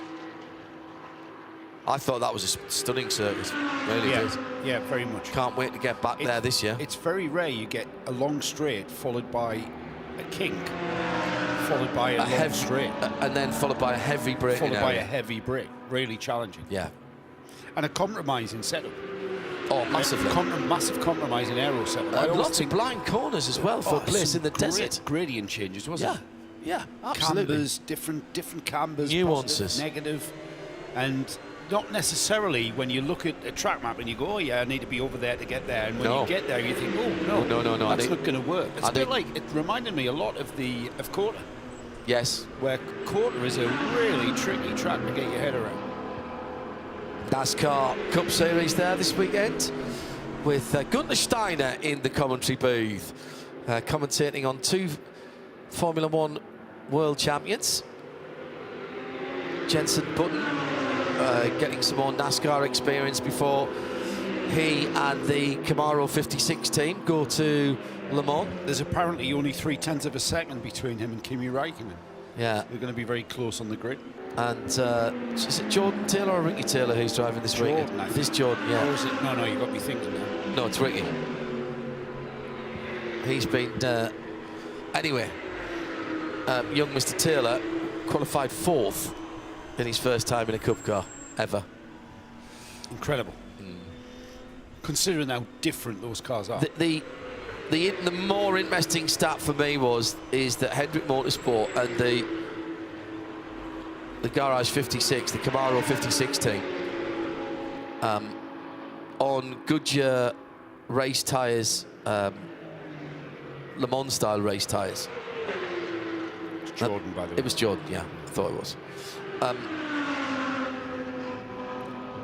That car might look like the current NASCAR Cup car, but it's of development, sort of next gen, paddle shift, different suspension, etc.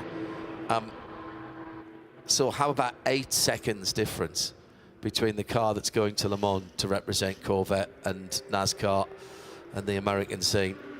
8 seconds a lap quicker than the current Cup cars. It's more towards a GT3 spec, sports car spec, though, isn't it, with regards to aero? And it's effectively a tube frame GT3 car.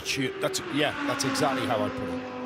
And they've kind of brought the performance level into that. Sounds fantastic. Also this week in sports car news, was it this week or was it last week? No, this week. When did I get back from Sebring? I have no idea. Yeah. In the 2 days after Sebring, Multimatic were testing, extensive testing for the first time for the new Ford Mustang GT3 based on the Dark Horse road car, and that sounds absolutely fantastic. The car literally just finished. It was meant to have its public static debut at the Mobile 112 Hours of Sebring. It wasn't actually ready for that. The guys at Multimatic had a long chat with Larry Holt at Multimatic flying out to Sebring, and he was genuinely unsure whether the car would be ready to do that test. And the Multimatic teams worked very, very hard indeed. And it was out on circuit at the same time as one of the cars that will be its rival, which is the new Corvette C8 GT3 car, the first fully designed GT3 car rather than performance balanced GT3 car. So we'll see those two cars next year, and potential, of course, for them to race in this series.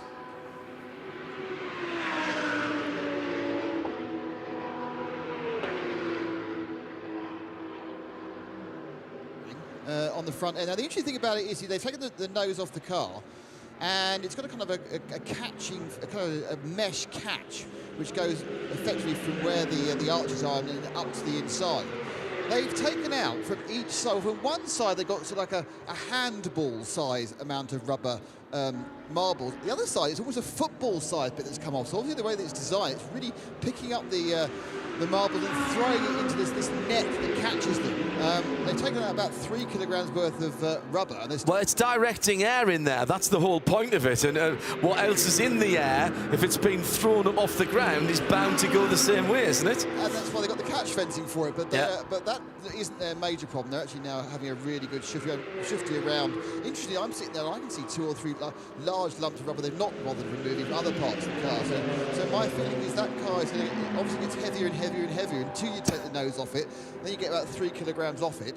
And then they are doing some tie wrap work, which I'm quite pleased with, which is based on those fences. I think they've perhaps been mashed too much by the rubber balls. But yeah, I think again this is an example of this car which is great when it's running, but isn't quite yet optimised for multi-class 12-hour running. Yeah, that's the 702. Here comes second place. Is that the 702 you're talking about, Nick? 215. Sorry, 215. It's Okay. 26 car in the pit.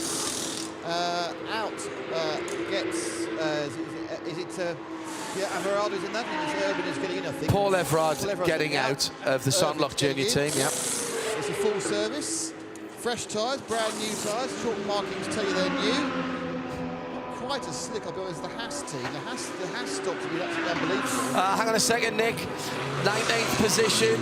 That's the leader in GTX. This is turn 1. We might have oil down. There might be something down at turn 1. This is the 720 RD Signs. That's the leader. He's gone off, and there's a Porsche off as well, which... The way those two cars flew off there, John, I would suspect that we've got some there was contact. There was contact between them. No, this one hits first, and then ages after, we get a Porsche flying off at unabated speed, not being able to scrub off any speed before he goes into the gravel there. See what I mean? See how Code quickly 60. that car hit. Code 60. And what is the Porsche that's involved over there? What has gone on there? The Porsches, one of them's lost, well, they've lost it on the way into the corner. They brake just before the 100-metre marker from 270 kilometres an hour. So they're not hanging about. I'm trying to identify that Porsche just from what I can see. I picked off straight away the Lamborghini. That one's fairly distinctive. It might be the 985 Lamborghini. Yeah, we've already got that one. That's fine. It might be the 985 Porsche, but I'm not betting on that at the moment. This is the second car involved, and it seemed that both of those cars went off at unabated speed. They were already spinning before they entered the corner. And that's why I suspected, and you can see there, like sort of just in the braking area. Yeah, the witness tyre marks. Yeah. But then that's why I suspected we had maybe 90 oil down or something. 928. Well, they've had NKPP. That's been an eventful weekend for the NKPP by HRT Performance. Harry Hilders again, but no. I would say no blame attached to Harry on that, because he was backwards before he even got to the apex of the corner.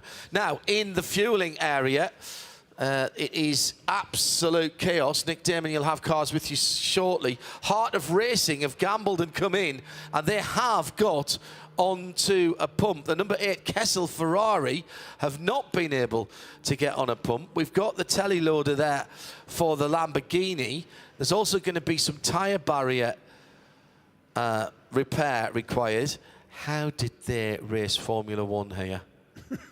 I thought it was ridiculous. We've got marshals out on the track with oil dry. Yeah, they're inspecting that surface. And having a look there. And there was almost an accident in the pit lane as the Ferrari, in the fuel lane, as the Ferrari number 8 was coming into what it thought was a pump that was already occupied by the 88 Accordis ESP team, Jérôme Policant in the Mercedes AMG. The Ferrari has been pushed back and is getting fueled. So there are pumps available.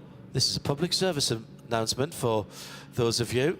Now, the witness marks start from the braking area going into turn 1. So it's not as if these cars, dear viewer and listener, have lost it in the middle of the corner. They were completely out of control before or as they were braking and turning in. You brake so late on these ABS-equipped cars, and you have to be braking and right into the ABS all the way up to the apex.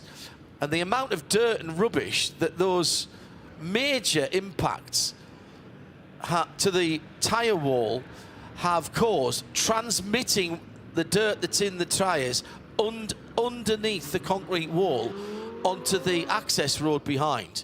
That's quite extraordinary. Well, that shows the level of hit, and that shows how unabated those cars were, the speed those cars were as they hit the barrier. Rear suspension damage on the 720. That car is going to take some time. That's quite an amount of energy to go through that rear end, and that's where the gearbox and everything is, remember. I'll say this now. I know they don't look pretty and they don't look technologically clever, but 4 layers of banded tyres with the big band around them. It doesn't half dissipate energy there. It did Can its you job. imagine if that hadn't been there? Oh, no, I don't want to imagine that. Unprotected wall. That took a lot of that energy out of that hit. Code 60. I'm still wondering why that happened. I mean, 2 cars doing exactly the same. That's too much of a coincidence. I mean, it's almost as if they had pulled their handbrake on. The Hilda's car actually not as badly damaged as I thought it was going to be, because it's gone in almost exactly sideways. There's some, I think, some damage to the door mirror. There's a dent behind the driver's door. Everybody's soaking up penalties in the penalty box as well. We'll give you some news on the drivers. It was Andreas Butkevicius who was in the 720. Harry Hilda's in the Porsche. And pretty much everybody coming in. Nick Damon's been watching to see who's done anything more than fuel. He's down in the pit lane. Yeah, I mean, as you say, I think it'd be easier, John, to say who hasn't come in. Obviously, the Santlock team could be upset because they missed out on a chance of getting through. Fred Vervish is actually now just coming through. He is stopping at his box. So even though he hasn't been out for a particularly long time, taking the fuel, stopping at the box, and they're going to get fresh tyres in that car as well. So no expense spared for Haas RT. You know, so they have new boots going on for Fred. He's obviously got half a tank of fuel a second to go. The 34, the Land Kirchhoff car, that came in as well, didn't change drivers. Just seen the Tracy Cron car has changed drivers. I think it must be Nicholas Jonsson getting back in again. A whole raft of Porsches came in at once, one including the 909 Red Camels team. That did change drivers, but I'm not quite sure who. But it's quite down the other end. As you say, John, also a lot of people taking the opportunity to soak up any penalties they have. As Vervish rejoins, there's the rejoining Land Audi, the car that was doing so well to have the water leak earlier. That's also going in for penalty time. I think effectively the cars that we've not seen are those cars that stopped a few minutes ago, including the EV Motorsports 955 and of course the slightly unlucky 26 Sunlock car, which effectively finished twice that's happened. It finished its stop, and I don't think it was 10 seconds out the pit lane before code 60 was called. Twice. Yeah, twice I think that's happened to that car, Nick. Thank you. Nick Damon down in the pit lane. Yeah, bodywork damage to the NKPP car, and I'm not sure that that driver's door is shutting properly, but remarkably straight suspension-wise on that car. But that went in pretty much sideways. See the damage above the wheel. That wheel has taken the brunt of that damage as well. Yeah, and it was drive partially shaft on its drives side. straight through. All that energy transfers straight through into the differential and the gearbox. And yeah, I would be inspecting that with a microscope. So 2 hours and 19 seconds still to go. The bulk of the clear up has been done. There'll need to be a little bit of repositioning of tyres. Fantastic work by the teleloader drivers. That was very nicely done. And news on the drivers as soon as we get it. The GTX leader then is out for the moment, and that 7-lap lead is going to disappear. I'm not sure that car will be coming back. So yeah, that car was on the 720 Lamborghini was on the grass before it got to the corner, and it was pretty much sideways and backwards. And then the Porsche came in at a slightly different angle, but again was completely out of control long before the apex of the... Actually didn't take the apex. Neither of those cars, I reckon, took the apex of the corner on the track. They were already drivers right on the grass. They were well inside of the apex. Yeah, and absolutely. across the grass. You saw the track tyres, the track tyre tracks. The witness marks. Witness marks, I like that term. Australian. Pick that up from my Australian. Okay. I try to incorporate things that I think are good from everybody, but quite happy to give that due credit from Crailsey and his Australian cohorts. So really unlucky for Sonderlock, I've got to say, that Juan Bastar, who I spoke to, having just missed out on the Code 60 pit stop the previous, what an hour ago, over an hour and 20 minutes ago, and then exactly the same thing, and that's going to just eke out that gap towards the Haas RT Audi. It's just going to stretch it a little bit more. Yeah, our best wishes to Adris and Harry, because even if they are okay, they are going to wake up tomorrow and Tuesday with some very, very achy bits of their body. When you have that kind of accident, the sudden stop, the seatbelts keep you in place, but you know where they are. And they may even have... I've had bruises there in the past. That is absolutely from the braking point. As they've just got on the brakes. Just got on the brakes. Snapped right. But two cars doing two completely different cars doing having exactly the same issue. Yeah, is very bizarre. The Porsche probably braking a tiny bit earlier, and therefore at a slightly different angle. What if they got on the curbs, maybe? That's a very, very odd one. Our drone doing great work. I wouldn't mind seeing the start of the skid marks again from the drone. Yeah, we've just had some great drone footage taking the line that the Lamborghini and the Porsche took, and we really saw our drone is heading off to do that for us. Meantime, our intrepid marshals are rebuilding the tyre wall and the sort of conveyor belt barrier in front of it, the rubber barrier in front of it. Gives us an opportunity to say thank you very much indeed to all of our volunteer marshals, both here and around the world. I think the Porsche was closer to the right-hand side barrier than it was to the apex, and the marshals are indeed looking at some fluid on the circuit and putting down a drying agent during this Code 60. All right, I'm going to, pure speculation. Has the Lamborghini had an oil issue that's put itself off and the Porsche's followed it in? No, and I'll tell you why. Because if that's not the case, there is somebody out there losing fluid or oil. I'll tell you why. because where they're putting the oil dry is gone beyond where the skid marks have started. Good point. The Porsche All right. is way closer to the barrier, and the oil dry's gone beyond, well beyond Good spot. where the Porsche. So the Porsche skids slightly further up the track. The Lamborghini goes, I tell you what, but was on the brakes super early.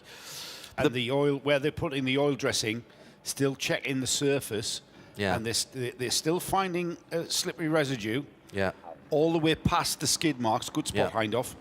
And that's going towards turn 1 further than we've got the skid marks. Correct. So it's I'm going amazed. down to it's spot on the racing line, and in a conventional racing line, where these guys have lost it, and they're going all the way back to the safety car control line. So that's you start braking just before the 100-meter mark. So I wonder if as they were braking, you come in, there's a slight left kink there. And so you're actually in what is the middle of the road, because the left-hand side curb is further away from you. You don't follow the left kink. You're in the middle of the road coming up from the pit wall side, and you diagonal across into your braking area just before the 100-meter board for the GT3 cars. And the Lamborghini's probably the quickest car in a straight line here, because it's a Super Trofeo car. And I wonder if they've got on the brakes, and as they've got on the brakes, they've then crossed into where that oil is, and that's what's kicked the car off, because that was right on the curb. Another stop for the leading Audi, Fred Vervisch, Nick. Yeah, well, they'll be backing up the brand new tyres by absolutely brim-fulling the tank as well. So they, I assume that's going to mean Fred will be able to go through his full 2-hour stint time. That'll be absolutely, don't forget, that'll be above the normal refuel. They'll be probably right up to the 120 litres of the endurance tank, which are in these cars, even though they're only allowed to refuel by 95 or 100 litres, depending on which class they're in. So with 2 extra half tanks of fuel, plus what he had in there anyway, and new tyres, they've always set Fred in for a long run. And we only have, 2 hours, 12 minutes to go, which is going to mean they're probably going to have like an hour or 50 minutes to finish at the end. So they'll then be within one stop of getting to the end.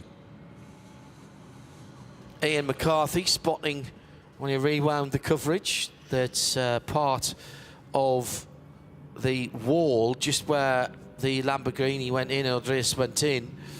Has actually just been rebuilt, that concrete wall. Good spot, Ian, thank you. I hadn't seen that. Both drivers, by the way, taken to the on-site medical centre. That is absolutely standard procedure as the repair on the tyre bundles continues. And we're reattaching the thick rubber banding that goes in front of the tyres. I had a question the other day actually about are these all old, worn-out tyres? Actually, they're not nowadays. They tend to be rejects. Rejects, yeah. Yeah. Yeah. They're so they look like they've got, you think, oh, yeah, I'll have 4 of those. They've got more meat on them than I've got on my car. Yeah, they've been rejected from the tyre factory, haven't they? All the major tyre companies that produce in Europe make those rejects available to line. And most circuits, I noticed that this at Sebring actually last weekend, most circuits have pre-bundled stacks ready to go and slot into areas where perhaps the bundles have been broken up or whatever.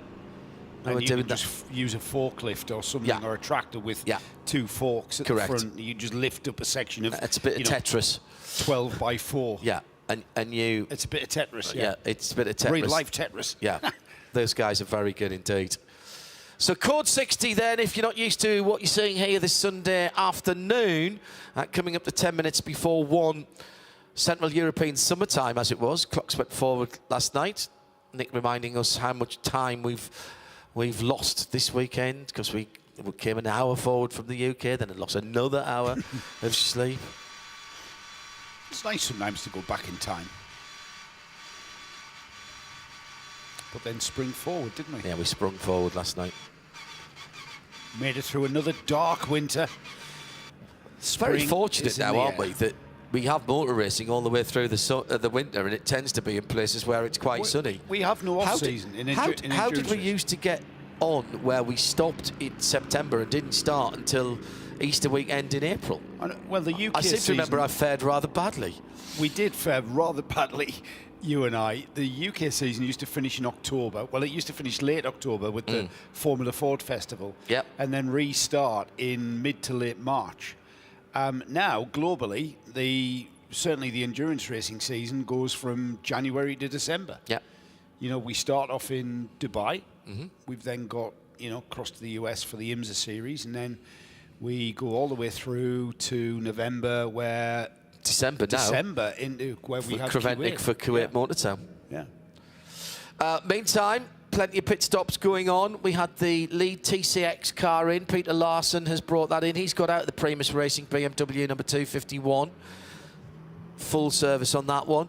Stefan Vining for Land Motorsport. Now up to 10th in class for that car that lost 10 laps. Working on that car. There's something on the track that shouldn't be there, flag. Which is the yellow surface flag. No, it is something on the track that shouldn't be there. It goes out for debris as well. The official title of that is foreign object or material on the track. Everybody's got. You see it most for slippery surface, but if it's debris, it could be out for debris as well. The marshals that told me about that many years ago, and it stuck with me. And you know how much I love the dedication of our motor racing marshals. Called it the on the track. Ah, yes. CR flag. Right, okay.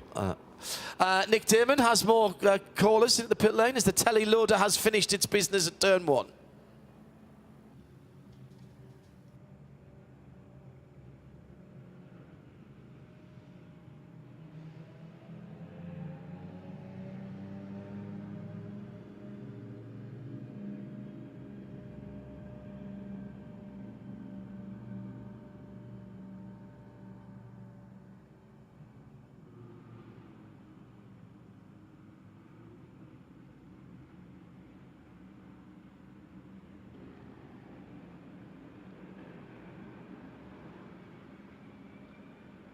Completely protected. There's no evidence at all that there's been anything apart from, as you say, deceleration injuries to the drivers, because they have absolutely controlled themselves really well. Certainly on this Porsche, also you have very high wing elements to the top of it, so you wouldn't have seen Harry wouldn't have picked up any sideways whiplash. His head would be well constrained by those wings on the seat. So yeah, it's going to hurt, and I wouldn't have wanted to do it myself, but I think going in sideways like that is often the best way to go in, isn't it, John?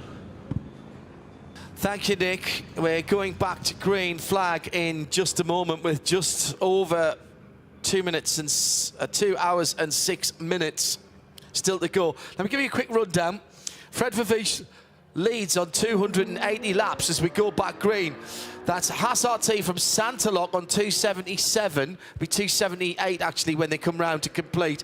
276 is the lead AM car, third overall. That's Roman De Angelis and Hartner Racing by SBS. Then also on 276, the lead 992, Sergio Nicolai for Vili Motorsport. Then the second in AM, Land Motorsport on 275 laps. They've got also on 275 laps Acutis ASP Mercedes number 88 and the 11 Chantal Prince driven Hofer Racing car on 273. 985 Felix Neuhofer for Porsche. Second in 992. Third then behind them by a handful of seconds. Actually, they must be pretty close together. Red Ant Racing and Red Ant the number 903. Also on the same lap, the leader in 992 is Gianluigi Piccioli in the 973 EB Motors Porsche. Still on the same lap is the 5th place Red Camel Jordan NL 909. Then Nick Njonson for RPM, second in AM. Then Ivan Giacomo for Porsche Centre Ticino, third in AM. That's your top 13 as we get back to green. Back to Nick for some more driver interviews in a wee moment. Nick Damon, what is still the RD Sainz GTX leader in the pit. I should say, by the way, those two cars that went in at turn 1 were separated by 5 seconds on the track when they went in. They were 21st and 22nd and side by side on the timing and scoring. Both drivers have gone for a medical check. I think that's very smart indeed. Nick, what does the Lamborghini number 720 look like? Much more damage than the Porsche, because it's gone in on its right-hand side, and it's gone in mostly on that right-hand rear corner. So rather than taking the impact across a large flat area, the whole side, most of it's going in the back. So the whole of the rear, there's so much broken carbon fibre there, and it's which is not cheap. It's bent the exhaust outputs. Obviously, it's completely destroyed the rear suspension mountings. The doors got a bit of break. The front right is absolutely fine, as is the front left. The rear left has just gone off. It's just lost its pressure, so it's kind of been pulled off the rim.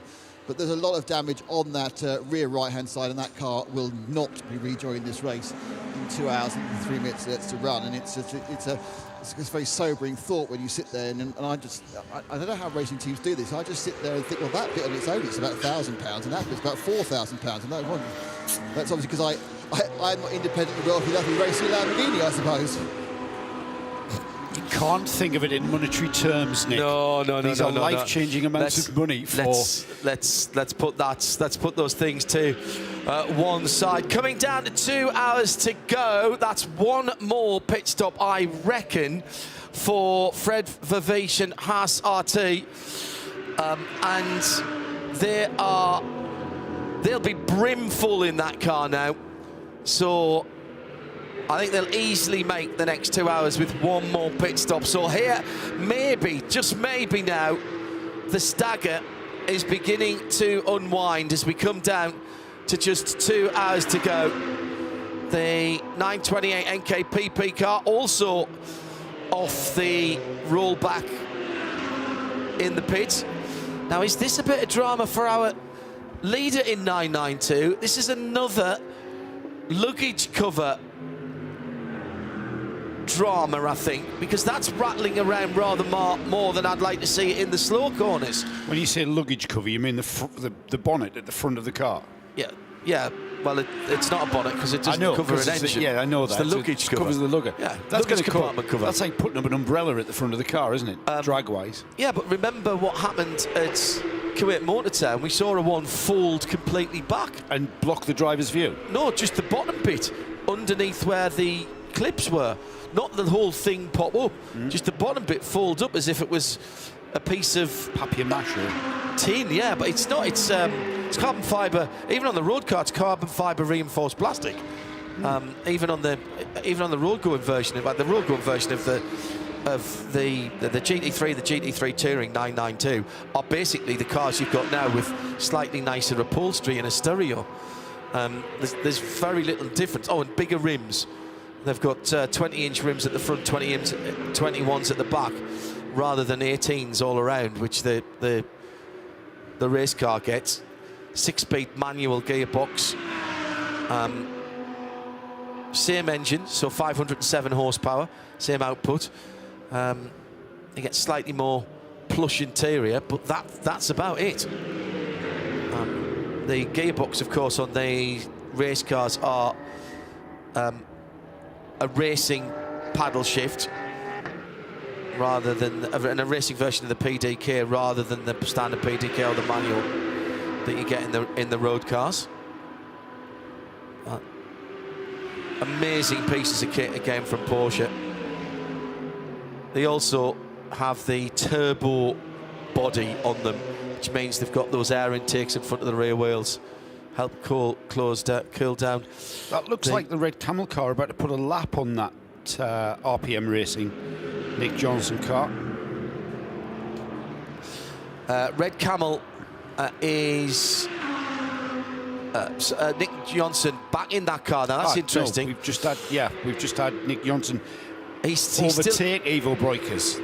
Yes. That's what we've got there. And what's important about that is he is heading towards the back of Gianluigi Piccioli, and he is 40 seconds behind him at the moment, and that's the battle for AM. That's the battle for GT3 AM. Yeah, he's one of the quickest 992 cars on the track at the moment. Right, it's 2 hours to go, and Joe and Ben will take you through the next little time, and we'll start things off with the TCE results going into the last 2 hours. Primus from Hoffa, 331 still ahead of 332, and now that gap, which was nothing at the start of the race, has got out to 6 laps. Then it's the TCR car and the Ligier still out there turning laps. So all of the cars that started are still running there. And in the GT part, it's Haas by 2 laps. Yeah, 2 full laps from Santalok. Then Harter Racing is the best of the AMs in GT3 with the Mercedes. Then Vili Motorsport is the leading Cup car. Land, Akkodis ASP's GT3 team in 5th overall, and that is the second, check that, the third AM car. 4th AM car, Chantal Prince for Hoffa. Then the Porsche Parade, led by 2nd in Porsche, Neuhoff Rennsport in 8th position. 9th Red Ant. 10th EB Motors, who are the best AM car, ahead of RPM Racing in 11th, second best AM car. Nick Johnson chasing down Gianluigi Piccioli. Red Camel Jordan are 6th in the AM cars. 7th is the 912 Porsche Center Ticino car. Enrico Fulgenzi Racing haven't had the best of luck today. They were up in the top 3 and have dropped down to 8th position. Then Jutta Racing for Audi in 15th position, are 5th in GT3 AM.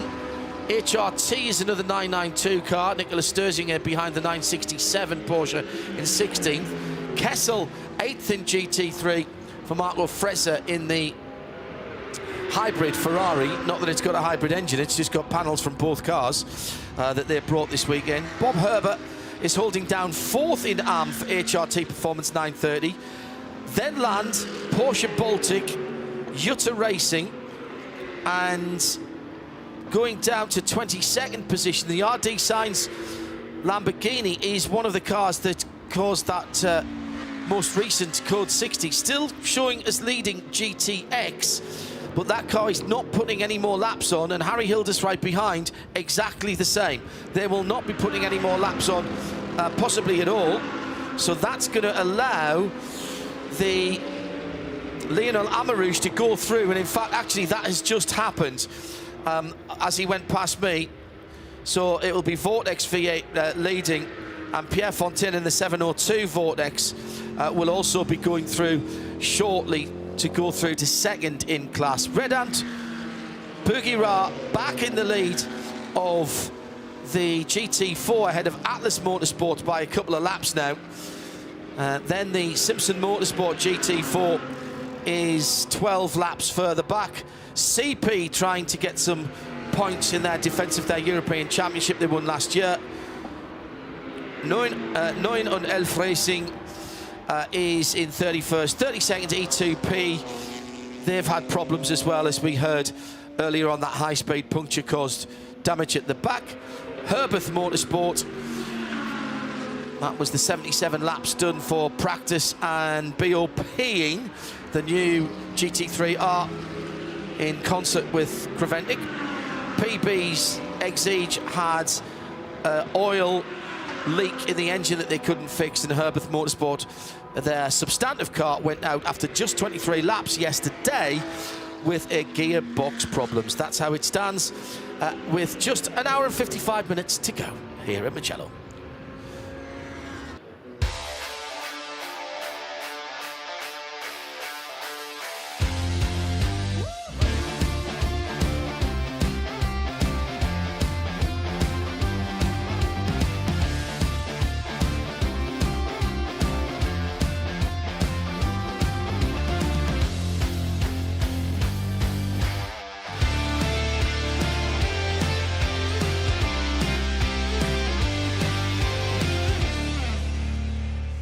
managed to...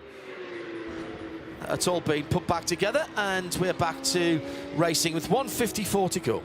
Yeah, I'm looking forward to Nick having a jog along to those two respective pit garages and just hopefully get a word with the drivers that were involved. Audrius Butkavekius and Harry Hilders were the drivers in that Lamborghini and that Porsche. Separate incidents, but such a coincidence to have those two cars go off in that fashion.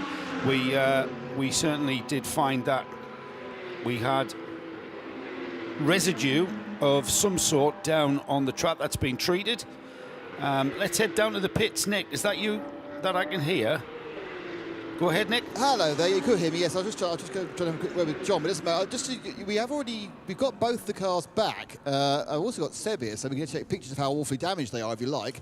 Yes, so the drivers, of course, have gone through to the medical centre, and they've not so far reappeared within the garages. I'm not sure if they will, to be honest, because they're probably sitting around shaking their heads going, that hurt. But we've gone code 60, Joe.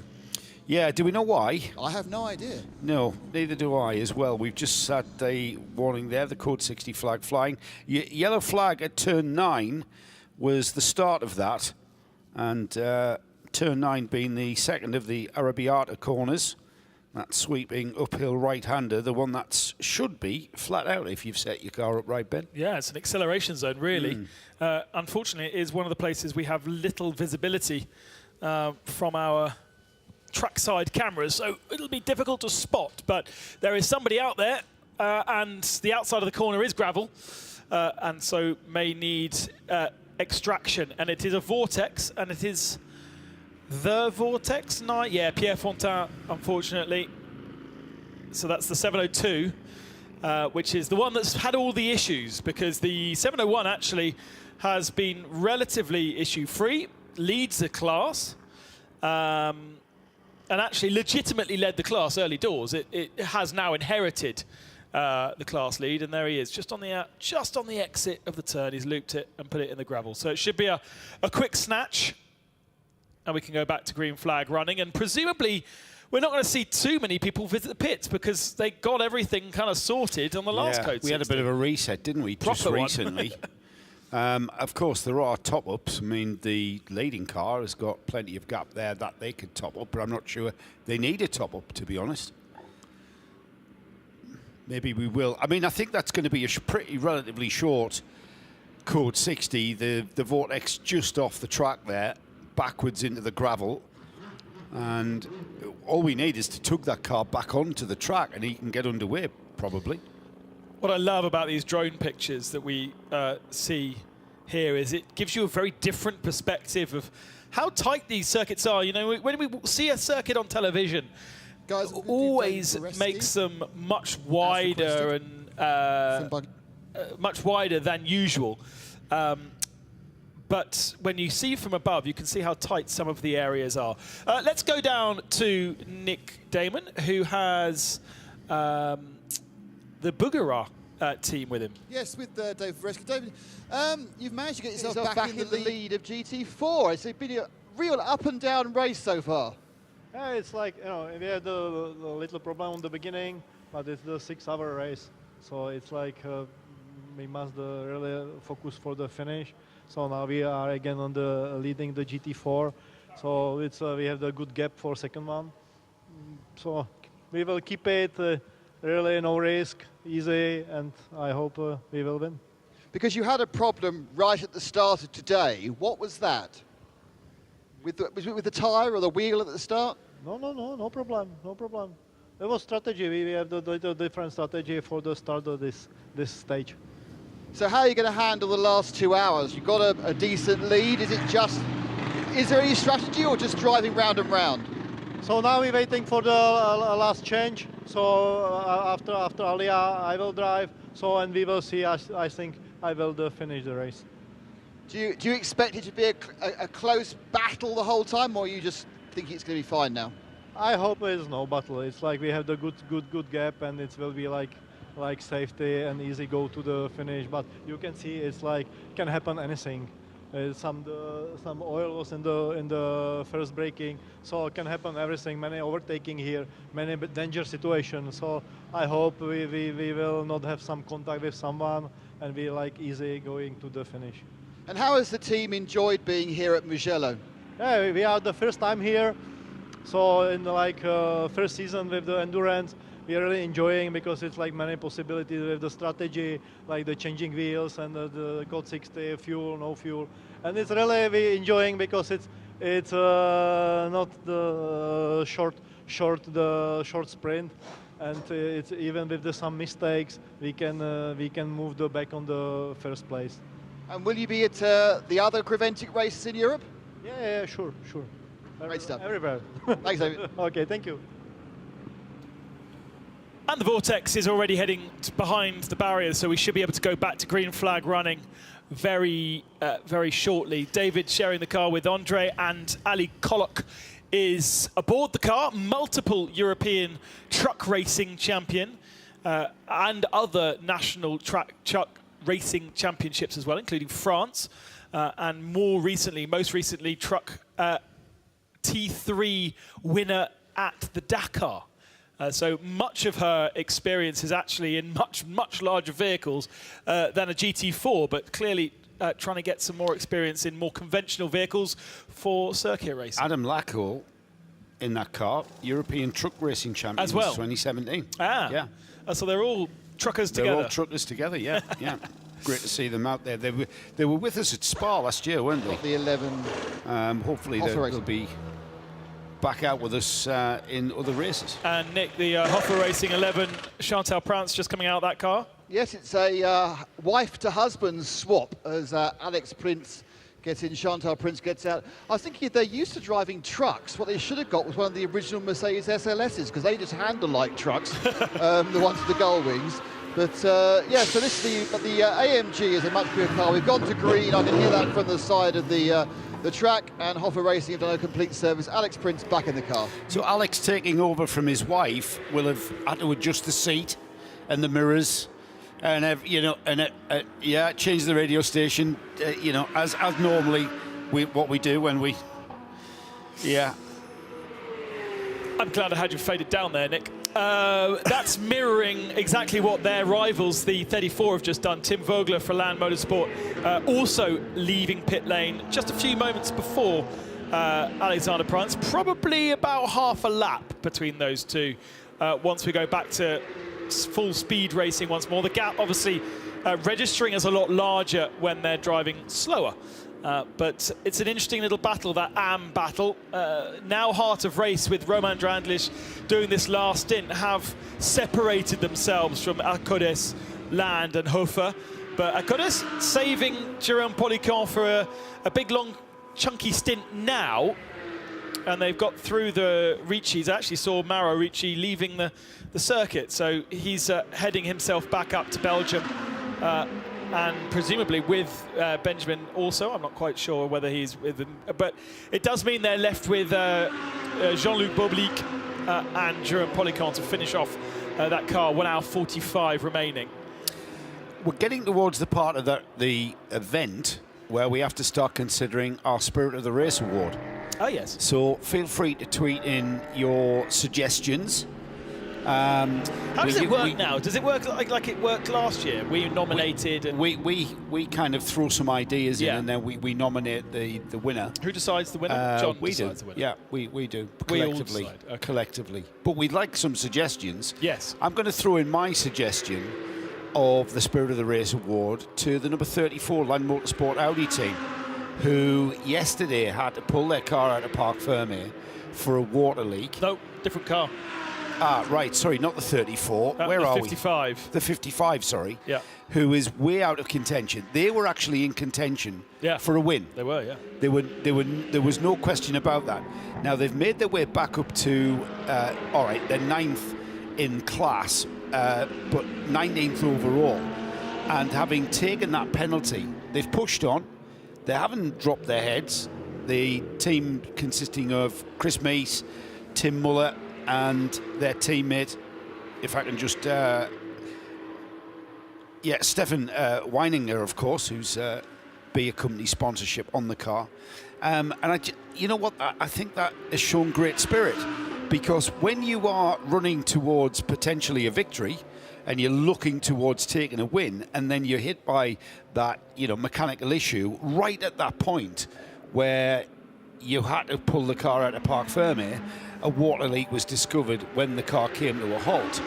All right, some could say, well, they were quite lucky actually, because if this was a straight through 12-hour race, that water leak would have manifested into an engine failure or something. Yeah. So because we had that pause button pressed, they were able to see that and rectify and get back out in the race. But I think that shows great spirit to just keep on pushing and going round. And Chris Meese in the car at the moment, 151s.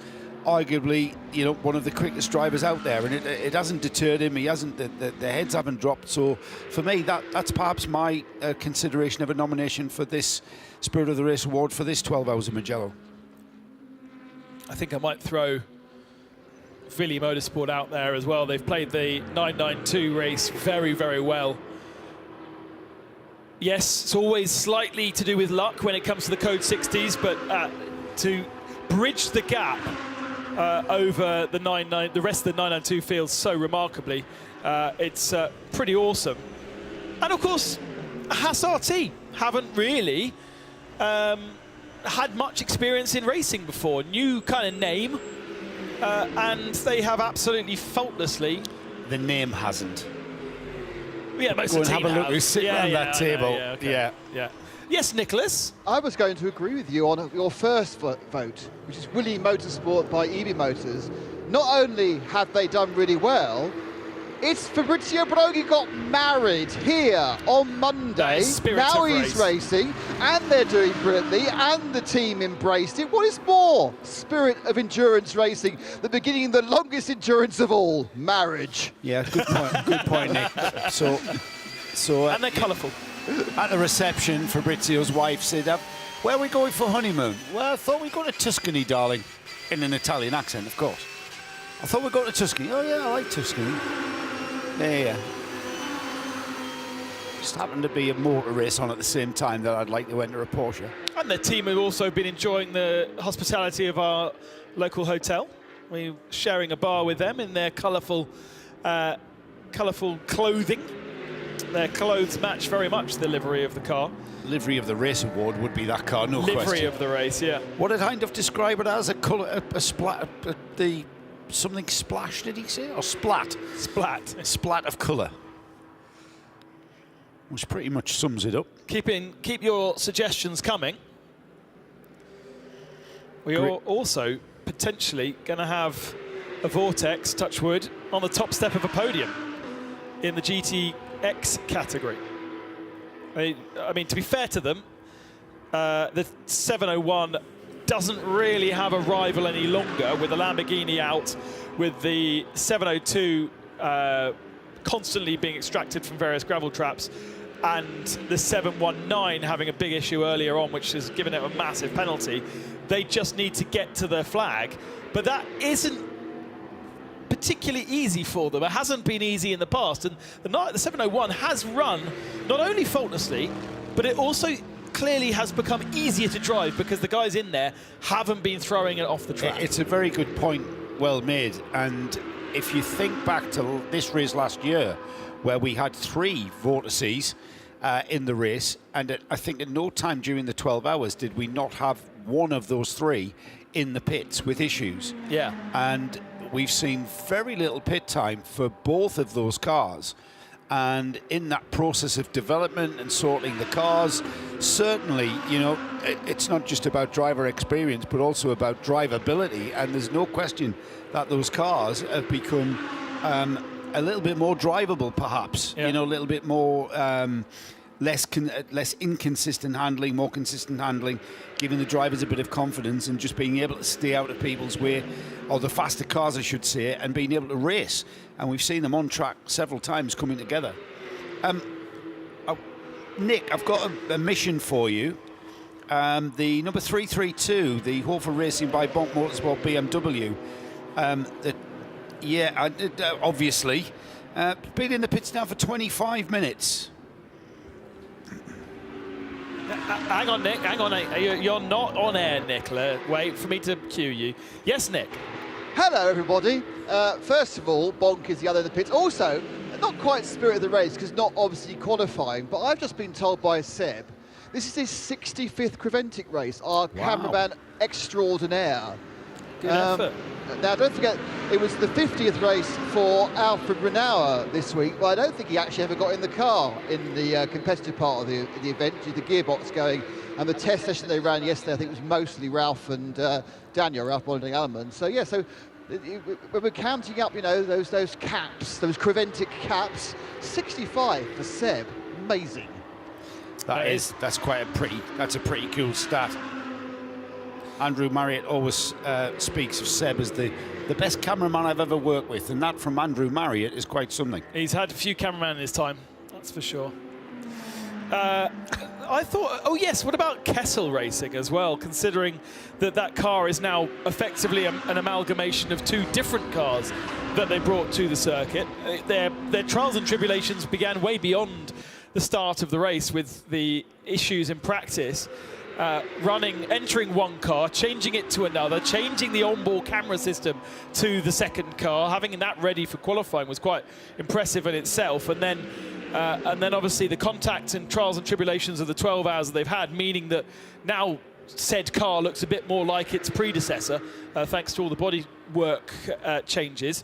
And they've actually been relatively fast. They're up in 16th position.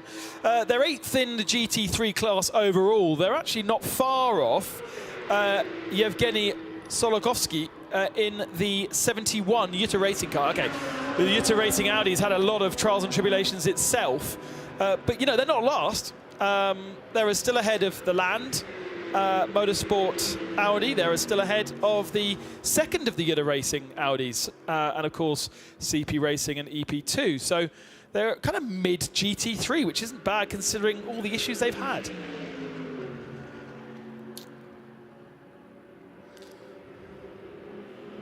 Yes, Nick.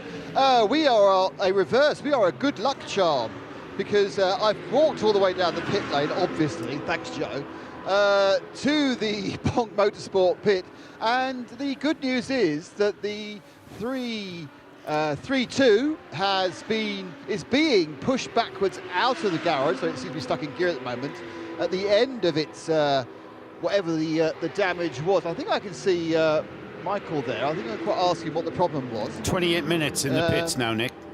28 minutes in the pits. What was the problem? A leak in the oil cooler. So in the code 60 was terrible. So that's handed the victory to the 331 then? Yes, looks like, but it's not over still. We have still running. So there's that battle's still going on, and there's a new oil cooler, and they've replaced the oil in 22.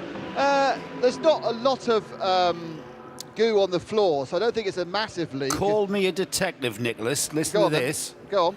So hang on. Hold on. I know where you're going with this. Go for it. The Lamborghini and the Porsche have been in the pits now 31 minutes. Right. The Hofer BMW, the Hofer is by Bonk BMW, been in now 29 minutes. Yeah. I'd call that a clue in my old job. Well, no, because if the cars have been in the pits, that's when they were delivered back on the low loader after the accident and after the recovery. Yeah, but we had a car out there Could have was been leaking spewing slowly. something. Yeah, could have been. Good point.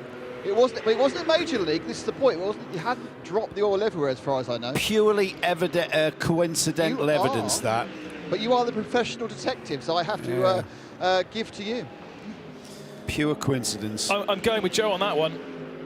There's no coincidence in the fact that two cars went off at the same point of the circuit, and then marshals were laying down something to absorb the fluid. And then a car comes in with an oil leak. And then a car comes in with an oil leak. Yeah, exactly. I think we'll convict on that. I think we've now solved the mystery. As liveries go, by the way, Bonk has got a pretty cool livery as well. There's certainly some work and some thought gone onto all those stripes, and presumably that's a full-on wrap, a printed wrap, rather than those individual stripes going on. Yeah, that's not painted, that's not hand painted. That's a great stripe, blue, purple, white streaks. Just keeping out the way of traffic very sensibly. Well, it has ruined their little race, though, hasn't it? Which is a shame. So the 331 is now the one that looks to be on course to take TC honours. just behind the slightly more powerful version of the same car in that will win TCE overall at the moment. Hampers heading aboard the Primus Racing BMW, and they are about 3 laps up the road from the TC category leader. Both M2 CS Racings, but the TC, but they've got different modes, haven't they, Joe, that you can race those in. And you can literally turn the engine up or turn the engine down depending on how powerful you want your race machine to be. That's right, yeah. And the TCX version is running a more powerful version than the TC. I mean, we talk about what cars can we bring to this series, and you know, we've discussed TCR cars dropping out of fashion because of the increase in prices. They're very expensive to run, and I got a lovely message from Stefan Tanner, who was won championships with the Autorama team, and you know, he's confirmed exactly what we were saying about that. And you know, the TC class there with the M2 BMW, which is a very production-based race car. It's got race car bits, but it's fundamentally a production car, to the point where they have to keep the car keys gaffer taped in the car so that they don't fall foul of that. And is that a car back in the that car back in the pits, Nick? It's pits, I'm afraid. Yep, we've done a lap. I didn't drop any fluid, so it may well be that it's got an overheating problem, it's not quite running properly. They might want to check that repair. If you repair a leak, you've always got to run it and then check it. Yeah. But they have pulled it into the garage rather than take it into the. Just look at on the apron, and they are now undoing some of their flight cases to look for more spare bits. Which do we prefer, 331 or 332 in terms of livery? Because we've just 331 looks pretty sexy as well. Which of your children do you prefer? Well, you only got one, so that's easy. You know, I've got 2. Joe's got a couple. You can't choose a child, can you? You can't choose a livery between 2 equally competitive, fantastic bonk cars. Oh no, you can't choose your favourite kid, no question. Well, I know who yours is.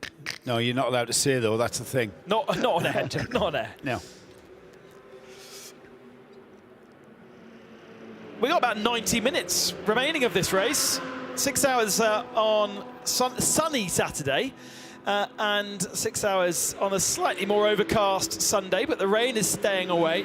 Fred Ravish leads, coming into nearly 300 laps now around this Mugello circuit, 3 laps up over the Santalok Junior team. Erwin Bastard back aboard the 26 car. And now with Romain De Angelis putting in the laps in the heart of racing by SPS Mercedes, now they are pretty solidly in that 3rd position overall, best AM in GT3. And then we have on its own the 992 category leader of 955 William Motorsports by Ebby, which has got Sergo Nikolai back aboard, Sir Joe Nikolai back aboard. Then we've got that battle for 2nd in AM honours, which is Akkodis ASP Land and Hofer, the 34 Land. That's still tasty when it all kind of plays out in terms of strategy. Some have got less fuel than others. 2nd in 992 is Felix Neuhofer in the Neuhofer Rennsport machine ahead of Red Ant. Where is Red Camel? They are down 6th in class right now. 6th in class behind the first 2 of the AM competitors in that class. 973, which is Ebby Motors, is leading the AM category ahead of Ivan Giacomo in the Sentry Porsche Ticino. Last year in GT4, by the way, they had the most amazingly beautiful white and kind of martini liveried Cayman, the Sentry Porsche Ticino, and it's a shame not to see that car continuing, but good to see them progressing up classes. Then if we look down, GTX is still the Vortex with a couple of laps, 7, 8 laps to the good over its teammate. GT4 is led by Buggy Ra. Ali Kolok is aboard that car, and they have about a lap and a bit over the Atlas Mercedes, with Simpson still circulating well, but a few laps back, nearly 10 laps back off the next best GT4 due to their issues yesterday. TCX is Primus, and that the overall leader of TCE. Then TC is the 331 of the Bonks, TCR is obviously the only TCR that we have, which is the Akoda Racing Audi, which also seems to be run somehow by Zengo. The Zengo truck is transporting it, even though Zengo was always previously Hyundai and an Audi. The saying is you only need 2 cars to make a race, and the GT4 battle proves that very thing. They've had a right old ding-dong of a battle. They've swapped positions. Each of those GT4 Mercedes have had issues. We had the Boogie Rock car in very, very early on with a long brake pedal where we saw them having to change the full brake pads and discs. That was part 1, wasn't it? Start of part 1. Yeah, the very, very start of the race. Yeah. And, you know, we've had a little bit of issue with the Atlas car as well. That lost a bit of time. Lost a wheel. And right now, it lost a wheel, yeah, absolutely. And wasn't that just before we went to the interval? Didn't that bring out the a code 60? No, it was on the last lap, so it didn't even need to bring out code 60. Okay, so that lost a lot of time then. Lost 5 laps at least, yeah. And yeah, I mean, to have those cars now just over a lap apart, that can easily change. Still 90 minutes of this race to go. And, you know, again, if we had, what, another half a dozen GT4s, you know, I mean, it's provisional. That's the category I can see the most possibility for growth in, to be fair. Well, provisional entry is looking good for Spa. I know that entry is about to be announced, and hopefully we might have some information for you before we go off air today as to what the entry for the Spa race is looking like, which isn't that far away. First weekend in May is where we reconvene at Spa-Francorchamps, another classic motorsport track, steeped in history. And yet GT4s, I think we've got a few more GT4s to announce for that. Good. Well, you know, they're going there in July for the European Series. The French Championship go to Spa. Oh, it's 701. Is it 701? Ah, that's one of the vortices. No, one of that's the vortex. the leading vortex. Yeah. With Lionel Lamarouche. We were talking about how good that car has run. It hadn't had any problems. Lionel Lamarouche is the team boss or co-team owner with Philippe Bonnell, and he is in the gravel, so this is going to be code 60 with 90 minutes remaining. Wheels fallen off. Has he just come out the pits? Was that the right rear? Right rear, yeah. How long's he been out? Where are we? An hour. So it's held on for an hour. Yeah. It's not like it's just come out of the pits, is it? Nope. No, it's not a bolting on problem. And just when we were saying how well those cars were doing, maybe it's our fault. Always our fault. Right, who's going to jump? Heart of Race already in the fuel area. They can take a full tank of fuel, of course. Tim Vogler already in the fuel area as well for Land 34. Taking advantage of this code 60. It's a bit too far out to do the last stop now, isn't it? And it's oh yes, definitely. Just, you know, give it another 20 minutes or so, and then really, that's a broken wheel failure on the Vortex. Yeah, that's a broken wheel. The wheel's completely snapped. The spokes of the alloy wheel completely snapped. You can't blame Vortex for that. No, all they've done is tighten the wheel. So they've had a wheel failure, I think is how you describe that. Very unusual these days. Very rare you see that. The spokes haven't give way. It's going to not be that quick a recovery. I mean, the recovery teams here at Mugello are really, really hot on doing what they do. But that car will have to be put onto a flatbed. It'll be dragged out of the way. And if we can get it off track and then picked up by the flatbed off track, we'll be able to get this code 60 in. But the good thing is that the car has just ground to a halt in the gravel trap. And rather than that could have been a really nasty one. Yeah, absolutely. We were talking about Spa just a few moments ago, and we can now announce the provisional entry list for Spa. Look at that. Do your maths, but there's a lot more GT3s and 992s there than we even have here, so that is going to be a busy one. How many are per column have we got there? 1, 2, 3, 4, 5, 6, 7, 8, 9, 10, 11, 12, 13, 14, 15, 16, 17. So that's 20 per column. So that's 40 cars, plus the GTX category, which is 10 cars? Yeah, in the middle there. 8.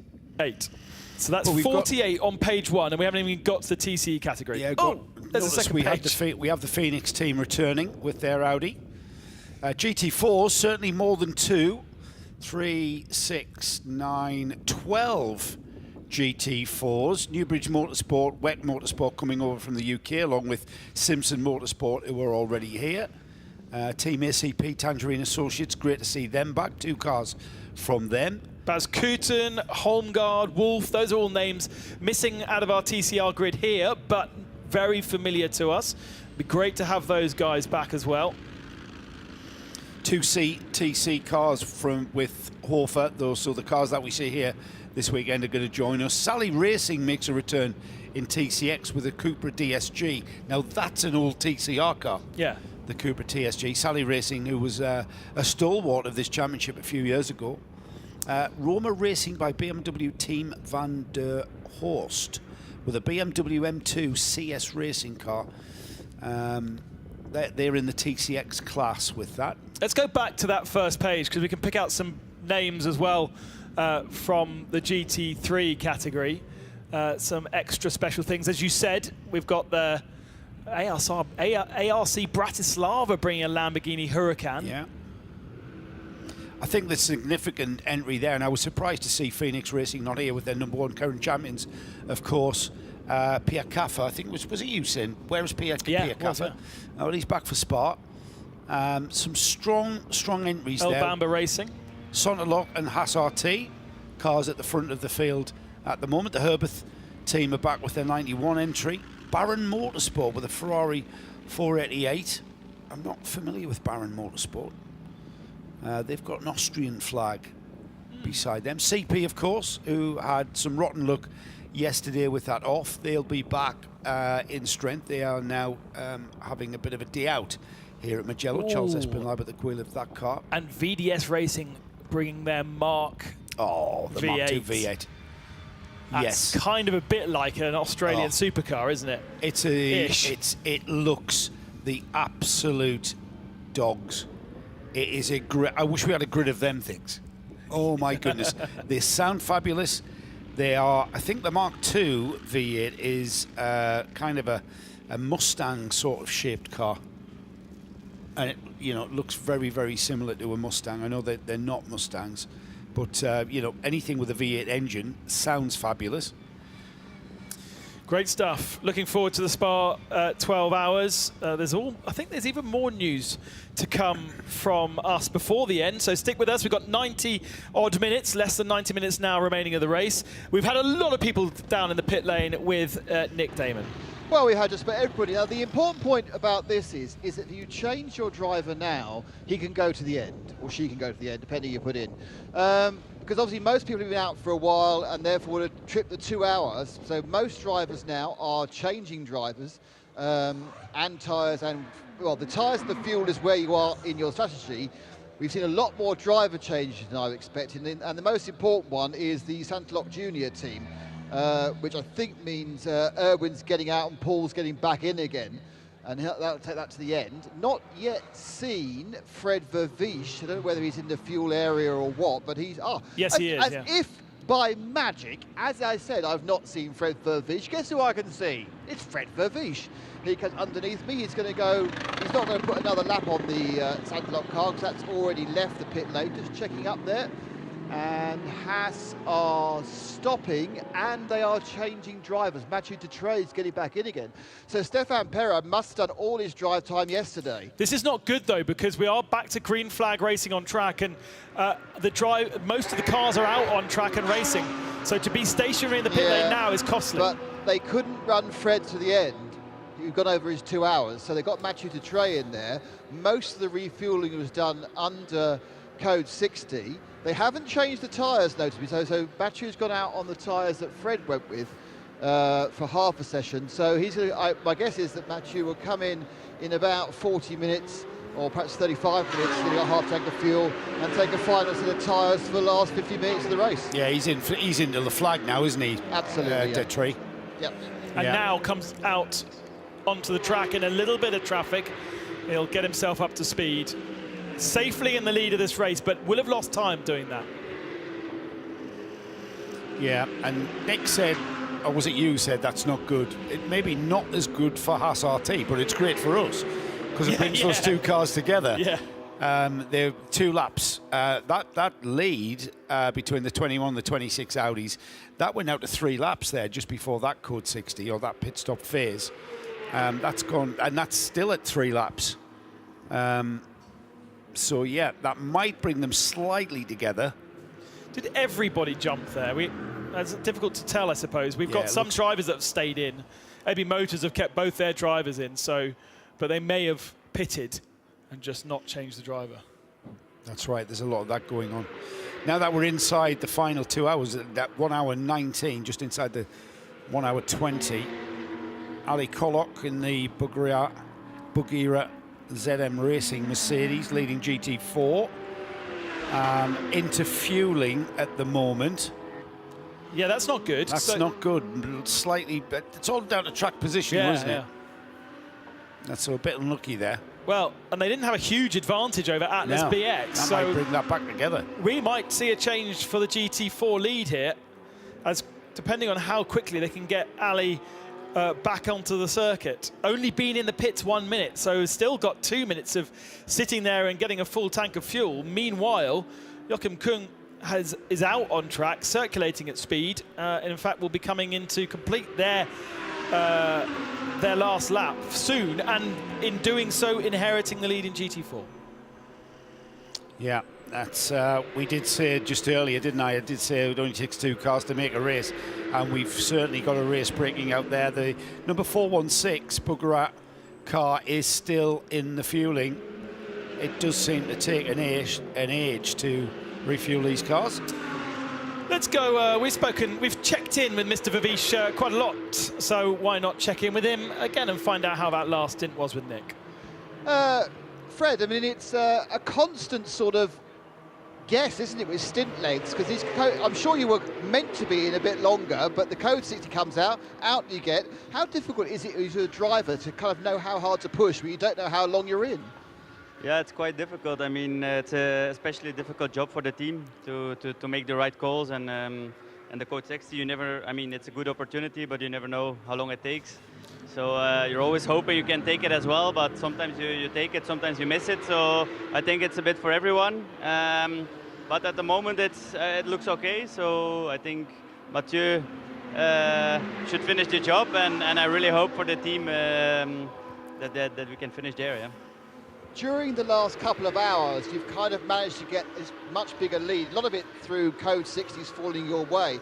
When you were out there in that last stint, were you pushing 100% or were you holding a bit back because of the lead? No, I mean, if you're leading, you cannot, and if you have some decent gap, you need to manage. So we're definitely managing, and I think, yeah, the whole day we try to manage. Sometimes we push, but not a lot. So yeah, we want to finish where we finished yesterday, so we have to keep the car in one piece and try to drive smart. Quite a long way through the race. How's the track holding up? I mean, we've seen a couple of cars spin off and we think fluid. Is it dirty or how is it?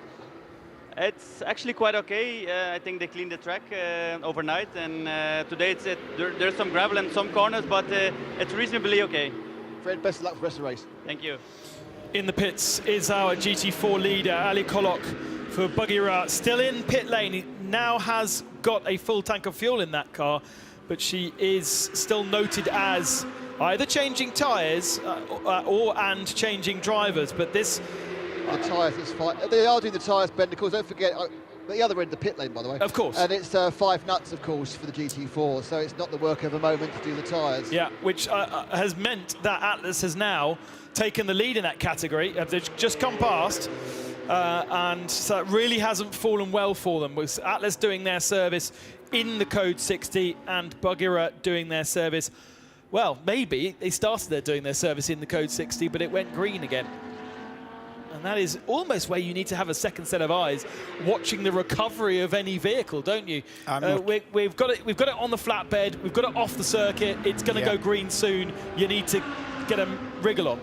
I'm not sure if they managed to get that refueling nozzle into the car before it went Code 60. Well, it definitely didn't do it before. Sorry, it's before they went green. Sorry, yeah, exactly. That's what I meant. Yeah. If they did it after it went green, then they almost could fuel it to the end. Yeah, I think it was purple. We can have a look at that on my strategy computer in a second. But if that's the case, then maybe they can, David Vasecki, who's jumped aboard that kart, and take it to the end, and maybe Atlas still therefore owes us a little splash and dash, which will bring them back together. But actually, according to the clock, only 33 seconds between the two of them. And Buggerah have actually also lost a position to the 702 Vortex. 701 is noted as back out on circuit, so it's been brought back to the pits. They bolted on a new tyre, very easy to do so, because it was the rim that broke rather than the hub or anything like that. And they're back out and running. Lucky to get away with that, where they did, that tyre braking there. Can you imagine through the Arrabbiata corners? That would have been a much nastier accident, and certainly...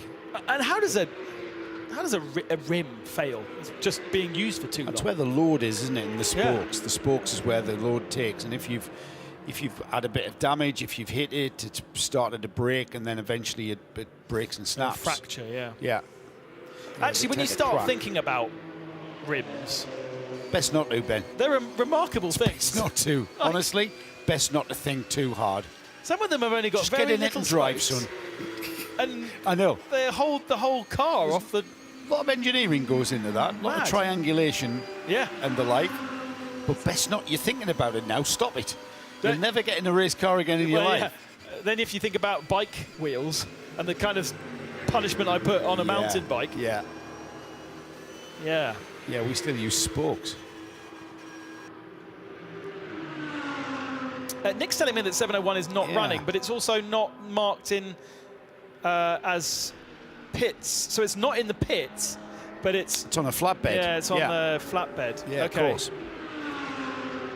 But it still actually holds the lead of the race because nobody else has caught up with that advantage. Obviously, the Lamborghini is out, and the 702 has had some maladies. So still, 701 leads. It's got, for the next car in class, which is its sister Vortex, it's on 275 laps.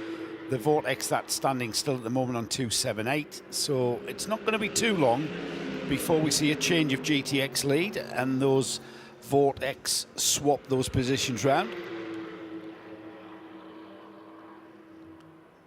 So again, only two cars needed to make a race. The third in the GTX class is the RD Sainz Lamborghini that has gone out after that big off. That will still appear on the podium though, because the other car running, or it may not, 250 laps for the fourth place GTX 911 900 Elf Racing Porsche is out on track at the moment. 250 laps completed. The Lamborghini 265 laps, so we are going to complete more than 15 laps. So that Lamborghini will probably drop off the podium if the number 719 Porsche can keep going. And we heard that 911 had lost its floor in a recent interview. What I didn't realise is the floor had also taken the rear bumper with it. So that beautiful green and red livery Porsche is running around the Mugello circuit with absolutely no rear bumper or splitter or It's one unit, isn't it? The floor, the rear floor, and the bumper is one piece of kit. And it's you go over a bump on a piece of grass wrong, and it rips the whole thing off. And my little Ginetta, that cost me an absolute fortune. I was very furious. I spoke to Jonathan Palmer, the owner of the circuit. He was like, if that bump wasn't there, my splitter would still be on my car. And then did he invoice you for the grass? Well, yeah, exactly. if you'd actually stayed on the tarmac, then you wouldn't have hit the bump. Yeah, there's no sympathy from a MSV track. Alton Park, turn 3. Bottom of the hill, left-hander. Cascades? But yeah. Oh, Run wide. It's horribly bumpy up there. Yeah. God, Snetterton turn 1's another one. Don't go off wide on the outside of turn 1 at Snetterton on the exit. Chris Diamond went airborne by about 10 feet in the air on the outside of Cascades once, all those years ago in Clio Cup. Could just do with a roll. Just get one of those big road rollers. Good for business in the race car team business. Good for business. We had to repair it, of course. Yeah. Which costs. Good for business. So we now know that E2P have fully retired out the race with a that was an engine issue, wasn't it? Hofer Racing by Bonk with this oil leak back in the pits again. So they're in there another 23 minutes. And then the NKPP and RD Sainz cars that fell foul of the slippiness, which we think came from that Bonk car at turn 1. and they, of course, also retirees in this part. So I'm about to head back down for the last hour in the pits, and it's in about, what, 40 minutes or so we'll be looking like awarding our Spirit of the Race award. Yes. So I'll just remind everybody, my nomination is the 55 Land Audi for keeping their heads up and pushing on. Even, you know, they were in contention for the win. They had that water leak that put them out overnight, and took an immediate 10-lap penalty, but were able to repair it. They were out of contention. They haven't dropped their head, so that showed to me great spirit. I know Hindhoff is coming back very shortly, and we'll get his ideas and nomination for that. But keep your thoughts coming in. Nick give us a hand with that one. Nick and I kind of seem to agree, which is odd, with the 955 Willie Motors by Ebby Motors. That's a good one, really, nomination. considering the circumstances. Yeah. Be even better if they could just find another 30 seconds and get themselves back onto the overall podium.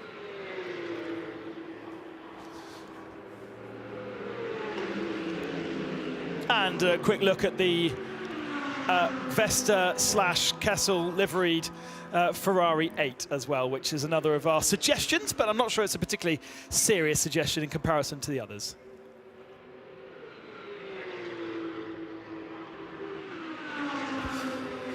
What a strange day, weather-wise. It's not, Nick, it's not cold. You're not in the wind. You're not in the wind. It is cold. I've just walked down for lunch and walked back in a pair of shorts. That's what, 2 minutes, not 2 hours. Anyway, more importantly, the Vortex 701 is back in the pits. So hopefully, if it is just that broken alloy, they should get the wheel back on again, and that car could be out without leading the overall lead of GTX. Excellent. At RSL_studio, Wicker Bill lost us for an hour or so on the tops, but on the way to Grasmere, I think. Very impressive that his Virgin data has kept him connected to us here in Italy. Virgin being a telephone supplier rather than anything else. Indeed, should say for our international listeners. Good point. Yes, they are a telephone supplier as say AT&T or BT or Vodafone, etc. Vodafone's a good international one. Yeah, that's most people know. That looks like the wheel is already being fitted on the back of the tow truck, no? Yes, because they want to roll Drop it off the flat wheels. bed. Yeah.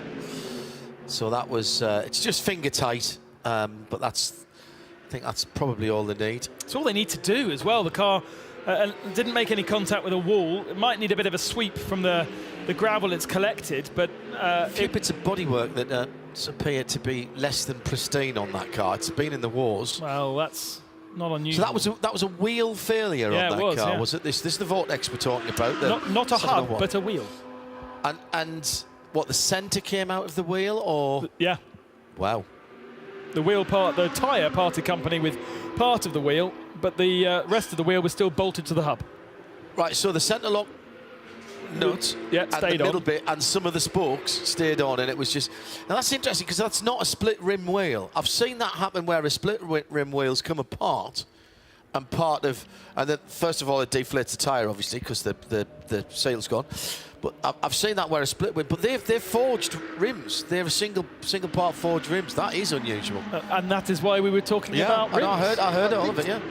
Hopefully in a second, Seb should be able to show you said wheel. Oh, really? As it is, I'm not sure I'm not sure I can do the full Joe Bradley tyre wear indication, but I can indicate where it is lacking the requisite number of middle bits. Has some spokes. This is where it should be. Yeah, so that is what's commonly known as a wheel failure. That's my technical assessment of that wheel. That is nothing to do with the Hankook tyre. No, Hankook tyre is perfect. Yeah. Still inflated. Still inflated. So that's the whole centre part of the... So was the contact for that happen? Was it sliding sideways? Was there a particular amount of forces, or is it just fatigue? Can they be lifed? I suppose they're lifed. Your life rims. Yeah, you absolutely life rims. So that's a good one. Was it dropped on its head when it was a child? You know, you know what this? You know, not if you drop your race helmet, you throw it away. You know, yes. Has something being placed on it? Is it extremes of heat and cold? Answer is we don't know. It's been stored out in the snow. Yeah, exactly. Answer is we don't know. Anyway, the good thing is that if they can get Lionel or Philippe into that car, they should be able to get out and not lose the lead. They have now lost the GT overall. The 2 GT4 cars have gone ahead of him, but it's now going to be a 702 versus 701. So, they have lost the lead to the 702. To the team car. That's just happened, yeah. Right. Okay. So Lucas Sugliano's just gone through in the 702, which remember for a long time was being told to come in and fit a new transponder. Alcamel were having this. Sorry, not Alcamel. Timeserver.nl having to time it manually. It has also faced the wrong direction on a multitude of occasions. Unlike the 701, we've never seen the 701. Well, that's the first problem, isn't it? Exactly. That the 701's had. Yeah. And with, an hour and whatever it was, 15, 20 minutes to go, doesn't leave it an awful lot of time to recover. And it was Lionel Amarouche behind the wheel of that 701 when the gremlins struck. I mean, that is unlucky, isn't it? You can't ever... Well, I'm not sure it can be unlucky. That's the thing. Well, if it's just a failure. If it's over-lifed... Gosh, look at all those tyres. Unbelievable pile of tyres. In the paddock, next to the Hankook tyre fitting set, lots of tyres. I presume they are used. Used ones, yeah. They all go back. All go back to Hankook. Nick Damon tells us that the 701 has left out. It's Felipe Grau who has left. It's a little more dusty, but still very orange, with the tricolour on the rear view mirrors mounted to the front wings, or actually to the front of the doors. Where have they come from? They definitely they're off a road car of some kind. You think they're from a road car? Meantime, in comes kind of the round, 9.6. aren't they? It looks like a Fiat Multipla or something. Here comes Nicholas Sturzinger for HRT in the 967. That's 10th in 992. Sergio Nicole not catching Ian James at the moment. Ian's got a bit of a wiggle on, actually. I think Ian wants to make sure that he holds on to that lap lead that he has in GT3 AM, but also possibly put a little bit of pressure on Santaloc Junior team. He's lapping a couple of seconds quicker than the second place car, and 3 seconds quicker, or a second quicker rather, than Mathieu Dutré. They don't have to... I'm a bit worried about saying this. Is the... Was that the Vortex coming back into the pits? But that's the other one. That's the other one, okay. No, it's not. Yeah, it's 702, yeah. That is, yeah, phew. So this is the leader in GTX coming in. And therefore, the Lucas Sugliano. Now, he eschewed going to the pits there, to the fuel there, rather, and he's coming straight in. Now, there's a pressurised bottle. Does that mean an issue? No, it's a penalty straight to the... No, sorry. He's at the penalty box, but that's where their garage is. He's got a loose left rear wheel. Ah, we've seen them talking these up before, haven't we? Nick, Damon? Yeah, they use a massive torque bar, a breaker bar. It's about 8 feet. And in fact, you can see it right now. Seb can show you the massive torque bar. It's not 8 feet, it's about 6 foot. But yeah, that was loose when he came in. Now, I don't know. Could be. They're going to give us a grandstand finish, aren't they? They're both of the. They can't get the left rear off. They've got some issues with that. That's not seating properly. How long is it since that car went out of the pits? The 702. That's been out for a while. Probably that would be in the last code 60, but I don't think they changed tyres then. Well, I think that's not sitting. I think that's a wheel that's not seated properly, and a nut that's cross-threaded. Yeah, it's both, isn't it? Worryingly, there's a look at all the nasty swarf where the nut is. Swarf. And that tells me that is being stripped as we talk, and it's a nightmare trying to get these things off. They're taking the captive ring now off the inside of the wheel, and they're trying manually get it off. What's that tyre that they're putting on? That looks very dirty. That's one that's come off. I think that's one that's come off the other car. I'm not sure during its accident. Okay. 7:02 behind you, Nick. Going back out. 7:20 going out. Back on circuit. So that's on brand new tyres. What? The 7:20 is behind you. I've just seen it. That's amazing. Paulius Pascavicius, the RD Sainz car, third position on 266 laps. The 71 Audi's just soaked up a whole load of penalties for Yevgen Solorovsky for Utah Racing, and the pile of used tyres at the back of Hankook competition continues to grow. And I dare say we'll throw some more onto that before the end of the race. They don't get thrown away. No, negative. They go back to the factory. They get recycled, don't they? Yeah, they go back to the factory. They're all looked at as well. They're all examined. Let's get back to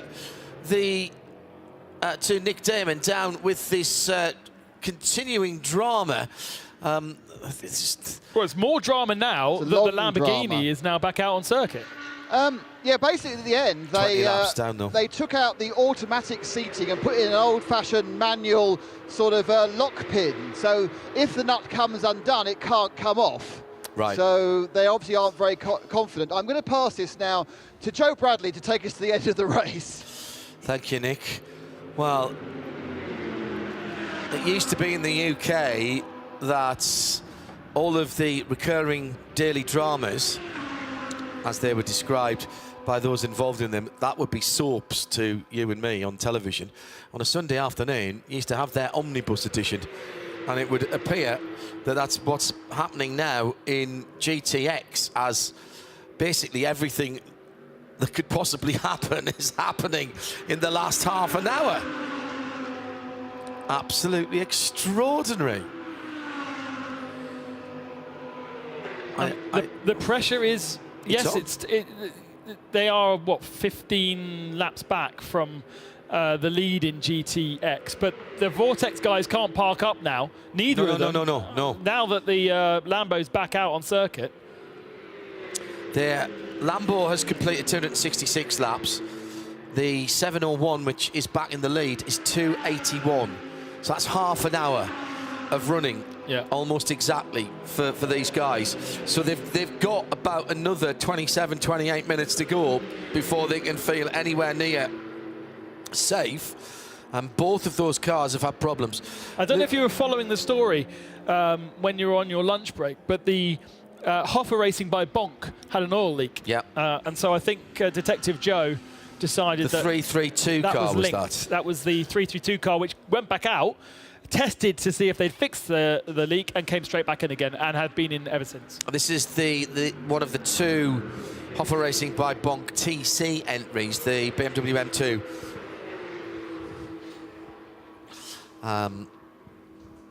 And so that means that it'll be the 331, also in the pits at the moment, that wins that little inter-Nissan battle. Yes. Yeah.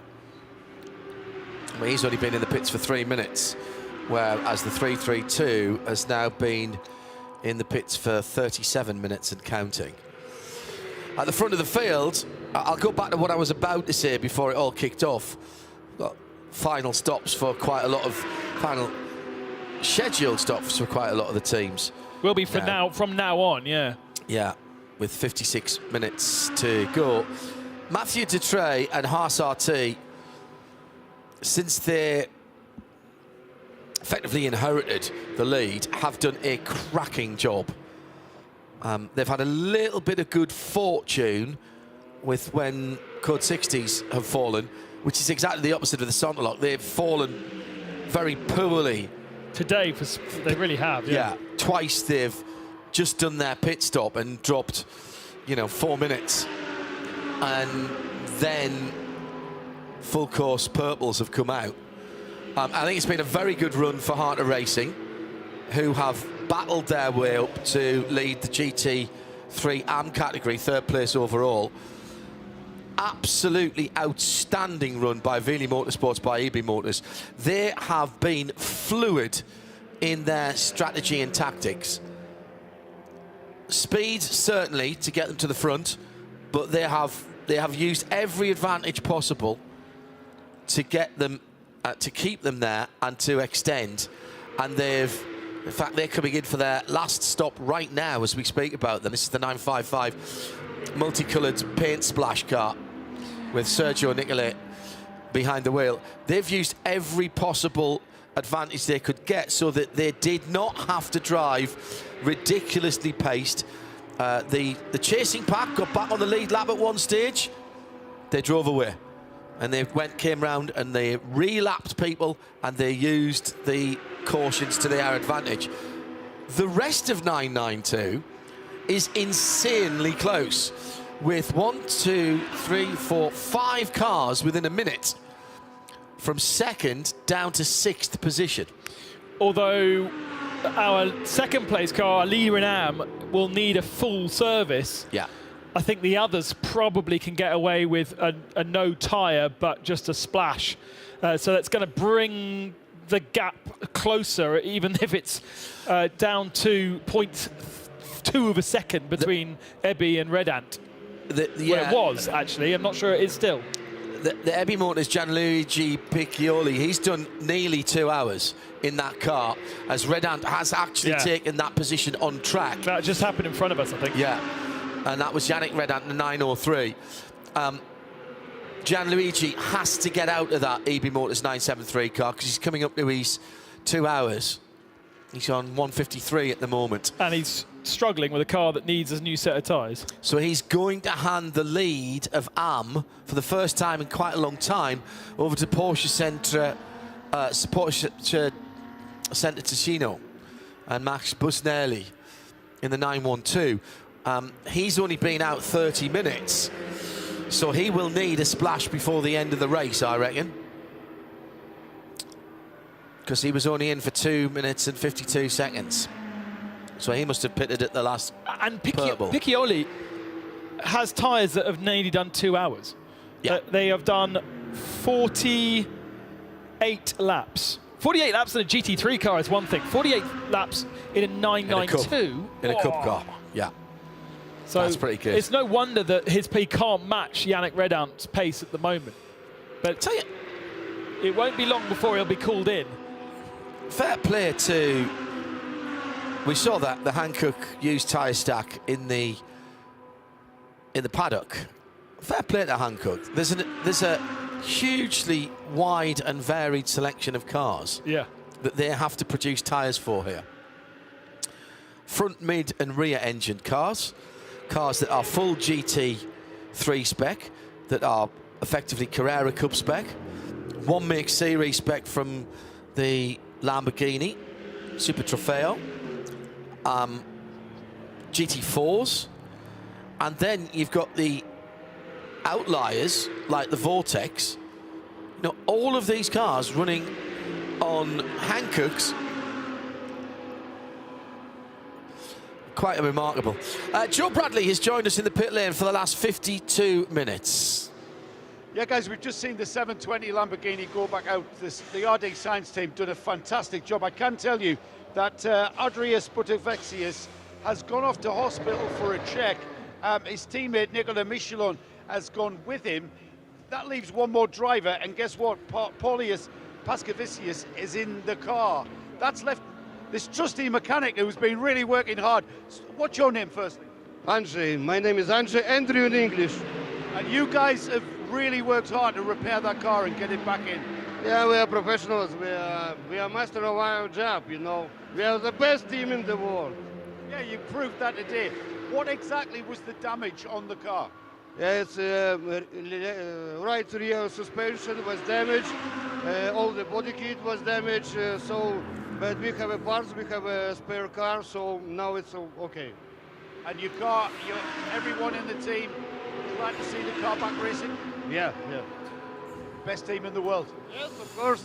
Thank you. Fingers crossed. Thank you. I really do feel sorry for the cars that get left out of racing at the start of a 12-hour or 24-hour race, and by the end of it have been completely abused. Yeah, they haven't done any. They haven't done what their purpose was. If they had a heart and a soul, they've sat there and watched, and then been pulled apart for bits for their sister car. Totally cannibalised. Yeah, the RD Signs guys always have that second chassis sitting in the back. Sometimes they run it, but I noticed it was there, and I thought that's not going to be like that at the end of the race. Have they just brought themselves into contention there for Spirit of the Race? Well, that's up to you. Well, it's not up to me, it's up to all of us. I ask that perhaps as a rhetorical question. Krone Racing, it's the lime green and blue RPM run car. They've had a decent run as well. Nick Johnson still third in 992 AM. And they're just soaking up a penalty there as he goes back out. Now, outstanding penalties. Lots. Still lots. And once you get into the last 30 minutes, I think it's just added on to your race time, isn't it? So we're going to have to keep an eye on that.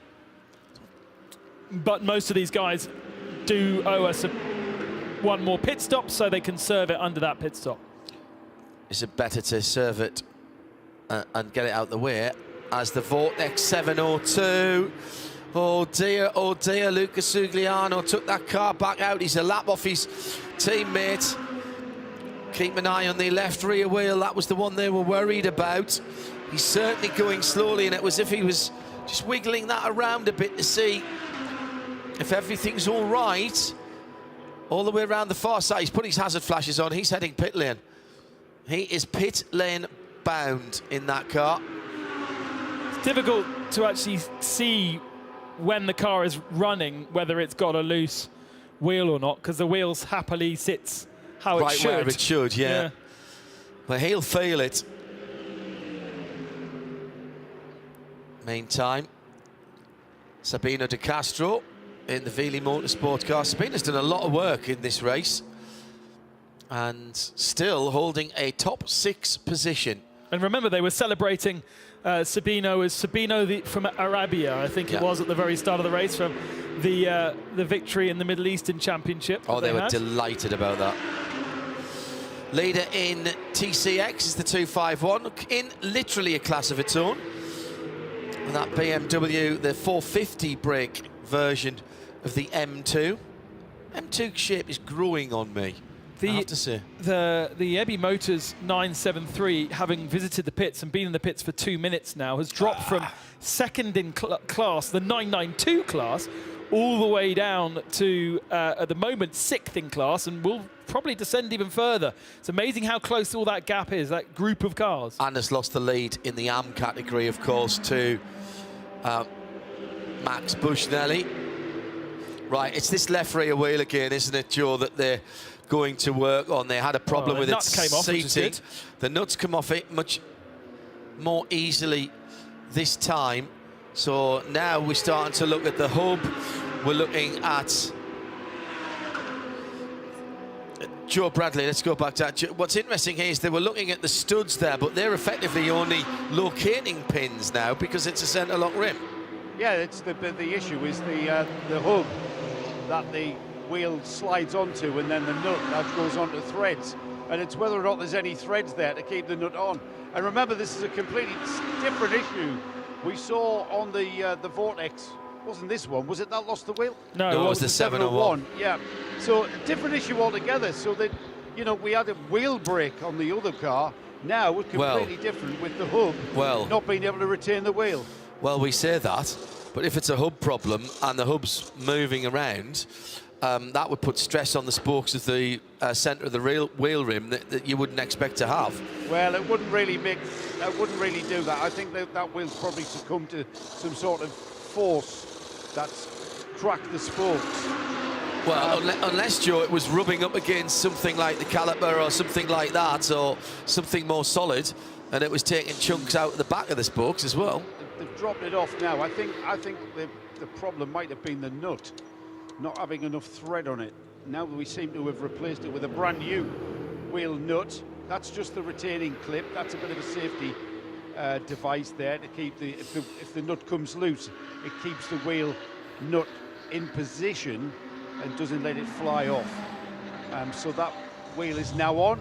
torqued on, by the way, so we know it's tight. They've had this Back issue out. before. Let's have a look at the wheel that they've took off. Might be able to see some evidence of what the problem was. Maybe wasn't quite on one of the locator pins or something.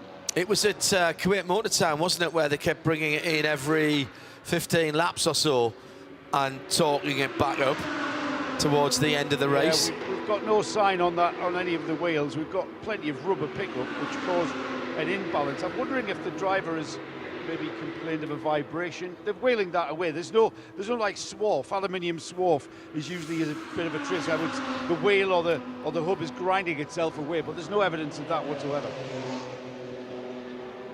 44 minutes to go in the Hankook 24-hour series for 2023. The first European round, the European Championship, finishing up at Barcelona in the middle of September for the twice round the clock Barcelona 24 hours, and it does run straight through that one.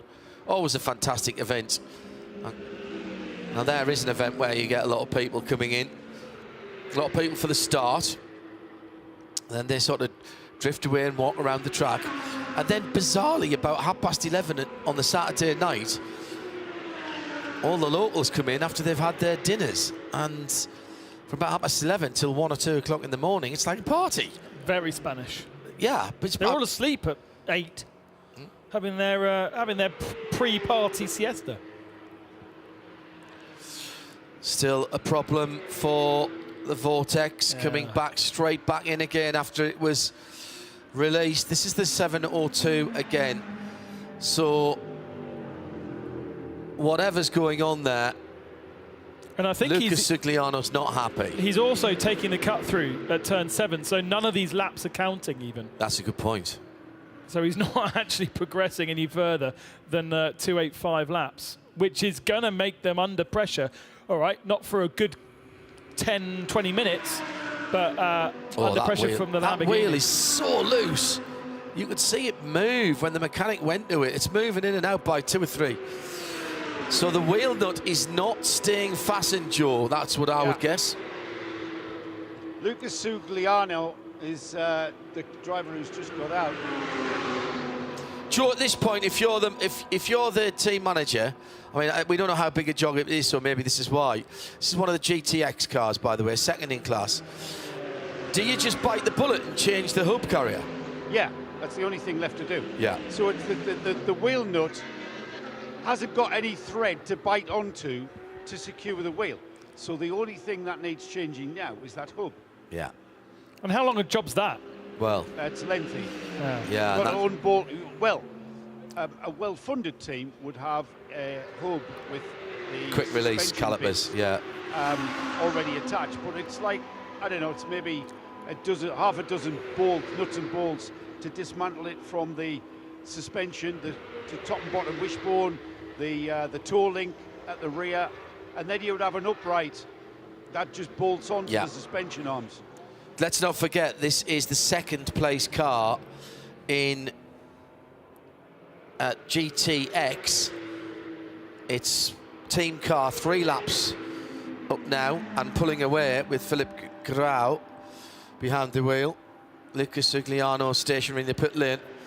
And what we've got to keep an eye open is the RD Sainz Lamborghini, which bizarrely is in the fuel at the moment. So not sure why they didn't fuel to the end. Maybe they weren't quite close enough.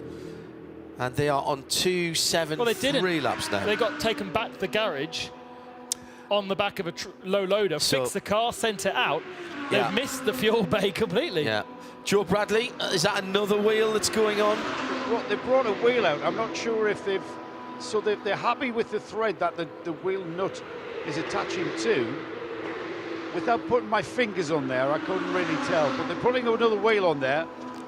It's maybe they're not happy with the way that the locator pins are seating with the wheel, and the wheel's not seating right, which is then making the wheel undo itself. I don't know where they're going to get a driver from to give this another try. Literally, the driver's disappeared. He's scarpered. Yeah, he's not happy, is he? He took his helmet off. He's not happy. He doesn't want another go in that. He's took his helmet off. He's. Are they trying with the windy gun there rather than the? Well, they put it on with the windy gun, with the air gun, and now they're going to torque it up so that it's right.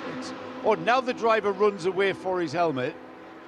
He's quite surprised that he's been asked to get back in, I think. I did not think that he thought this was going to be repaired in such a quick shape, because they've done this before. This is the second time they've done it. Or is it the third? The third wheel they've offered up there.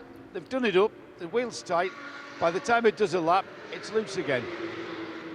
And we're not talking, you know, they seem to be very sensible about the feeling of it, and then and getting the car back to the pits. But if it fails at a high-speed part of this circuit, it's not a small accident you're having, and you know, the driver himself's got to be pretty brave to put the repair to one side and hope that it's okay. You've got flat out points, what was it, 0.79 of a kilometre? Yeah. This front straight, so you're flat out. You go over that left-hand brow, and you're thinking, is my left rear wheel still on? Yeah, you don't want to be thinking that, though, is it? That's got to be the furthest thing from your mind at 280 kilometres an hour, which is what they're pulling there. Detre goes across the line to start his 323rd lap. Whisper this quietly. With how many have we got? We've got 40 minutes to go. I think we're just going to fall short. 3:49 is the record. So we are going to fall slightly short of a distance record. That was the first year here, which was back in 2012, 2013? Pre-Code 60? No, always Code 60. Always Code 60. Yeah. It was the... it was 2014, actually. The AF course of Ferrari from Stadler Motorsport Porsche by 5.5 seconds. And the Hoffa Racing Mercedes was 2 laps in arrears. Hoffa Racing is closing down land for 4th position right now. Yep. That's the battle, 34 versus 11. Alexander Prince is a lot faster than Tim Vogler at this stage. And that's also for 2nd in GT3 AM. I think Ian James has been... I thought it was interesting, Ian James was put in the car for both of the starts yesterday and this morning. And Ian James in the car now, having completed 46 minutes, so he can easily go to the end. I think he'll need a quick splash and dash as the vortex leaves again. Spirit of race then, John. We've heard from Nick, we've heard from Joe and myself in terms of our opinions. Where are you hedging your bets? I like VD Motorsports. We don't normally give it to people who've won the class, unless they've had some heartache, but I just like the way they've gone about that racing today. Well, that makes 3 of us. And I'd also say consideration has to be given to RPM, the Krone car. They've fought back from a little bit of adversity when they ended up in the gravel. Kessel, you have to say that they've done a good job, because they could have easily packed up and gone home before the race. Yeah, before the race even started. Yes, good point. Marco Fresa now up into 7th position. They were dead last, and now they're almost halfway up the GT3 field. Now, whether they come back and we see them for the rest of the season, I'm not sure. Also, it would have been easy, wouldn't it, for CP Racing to pack up yesterday and not bother this morning. They're 7th in AM and 11th overall. They've kept running. And you could say the same thing about the TCR car. They don't even absolutely. have They don't even have any competition in the class. Yeah. So there's a few there to consider. Spirit of the race, normally we give to someone who's fought back from adversity, but I also think you should always consider people who have maximised their opportunity in that sense of the spirit of endurance racing. And approach the race with a good spirit. Yes, and that's why Vili would be in there. I'd also say Heart of Racing would be in there as well, because potentially not the quickest squad. They've got a very experienced team in SPS who are running that team. Ian James yesterday at the start of the race, starting on the front row, wasn't it? Yeah, 2nd place, dropped down to 9th position. Yeah. Nobody lost their cool. They did end up in the gravel at one point, and they've just gradually built their race Well, Roman by brick. Angelis's stint about an hour and a half ago That was outstanding. was the one, wasn't it? Yeah, that was outstanding. There's been a couple of really good individual stints as the leader comes round to put another lap on the Vortex. They are racing for a lot of silverware on the podium in around about 40 minutes' time. Well, Nick's opinion matches mine of the 955 Really Motorsport by AB Motors. So, as you mentioned that one as well, seems to be... There's half an hour left. Let's wait until somebody tells us we've got to make a mistake. Make a decision. Yeah, 5 minutes. Yeah, exactly. There was a reason why I asked the question. All right, okay, we'll have it. I know. We'll find someone. As I say, in this race particularly, the spirit of endurance might not be those who have battled through adversity, but those who have done their jobs well and understood the spirit of endurance. There's a lot to choose from here. A lot to choose from. I think this is one of the more difficult ones we've had to do, if I'm honest. I mean, what about the lead car? What about the lead car? Well, you know, Haas as a name is very new to the sport, and Sandrine as a motorsport photographer decided to put her name to a team and bring in the Antiguan link as well. I think that's really, really cool. As Joe pointed out, though, there's a huge amount of experience behind that name in the team already, including the drivers. I feel as though it would be nicer to see more of Stefan Perrin. He's done his bit, I understand that.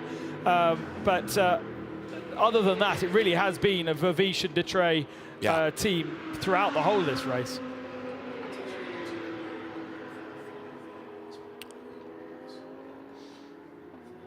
They are in, of course, the pro class alongside Evra and Bastard in the Santalok team. Wouldn't say they're pros, though. Lots of experience, young drivers, but not much experience within the GT3 category. Certainly not in the same level as Detrey and Vervish. You know, and then the other GT3 legit, not AM or Pro-Am, is Marco Frezza and the Kessel Racing. I'm surprised that they're even in that category because there's certainly some inexperience in that team, and they are going to pick up third position in that particular class. Yeah, lots of very, very worthy, very worthy contenders here in what was a very good field for this. 13 GT3s with half that field in the AM category, 3 all-AM driving partnerships as well in that. 13 992 Cup cars, and again half of that field as the 992 AM category, which was brought in this season. And that 992 Carrera Cup class has taken off very quickly.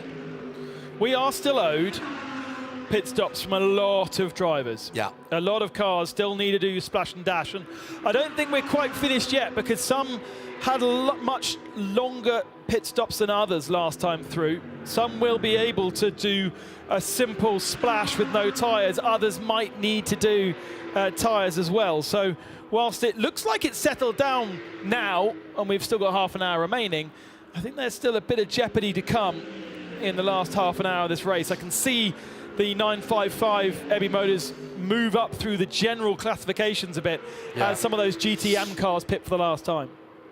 Alan Prosser, once again, king of the screen grab. I just want to go back to that broken wheel on the Vortex.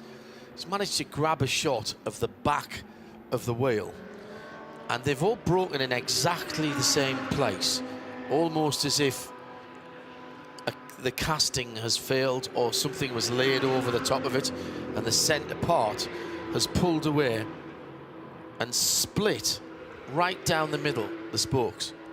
It's quite extraordinary. Nice job, Alan. already retweeted. At RSL_studio, spirit of the race comes from the team, the broadcast team here, and we'll announce that in a few moments' time as we come down to the last half hour of the race. Still Prince closes in on Vogler for that second in class in AM. 28.7 the gap. It's not chunks of time. No. Paulius Pascavicius is back in the pit lane. Oh, that's a shame. Has been for 30 minutes. Now, it doesn't seem like such a long time since they went in for no, fuel. 30 seconds. Yeah, but they were in fuel the last time I was talking about the GTX category, so... That's a problem, isn't it? I think so. Because he took fuel last time. Yeah. He's missed the fuel station this time and gone straight to the pits. Straight to the pits, correct. So maybe not. That might take the pressure a little bit off the 701 and 702 Vortic. Laurent Misbach has been given the keys to the 702, and he is still circulating. So he's been out for 8 minutes now after a couple of issues with the left rear wheel. But that seems now, knock on wood, they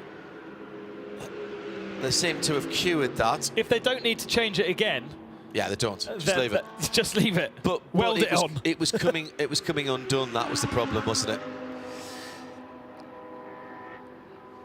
Top 5 are all GT3s, and there are 3 GT3 AMs in there. The interesting battle is Alexander Prince versus Tim Vogler. Only half a minute between those two for second and third. Alex not closing them down last time around, but a bit of traffic maybe playing its part there.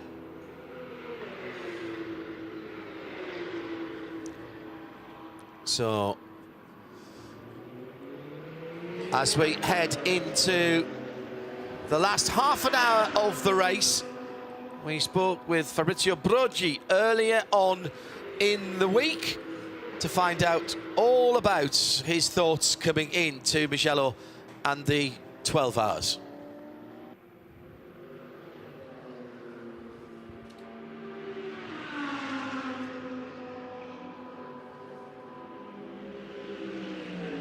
Cup, the 992 version this year. 2017 we were a full Romanian team coming into I remember the last 27 minutes and of the race. And the race director of Creventic, there was the gentleman with the beer, and finally once you get to know each other, you talk, it's like, we didn't know what to expect from you. The first Romanian team we ever had, we didn't know if you're going to go out clockwise or anti-clockwise. And then to get to a race win right away, the first outing was absolutely great. Today we evolved. We are a mixture between a Romanian team, Willy Motorsport, and AB Motors, an Italian team. A team that managed to get together because of Creventic, because we stayed a couple of times in the pit together in the same box.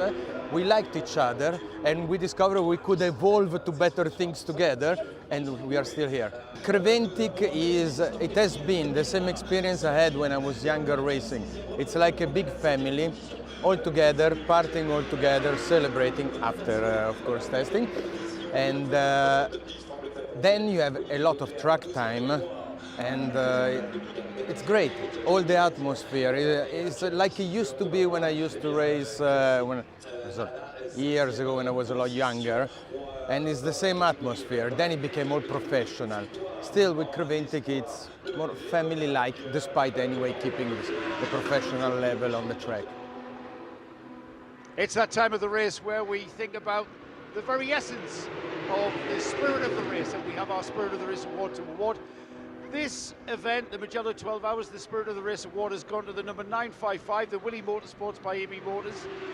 This man here, Fabrizio Brogi, one of the drivers, only one of the drivers to and one of the cogs for all of this team. This man is on his honeymoon. He has his wife here with him, who they were recently married.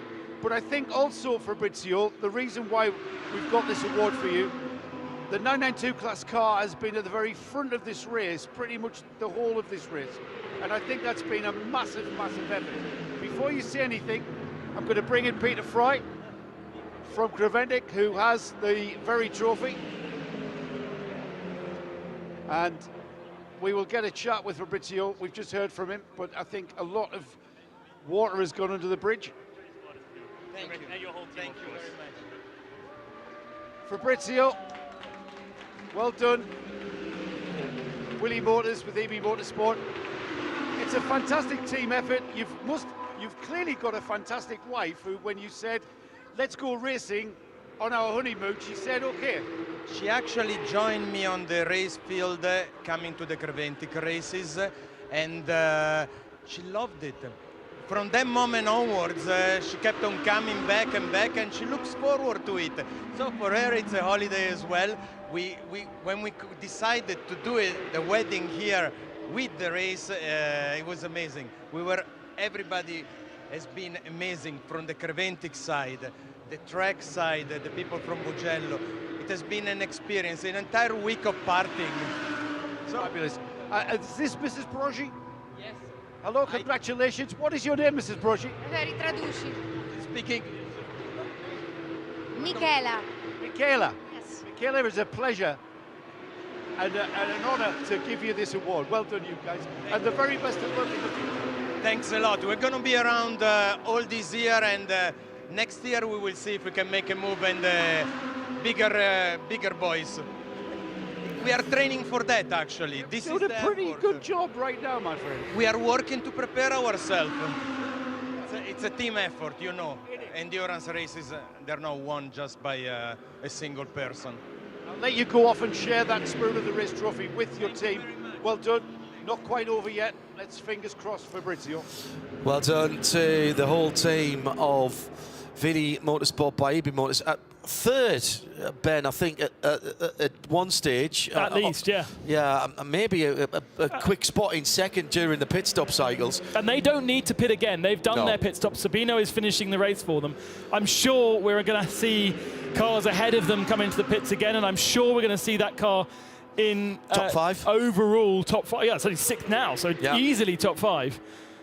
Not that really matters to them. No. As we see the Vortex back out on circuit after its last pit stop. That is the leader in GTX, especially now that the Lamborghini's gone back into the pits. Is the Lamborghini still in the pits? No, it's out again. Oh, Michelin's gone back from hospital because he was there in support of the driver that was in hospital. Andreas, yeah. And so he's now taking the car to the flag. Busy afternoon. Tim Vogler, fourth position in the blue and white number 34 Land Motorsport, the Kirchhoffer car. And that is second in AM to Ian James, who is pacing himself perfectly. 143.4 last time around. Check that, 153.4. You're going very well at 143.4. 153.4 against 153.7 for the second place car. And at the front of the field, 53, 52 actually for Paul Everard. Last time around, they can't catch on pace. They're still almost exactly 3 laps behind, actually. They just went across the line just behind the Haas RT car. 992 category, it'll be Red Ant Racing in seconds. They've got an 8.1 second lead to Max Busnelli for Century Porsche Ticino. They're the best of the AM cars as well, by the way. So Red Camel Jordan just off the podium in 4th. Not sure they'll be happy with that. Second in AM, by the way, is going to be the Gianluca Giorgi driven EB Motors car. They have led that AM class for so much of the race, but just got caught on the wrong side of a couple of Code 60s, and have dropped all the way down. What else happened to the 973? That had a problem, didn't it? It was sitting second at one stage in 992 and had a good hold on the AM category. No, it's just that it's pitted, and all the guys ahead haven't pitted since the Code 60. Oh, right. It didn't pit under the last Code 60, whereas everybody else did. And so it had to pit under green flag more recently and dropped from, as you say, I think it was 3rd in 992 generally, down to where they are now, which is 6th. But how many of those guys above still need to do a splash and dash? 20 minutes remaining. We've not seen most of them for an hour. So it's going to be tight. Yeah. Carrera Cup cars, a Carrera Cup race, and these are Carrera Cup cars. Now, there is an endurance kit for these cars, but the longest Carrera Cup races in the world are in the US, and they've just come down this year from 50 to 45 and 40 at some circuits. Now, I dare say there's more room in the tank than that, obviously, but much more than an hour. I think that's what sort of stint lengths were they doing in full ground? We saw an hour and 10? 20 at least from the 992s. Yeah. Yeah. So they've got the endurance kit on it. The GT3s are more questionable. Right. They'd have to really start saving fuel. Well, the thing is, you don't start saving fuel in the last 5 laps of your stint. You've got to go out and start your stint on fuel save. Well, look at Vogler, an hour and a half basically. Alexander Prince as an hour and 25. Yeah, but he's not been out all that time. That's his stint. That's his stint length. Yeah. He was 2 minutes in the pits last time around. Yeah, okay.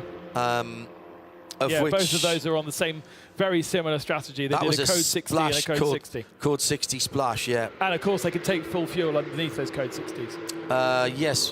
Which ones of those are the all AM cars? Both of them. Vogler and Prince are both fully AMs. Fully AMs. Yeah. Yeah. And the Heart of Racing's got the semi-pro in, has it? Well, it's registered as an AM. Yes, but in AM... Is there a subclass? There's a Pro-Am. There's AM, Pro-Am, and normal. Yeah. In AM, you can have a semi-pro. The dispensation for full fuel is in the AM class and is for anyone who does not have a semi-pro. So that's what's being trialled here. 18 minutes to go. 4:03, the silver Atlas car leading GT4 by 1 minute and 17 seconds. Kim Yong-kyum, or JK Kim. That was the car that had the big bite out of it. Veely leading 992. Sabino De Castro's done a lot of work in that car, and he's been very impressive. We've just seen a pit stop from the 416. I think we just have. And that was David Vrasecki for the Big Era Racing. So they've just given. Have they just given up the lead by doing that? That's what I'm thinking. Yeah. I agree. But it doesn't seem so. He's been out there for an hour now. That's his combined stint time, so he could have been into the pits. He was in the pits under the last code 60. Right. Actually, the end of the code 60, after the code 60. So no, they're going to the flag with that combination. But the question is, does our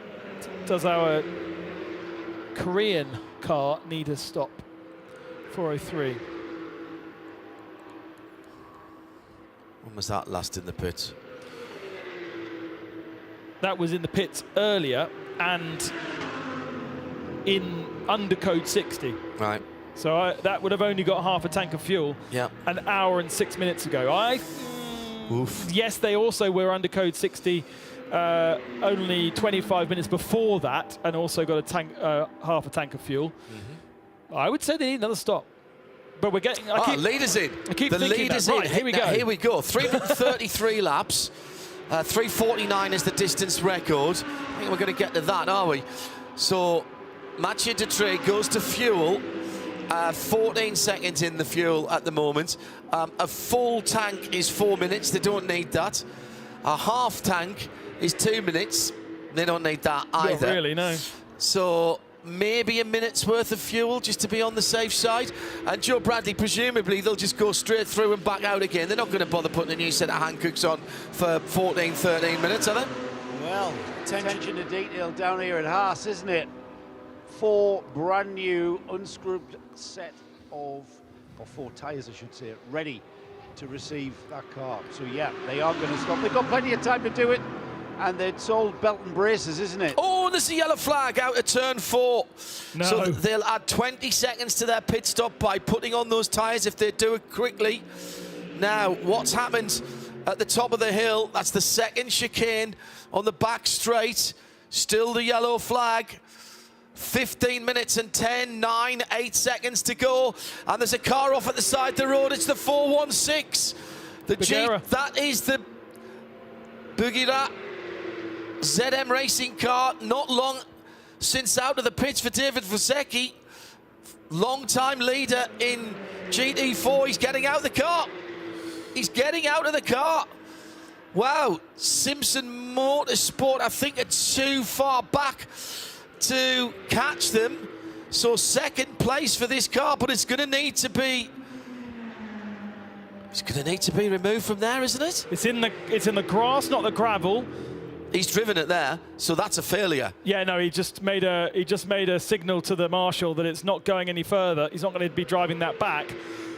But if you're going to put a recovery vehicle on the circuit, then you're going to have to do under code 60. Vogler comes into the pits for Land Motorsport. They're second in GT3 Arm and just 1 minute ahead of Hoffa Racing and Alex Prince. When were Hoffa Racing last in? Are Hoffa going to have to come back in that number 11? Yeah, I think so. Right. I think there's many that need a splash and dash. Ian James comes in from the lead of GT3 Arm and third overall. The leader then to Joe Bradley for a set of tyres for Mathieu Dutrey. Yeah, brand new set getting ready, and that's all he's going to take on here. Mathieu is going to stay in the car. We always knew that. And it really is belt and braces here with only, 12 minutes of this race remaining? I think it's even, 13 minutes of this race remaining. But they're not taking any chances at Haas. And Christa Donker, the man at the front of that car, he gives them the nod to get back out there. Car to the flag. Tell you what, they put the better part of 2 minutes worth of fuel in that car, and I didn't think it would need that much. So Dutrey back out. That cuts the lead a little bit. Paul Everard will come round this time and be one back. Looks like they might be, they've retired the yellow flags around that area. Right. Looks like they might be leaving the Mercedes GT4 car there, presumably deeming it safe enough. Well, everybody's seen it. You could cover it with a static yellow so there's no overtaking. Yeah. Okay. And Alexander Prince goes up into second in GT3 Arm, but may also pit stop yet. But also will inherit the lead as well, because Ian James has also pitted. He's just exited the pits right now, but gave away 1 minute 41, so that's a whole lap he's given away. Yeah, but he had that to give. The 416 is not going to be recovered until after the finish of the race. All the teams have seen that message too, so they'll tell their drivers. So I think Ian James is back out without losing the lead in GT3 Arm. He's completed 3:31. Alex Prince goes through to complete 3:29 and has 40 seconds on Tim Vogler. Been a really good race by Hartley Racing. Third overall, GT3 Arm winners. That's another American team, albeit run by SPS, who are very, very good. But we've seen CP Racing for so long being right at the sharp end of the GT3 Arm. And as they have faltered, it's been another set of North Americans who have stepped into the breach. Can Alex Prince go to the end? He has been in that car for 1 hour and 33 minutes, so he's got time. It's only 11 minutes to go. It's a question of fuel. These fuelish things. Vogler on his outlap at the moment has dropped off the second place in Arm lap. So we've now got a lap between first and second in GT3 Arm, a lap between second and third in GT3 Arm. And in fact, Sabino Di Castro now only 3.3 seconds behind Tim Vogler in the battle for overall third place. Oh, and we've got a left rear puncture on an Audi. Oh, it's the 34 car. That's Vogler. That's Vogler, the Lando Audi. And that's just out of the pits. That's just out of the pits, that car. And he's straight back in again. This will be left rear tyre only. He didn't take tyres. No, he did not take tyres last time. It was fuel only. And the left rear has gone on his outlap. Well, it could have been much worse than that, but that is handing, surely that's handing second place to Hoffa Racing in the GT3 AM battle, and Sabino De Castro will be 5th overall. Jean-Luc Bubliek goes through for the GT3, so that's 2 spots lost by Vogler, and that's 2 AM spots lost. He came into the pits in 2nd in GT3 AM, and he's going to go out in 4th after this one, and he's not moving, Joe Bradley. No, he's not moving. I think the engine stalled. They were very quick to get the left rear on. That's so unlucky. Came in for fuel and then drove straight past his garage, and you can't tell me that tyre chose to go down on that outlap from that fuel stop. He's still not moving. He's the lights have gone out. He's stuck in first gear and he can't start the car. He can't start the car, and he can't get it into neutral to start the car, is my guess. The interlock's on, and either he can't get the clutch engaged to start the car, or he can't get it out of first. Oh, this is disastrous. And another puncture. And this is Max Buzzelli. This is the leader in 992 AM. Unbelievable. They're asking too much of these tyres. At the end of the race, they absolutely are. This is 2nd overall in GT, in Porsche 992, and the leader in AM. Oh my goodness. This is drama, drama, drama. Rick Breukers could be back into 2nd here in half a minute's time in 992 overall, and Gianluca Ghiorghi is only about a minute or so back down, or a couple of minutes down. They can't afford any problems here, Joe Bradley. As the 34 Landauди is pushed into the garage, the Porsche has just come into its pit bay, and here we go. That wheel spins off. So the 912 numbered car with that left rear, once again, left rear puncture. I'll head down to the Landaudi, that car into the garage. It's not going anywhere right now. Well, Joe, they've pushed it in nose first. It's turned off. The driver is out. You put the car in nose first. It's not coming out. That is absolute heartbreak for Land and for the Kirchhoff Group sponsored car. We've seen that car under another entrant before. Very, very well-known blue and white, light blue and white colour scheme.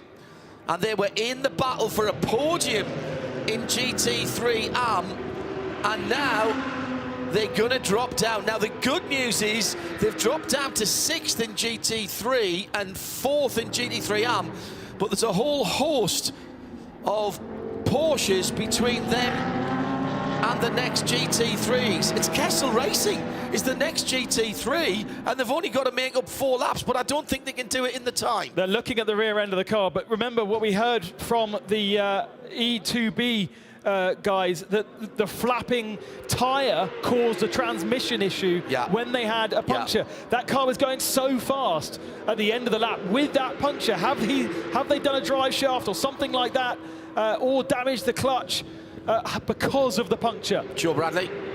Yeah, I've got a team member. What's your name, sir? Christian Land. Christian, oh, you're Mr. Land, name above the door. Christian, I can't believe this. This is tragic. Yeah, that's true. We can't believe it by our own. Yeah, but we came in with the flat tire right rear. We want to go out, and the car was not moving anymore. The RPM's going up, and we was wondering what's happened, and yeah. Then we have a broken drive shaft, and that's why the car cannot go out again. It's very bad and unlucky for all the hard work, especially first race with the Vogler and Kirchhoff guys. They did an amazing job.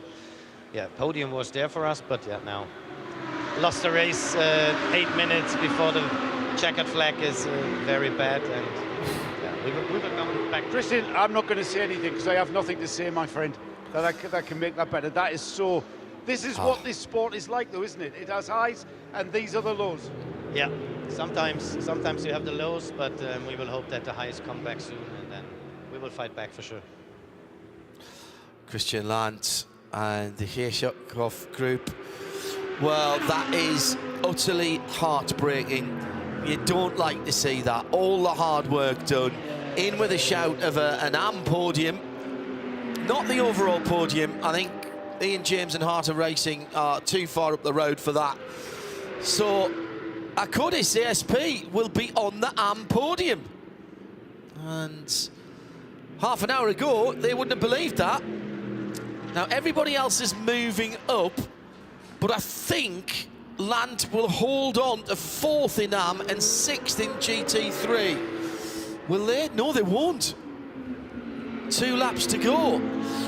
Yo, this could be Kessel Racing moving up to 6th. And it's going to be tight as whether Jutta Racing and the 71 red and white Audi can overhaul them as well. It's going to depend where the leader is when the time expires. Last lap for Alexander Prince, a 2 minutes and 6 seconds. Massive fuel save. He is massively fuel saving. We saw this 2 years ago, or a year ago with CP Racing here. They were able to save a huge amount, but had to go so slowly. And in a very similar Mercedes AMG, Hofer Racing are trying to do the same thing. They're now not under pressure from behind. Oh no, they are under pressure. There's only 50 seconds between 5-0, yeah. Between themselves and Bobelik, although Bobelik is running 10 seconds a lap faster. They've got 4 minutes left, but Prince is this is going to be squeaky bum time for Hofer Racing. And the Vili Motors by EB Motors Porsche. Yeah, they're going up. They're going to get up into 4th overall. Yeah. 4th overall for that Porsche. Spirit of endurance and spirit of race winners. And that's going to happen within a couple of laps. And we've just seen a change also for 3rd on the 992 podium, with Yannick Redon getting ahead of Century Porsche Ticino, Max Businelli, who had that puncture as well. There's only 2 seconds between them, but I don't think Businelli's got the pace to match Redon. No, he was 4 seconds slower, but they're the AM leader. Businelli is now getting this car to the end to win AM, and he's got a bit of breathing space between himself and Martin Ragginger, who's just got across the line. He's got about 40 seconds on Ragginger. We could have 3 laps still here, 3 minutes remaining. Depends where the leader is. Detre's gone through. Detre's in the middle part of that. Right. Okie dokie. There goes Paul Everard. He pitted as well the lap before the one he's just completed. Sabina De Castro 9 seconds away from a top 4 finish for a Cup car. It's just taken 10 seconds out of Alexander Prince on that last lap alone. But he's going to do the same thing here. 53-2. Yeah, and Jean-Luc Boubeli will be getting the hurry up from his team. Took 9 seconds out of that 2nd place in AM. So 2nd place in AM undoubtedly up for grabs right now. There goes Sabina De Castro. Boubeli was right behind. Sabina De Castro rather was right behind under 10 seconds. Boubeli and Rick Breukers went through together, but there's laps between those two in 6th and 7th, different categories. So Red Camel Jordan, a few moments ago I said they're 4th, and they will not be happy with that. And yet other people have had to pit or have had problems, and they're now 2nd in the Porsche class. And Redon just need another couple of laps, and they might be able to have taken that 2nd place off them. Last lap is being called by race control as Mathieu Detre goes on to that last lap. Yeah. 140, about 143 when he crossed the line on 148 laps, so that's reasonable. It's not the time plus 1 lap. My goodness, 2 6-hour races comes down to the last 5 and a bit kilometres, 3 and a bit miles for important places up and down the grid. Can Sabina De Castro catch? We've also got loads of penalties still that are outstanding. Good point. So that's going to change everything again. Alexander Prince is going to go up. If he doesn't lose too much, there's no penalties on Prince's number 11 car, but most of the other guys have got penalties to serve. Yeah, nothing for Harter Racing, nothing for Hofer. The Vili Motors car has got a 0.86 of a second for Vili Motorsport. As they went through, they surely can't pull out 10 seconds in this last lap. Well, Sabina De Castro is going to try. There's no doubt. Boubeli, 20 seconds. Rick Breukers, 10 seconds. And he is only 14 seconds ahead, and he's saving fuel. Oh my goodness. Red Ant are going to lose that third position to Busanelli because they've got 20-second penalty. Busanelli's only got 10. As long as he doesn't lose another 2 seconds. This is the victory lap for Haas RT, Antigua and Barbuda. Not being represented in international motorsports since the early 1970s, the Ensign F3 that we told you about. And the driver, not related to Ken Tyrrell. Here's the checkered flag. Haas RT take the Hankook 12 hours at Mugello and take it with laps in hand. Busanelli's gone through because he's been passed. Kessel have got up into 6th. Kessel did get up into 6th position. In the end there, Fuminelli 14th from the back of the field. That's extraordinary for that team. There's still so many questions unanswered. We might have the checkered flag out for the leader, but things are changing. Atlas BX take the victory in GT4, but remember that Bugara have parked on the side of the track and Simpson too many laps down. Let's go down to pits with Joe Bradley, who's got Stefan Perra. We didn't see too much of Stefan. We saw a lot of Frederic Vavish. Stefan, what a great decision to move from TCR to GT3. Congratulations. It's incredible. Yes, it's fantastic. It's I don't know if I can think about this as for my second race. We won directly. It's our teammate. Was very fantastic. And like you say, it's a good idea. Yes. It was. If I could bring Fred Vavish in, congratulations, Fred. This is a great team you're with here. Yeah, I mean, it's amazing. It's their first win. It's their third race in GT3, so the whole team is new. So yeah, I think it's very emotional for them, and I think Mathieu did a great job as well, Stefan. So yeah, happy to be part of it, and hopefully many to follow. Fred, you guys look strong all race. Were you pushing all of the race? At some points, but here it's more about managing traffic and fuel, and being a bit lucky as well with code 60s. But we definitely had good pace if it would have been necessary. So. Congratulations, the first of many, eh? For sure. Thank you.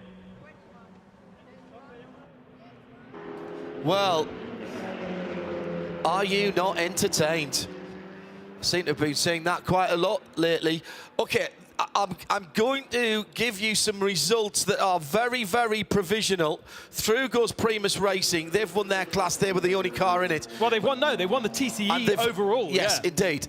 That's what's happened recently because of everything else that has gone on. They've done a cracking job. And despite the fact they've had no competition in their own class, that car has pounded round and round and round. We haven't seen it, have we? No. We've not called its number to say they've got a problem. GT4, Atlas have won that, and Vortex have won GTX. In fact, they're first and second in GTX after all their trials and tribulations. TCX, Primus we mentioned, and the battle of the two Hoffa Racing BMWs went to the 331 crew, and TCR, fair play to Hankook Racing, with no one to race there. They've put up a good fight against the potential reliability issues on that Audi.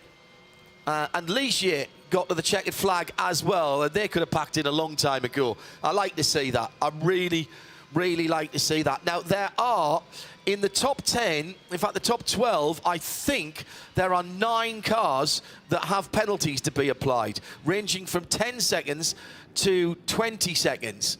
And that might just affect 1 or 2 of those gaps. But here's how it is now as the checkered flag fell, and I don't think the winner is going to change. I do not think the winner is going to change. That's Haas RT, and they had 2 laps in hand over Sandlock Junior team. They've got a 20-second penalty, but they are a lap ahead of the Heart of Racing by SPS Mercedes, which will be 3rd overall and will win GT3 AM. They've got 10-second penalty, but that's not going to affect them.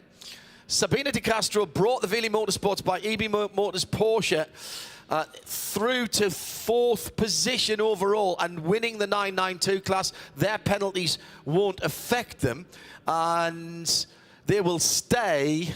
Fourth overall. Yes, they will by 1.7 seconds, Yeah. correct.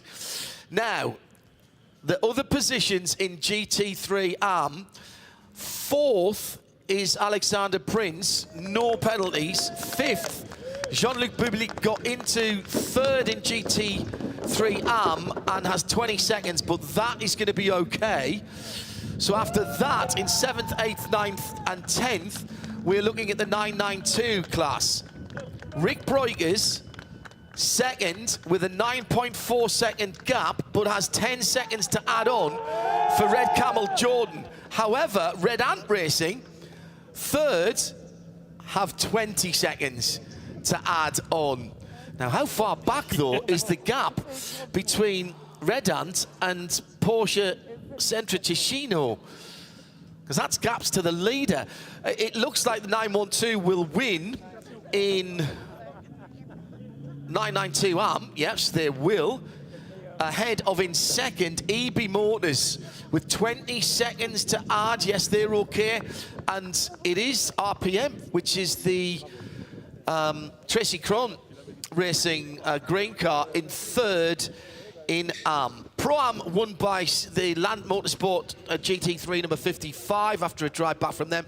They were the only car in that class. Provisional, all of that until I'm absolutely certain that all the penalties, I've read them right, and they are there. So many penalties, but actually, I'm not sure any of them have an effect because everyone else has penalties as well. 26 Sontalok junior team. What a great race for them. Joe Bradley has Paul Everard, who brought the car to the flag. He's sneaking away from me. Come here, you. Oh, no English. Where's Erwan? Stay there. I'll bring your teammate who can translate. Congratulations, guys. You guys really had a tough time. You almost, you were almost got onto the tail of the Haas car ahead of you, and you had really bad luck, Erwan, with those Code 60s. That was what took you out. Yeah, it happened 2 times to us.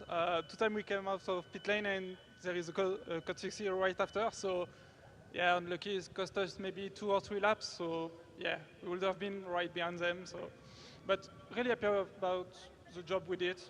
Your pace was good. So, yeah, this is what was important for us, to train and to get as much mileage as possible. So, yeah, all good for us. Paul looks very disappointed with 2nd. Is he always like this? Yeah, no, I mean, it's normal. It's your first race, so we want to do a good result. But we have plenty of time in the rest of the season, so yeah. Best of luck next time. Thank you, Paul. Thank you, Joe. Wow. Oh, brilliant stuff. Absolutely brilliant stuff. Right to the end of the 6 hours and slightly beyond. Didn't we say the same yesterday at the break?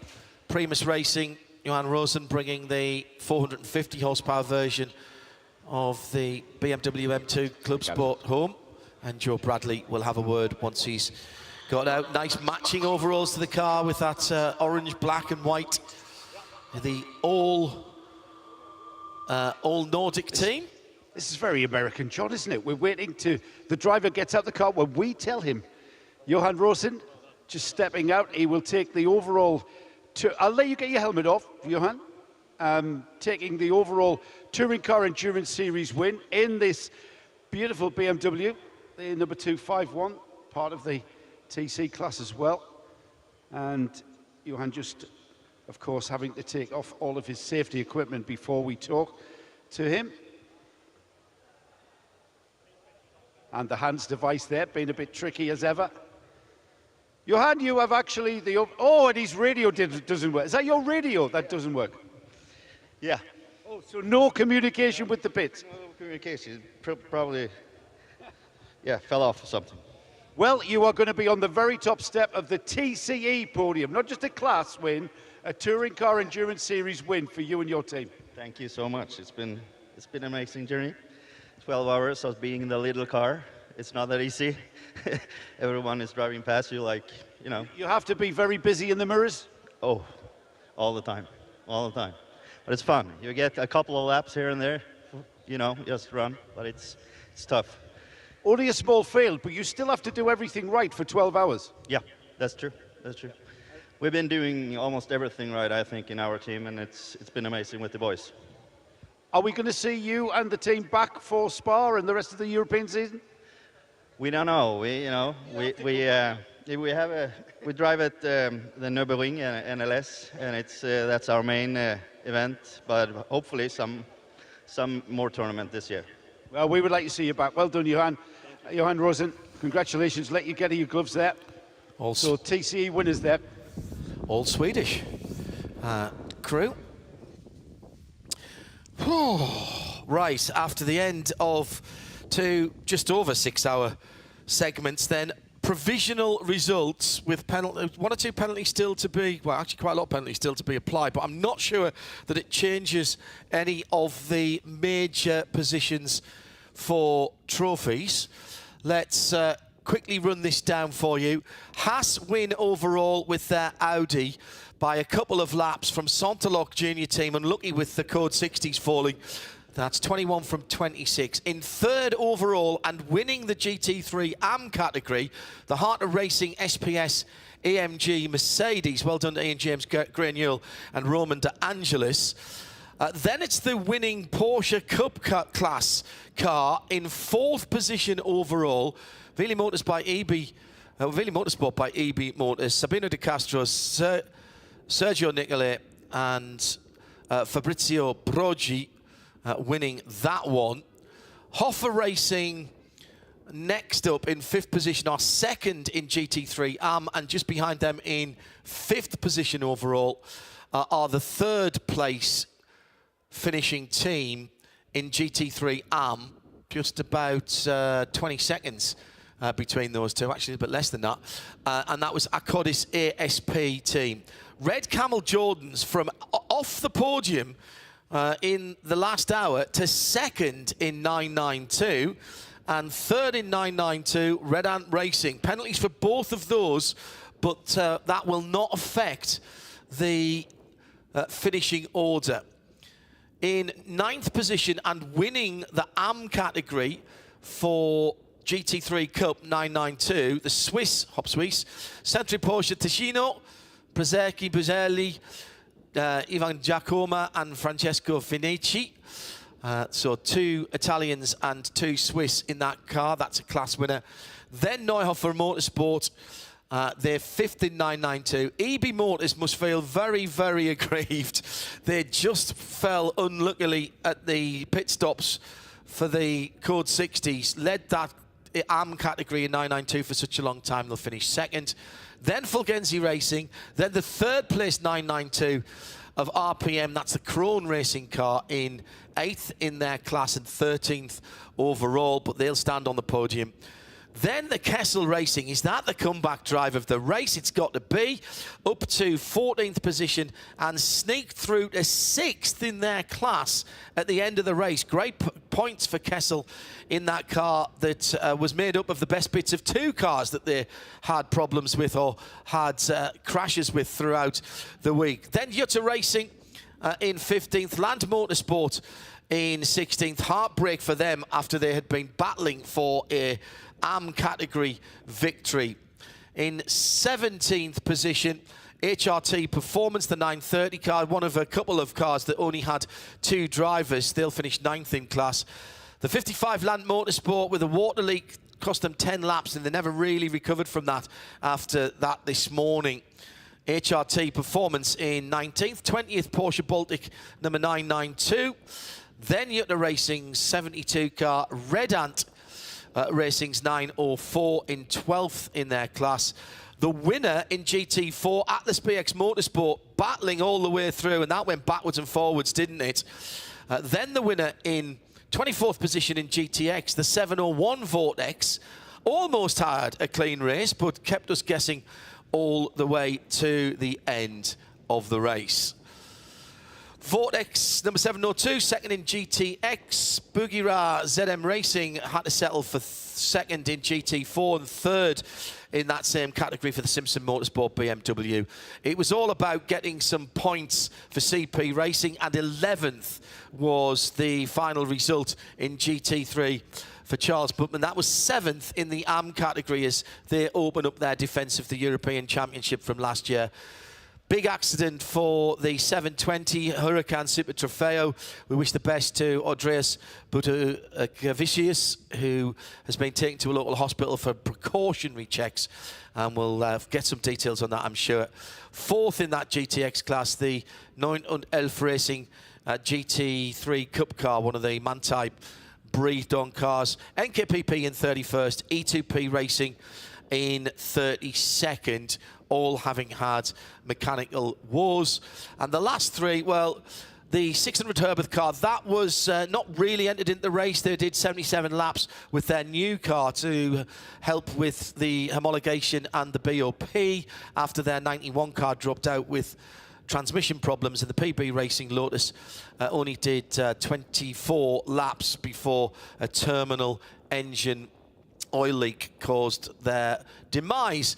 TCE then confirming that the Swedish entered Primus Racing with an all-Swedish team, Peter Larsson, Rawson and Hampus Hedin, all coming through to win overall in TCE. Hoffa Racing take the battle of the 2 Hoffa Racing by Bank cars, Martin Kroll, Felix Bartel, Michael Bonk and Max Bartel. Icor Racing are the 3rd class winner there, the TCR winner. Then the 2nd of the BMWs that had problems, and despite their issues, fair play to SK Racing, the French team in the Ligier GS2R. They got to the checkered flag in a team that included Le Mans winner Alan Furtier. That is the rundown of the provisional standings after the final 6 hours today on Sunday here at Mugello for the first round of the European Championship for the Hankook 24-hour series of 2023.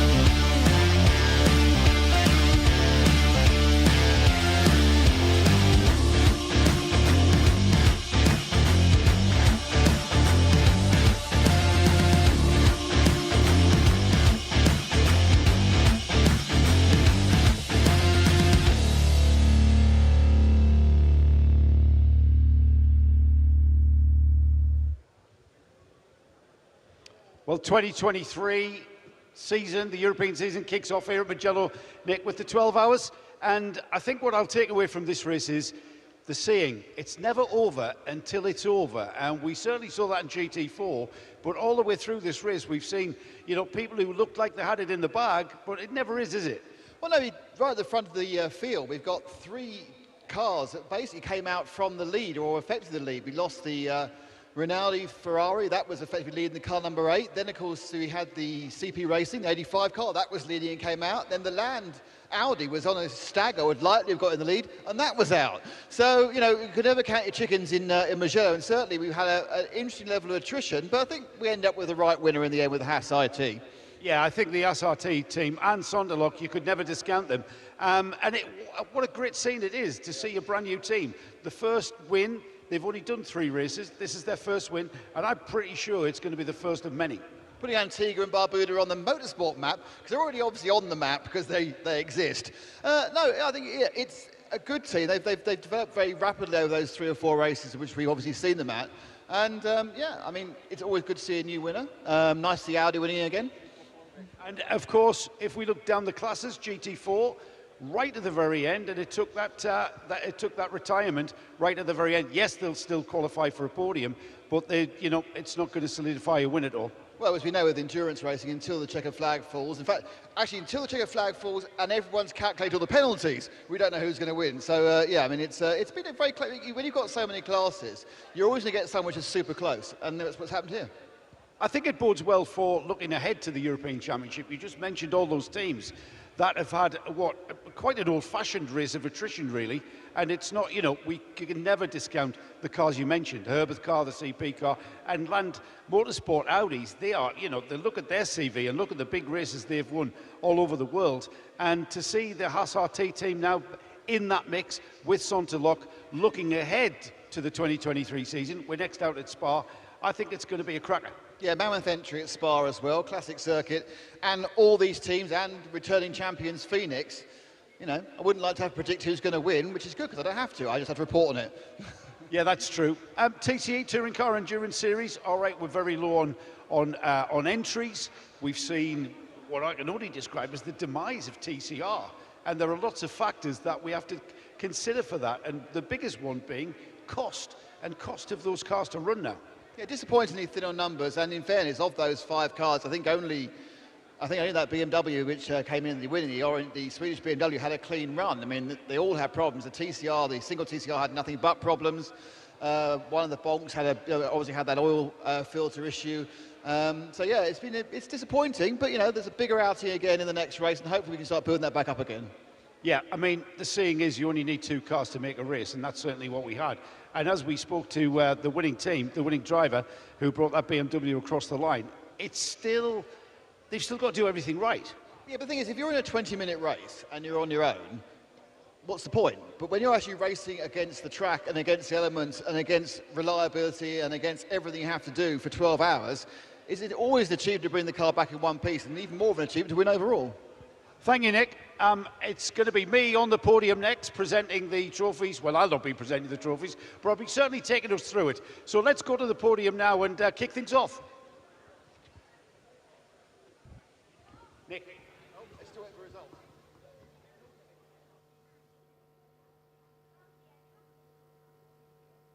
Joe,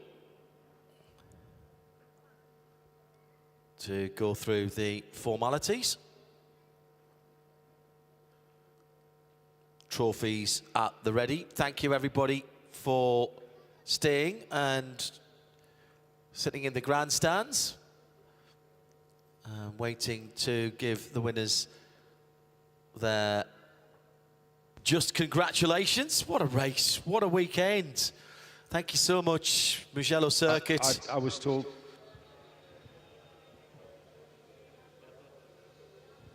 There's a slight delay to the issue of the official results. As soon as we have them, John, we'll get on with the podium presentation. I was told that they were ready, but that's apparently not the case. So we're just waiting for the results to be issued officially.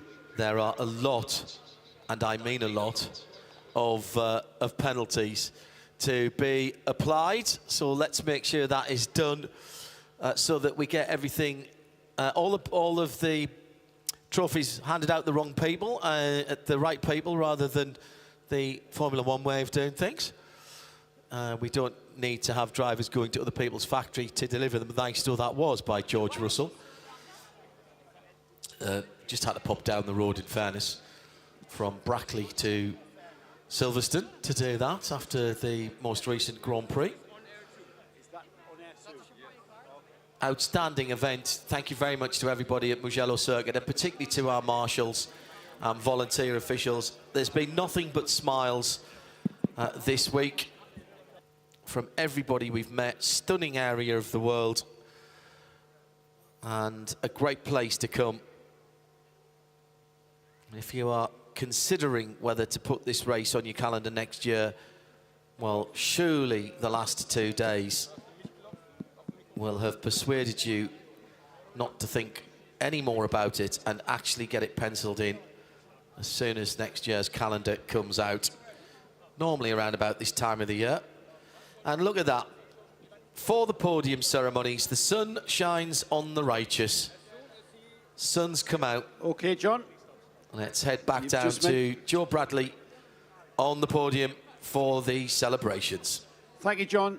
Thank you, Ben. Thank you, Nick. And as you said, the sun coming out here for our trophy presentation for the 2023 12 Hours of Mugello, the 9th 12 Hours of Mugello. And please welcome to the podium in 3rd place, it's car 27, Heart of Racing by SPS.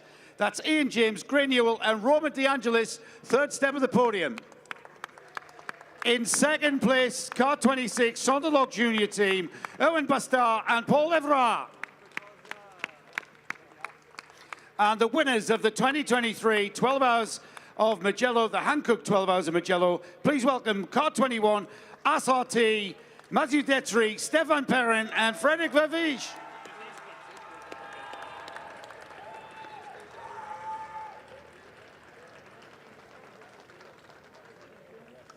And please now the national anthem of the winning team.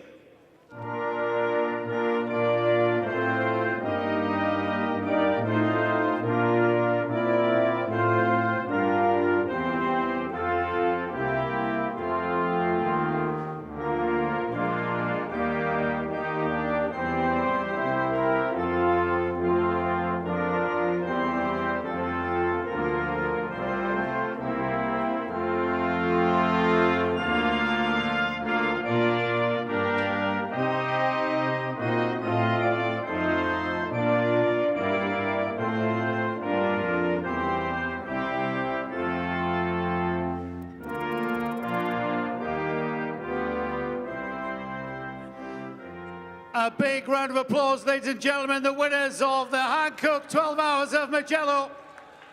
And the first win for SRT, the first of many. Please welcome to make our trophy presentations, Mr. Gary Willem and Mr. Julio Rizzo from Hankook Tyres. First trophies to be presented to 3rd place, Heart of Racing by SPS Mercedes. That's Ian James, Gray Newell, Roman DeAngelis in 3rd place, everybody.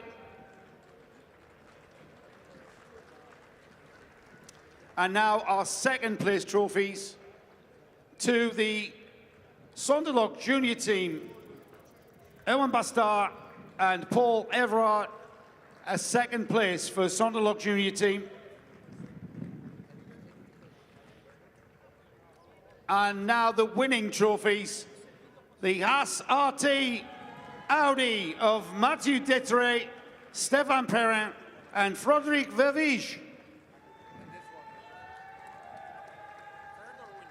And the winning trophy for the overall class winner of GT3 and overall in the Hankook 12 Hours of Mugello. And what a fine trophy that is. Gary Willem there presenting that trophy.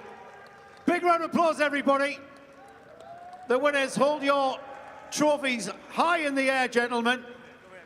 High in the air. Hold them up, guys, hold them up. For the pictures, hold them up in the air. That's it. Okay. Brilliant. And now the champagne!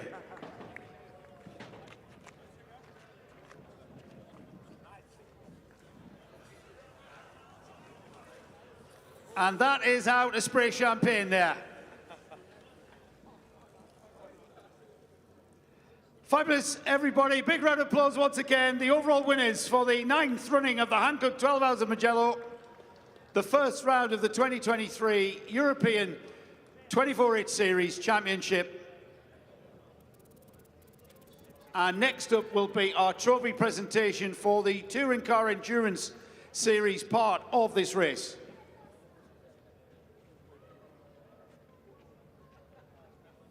Just be a few moments to replenish the champagne. There are the winners at the front of the podium, everybody. SRT, their third race, and on the top step of the podium. I'm sure we're going to see them up there many, many times in the future. Well done, guys. Well done.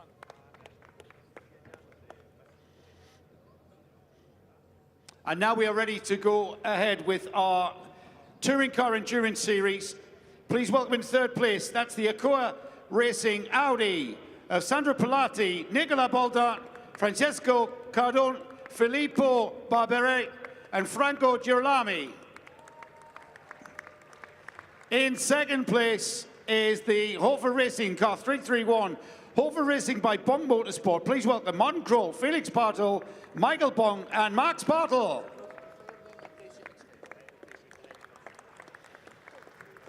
And the winners of the Hankook 12 Hours of Mugello Touring Car Endurance is car 251, Primus Racing. Please welcome Pete Larson, Johan Rosen, and Hampus Hedin.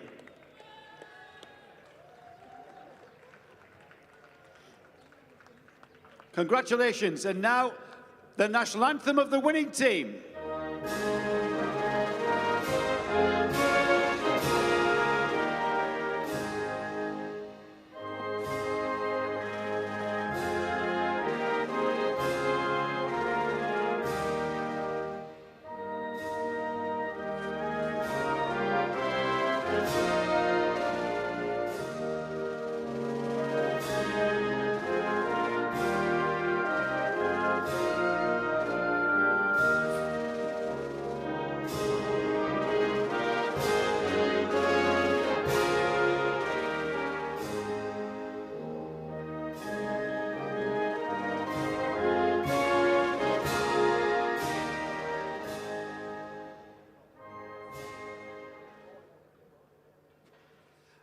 Round of applause for our Touring Car Endurance Series winners of the Hankook 12 Hours of Mugello 2023. And please welcome back to present our trophies.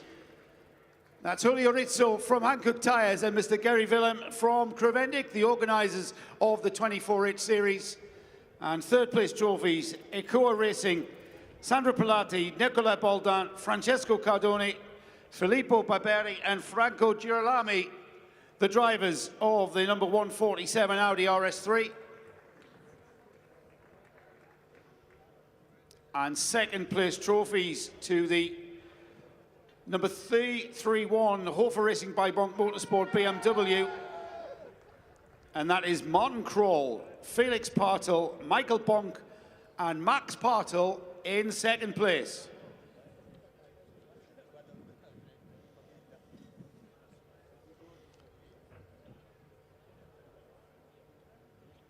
And the winners of the Touring Car Endurance Series of the Hankook 12 Hours of Mugello, that's the Primus Racing BMW, Pete Larson, Johan Rosen, and Hampus Hedin. Congratulations, everybody. Big round of applause for our winners, please. Guys, lift your trophies high in the air. Lift your trophies high in the air. And now the champagne!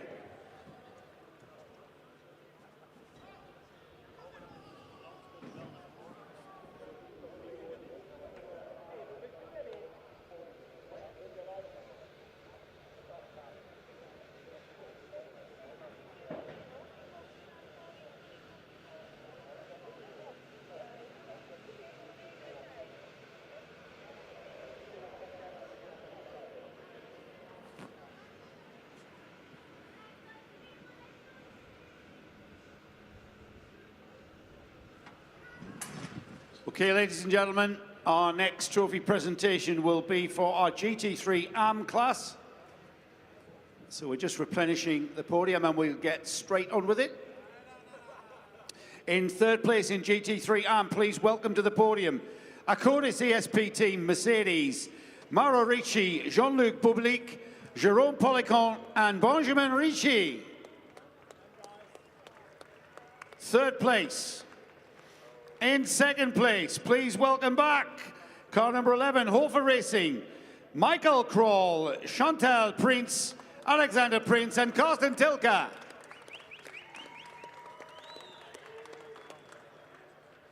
And the winner of the GT3 ARM class and third place overall, it's the Heart of Racing by SPS Mercedes. Please welcome back Ian James, Gray Newell and Roman De Angelis.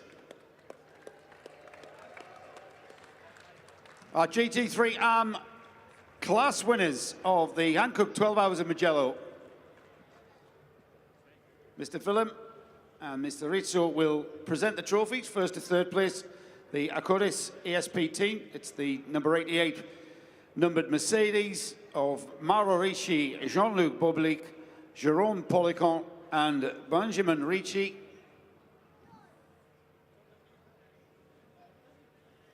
Congratulations to their third place in class and second place in class, the number 11 Hofer Racing Mercedes, Michael Kroll, Chantal Prince, Alexander Prince and Carsten Tilke.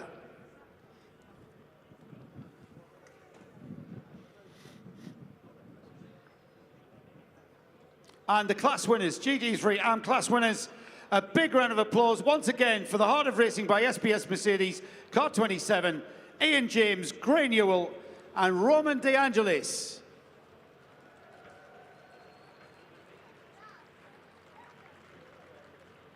Well done, gentlemen. And now the team's trophy for first place. The class winner of GT3 ARM gets this magnificent trophy presented by Gary. That really is a fabulous piece of artwork there. Okay, guys, lift your trophies high in the air, guys and girls. Ladies and gentlemen, well done. And when you are ready, the champagne.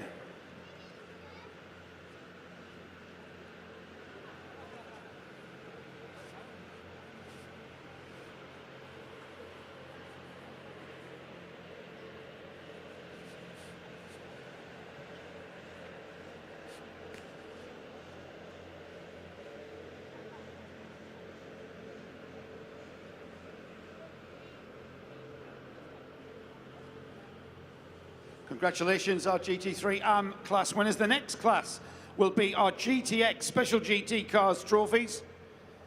We are just about to replenish the podium for that. And we'll be getting straight on with that.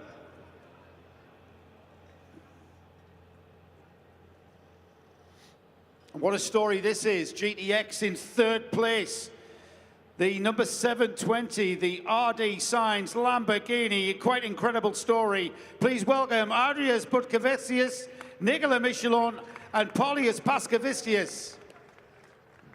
The car with that big off and the car repaired by the team.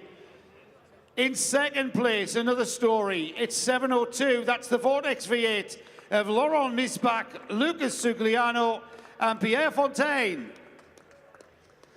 And class winners in GTX 701, it's another Vortex V8. This time it's Lionel Amarouche, Philippe Bonnel and Philippe Gros. Congratulations to Vortex for a 1-2 in GTX. Our trophies to be presented to our RD Signs Lamborghini drivers. And the two Vortex teams, a 1-2 for them in GTX.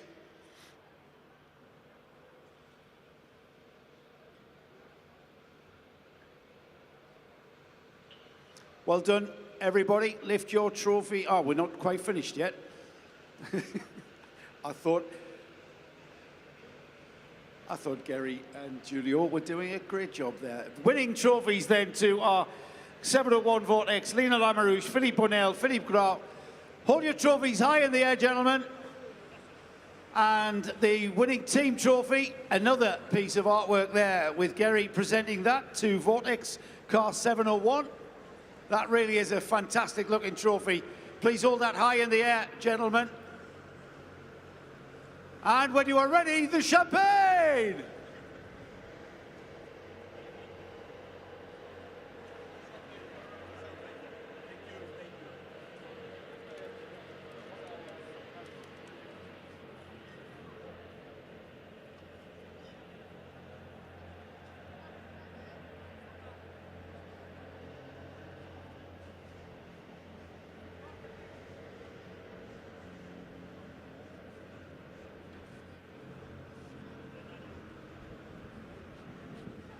Our next trophy presentation will be for our 992 Porsche class. Please welcome in third place in the 992 Porsche class, it's car 903, Red Ant Racing. That's Ayrton Redon, Yannick Redon and Kobe de Broeker. And in second place, it's the 909 Porsche of Red Camel Jordans. Please welcome Ivo Breukers, Luke Breukers, Rick Breukers and Fabian Dance. And the winners of the 992 class in the overall 3 at times during this race, just killing time while Fabrizio gets his jacket off. It's the Willy Motorsports by EB Motors, Fabrizio Broggi, Sergio Nicolai and Sabino De Castro. Once again, third place trophies first to Red Ant Racing, Ayrton Redon, Yannick Redon and Kobe de Broeker. Congratulations to them. And in second place, it's the Red Camel Jordans team, Ivo, Luke and Rick Breukers and Fabian Dance.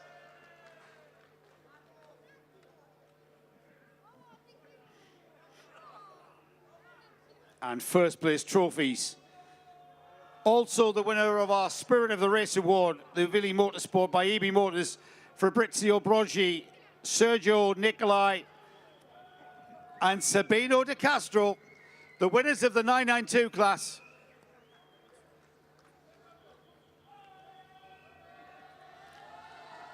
And the team trophy to Willy Motorsport by EB Motors, once again presented by Gary Willem.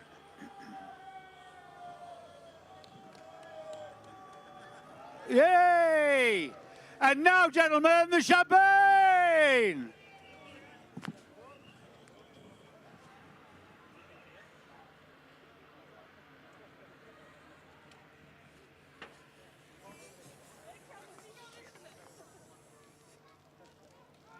Congratulations, our 992 Porsche class winners. Willy Motorsport by EB Motors. We will be getting straight on with our next presentation.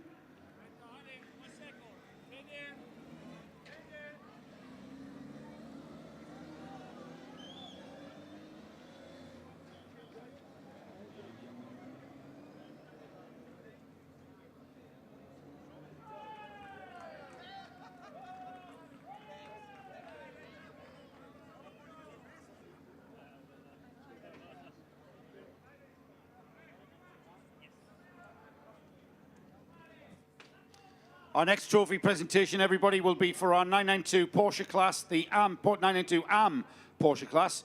And please welcome to the podium, that's the 907 numbered RPM Racing Porsche of Tracy Krohn, Nicholas Jonsson and Philippe Hamprecht. Welcome back, guys. In second place, it's the 973, the EB Motors Porsche of Paolo Vanarossi, Paolo Gianni, Gianluigi Piccioli and Gianluca Giorgi. And winners of the 992 AM class is the 912 numbered Century Porsche Ticino, Valerio Prezzetzi, Max Busanelli, Ivan Giacomo and Francesco Vanici.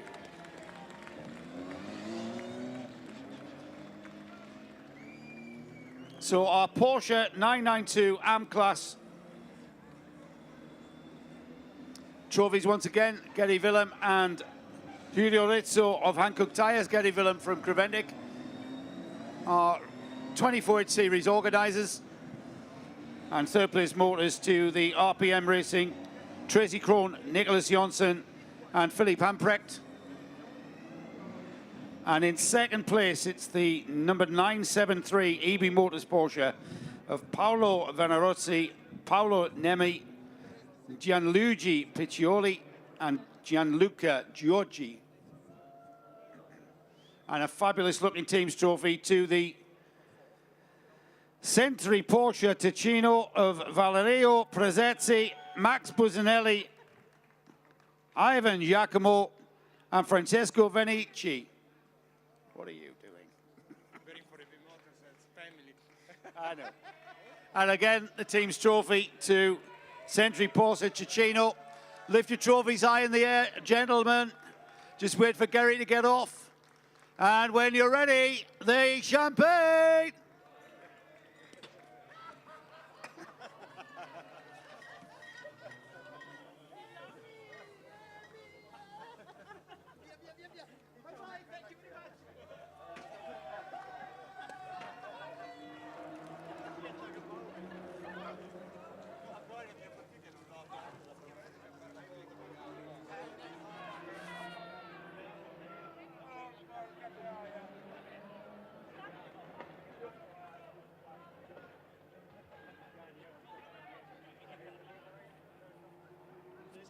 Congratulations, our GT, our 992 Porsche AM class.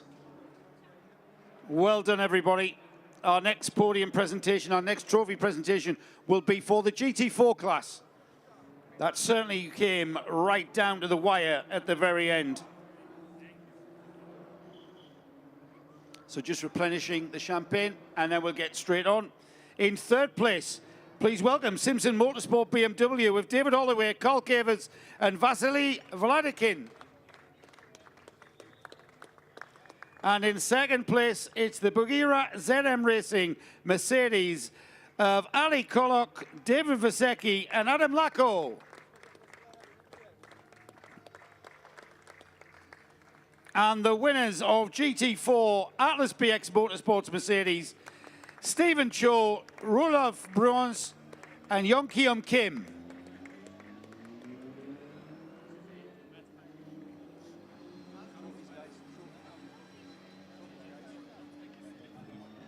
Third place trophies then to our GT4 podium, Simpson Motorsport BMW, David Holloway, Carl Cavers, and Vasily Vladikin.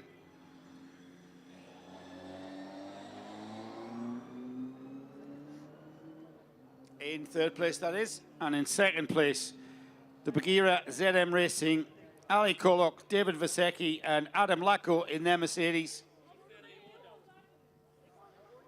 And it's a Mercedes 1-2 in GT4. With car 403, the Atlas BX Motorsport entry of Stephen Cho, Rolf Bruns, and Jongkyum Kim. Big round of applause for GT4. Team's trophy going to the Atlas BX Motorsport Mercedes team.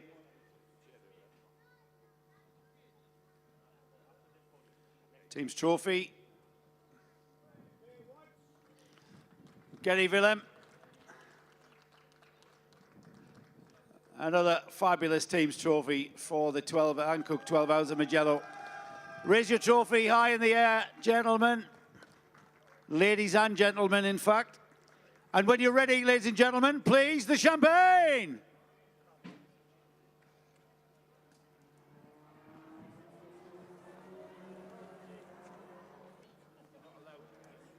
It's not working.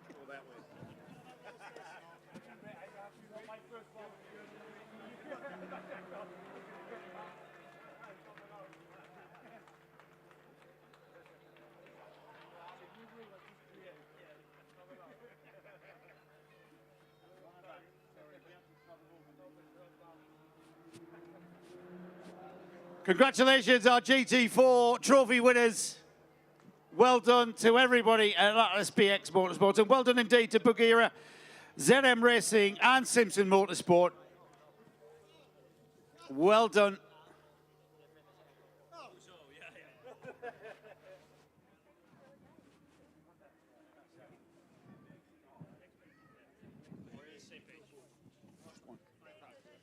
We have our TCR class winner. Please welcome Ekua Racing, their Audi RS3. Please welcome back Sandro Pilati, Nicola Boldan, Francesco Cardoni, Filippo Barberi, and Franco Girolami.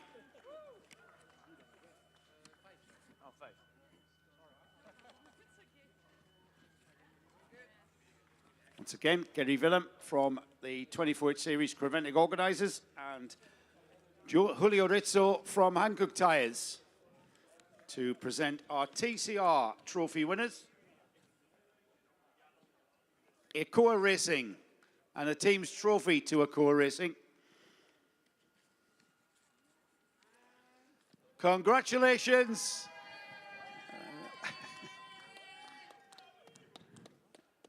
Great stuff, gentlemen. Lift your trophies high in the air for the picture. That's what we like to see. And would you like to spray some champagne? Champagne!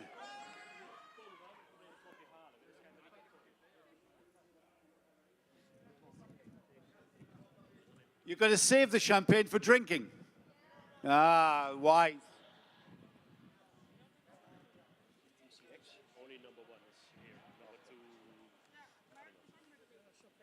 For drinking, yes. Thank you. So our next trophy presentation will be for the TCX class. We've got our class winners with us, and we will get straight on with that. Please welcome to the podium. It's car 251, Primus Racing BMW M2. Peter Larson, Johan Rosen, and Hampus Hedin, overall TCE winners, will take first place in TCX. In second place was SK Racing's Ligier. But unfortunately, we do not have them with us. So Primus Racing will take top honours and the team's trophy for coming first in TCX. Congratulations, gentlemen. Now then, would you like to spray the champagne or drink it? Okay, there you go. Congratulations. We have one more podium left, and it will be for our TC Touring Car class.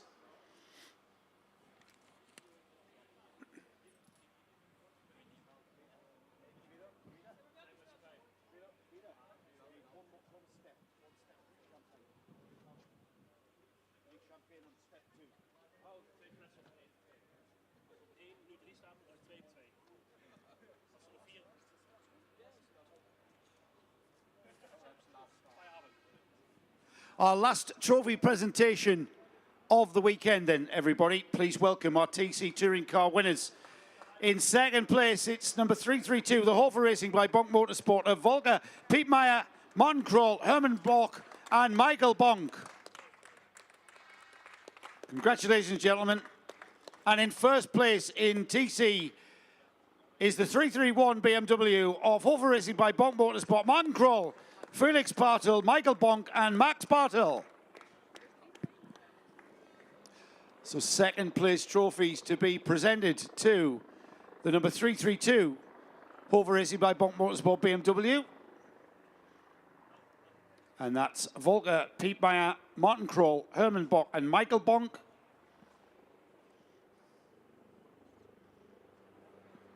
And our first place touring car class winners, the 331 Hofer Racing by Bonk Motorsport, and that is Martin Kroll, Felix Bartel, Michael Bonk, and Max Bartel. And a beautiful team's trophy to once again be presented by Gary. Gary, last trophy of the weekend. Last trophy being presented now. Congratulations, Hofer Racing by Bonk Motorsport. Well done, guys. Would you like to spray the champagne or drink it? Raise those trophies high in the air.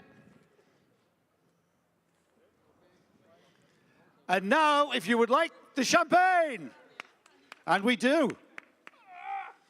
That, everybody, concludes our trophy presentation for the 9th running of the Hankook 12 Hours of Mugello, kicking off the 2023 European Championship. Our next round will be the first weekend in May, where we reconvene. We head north to Belgium and the majestic Spa-Francorchamps. See you there.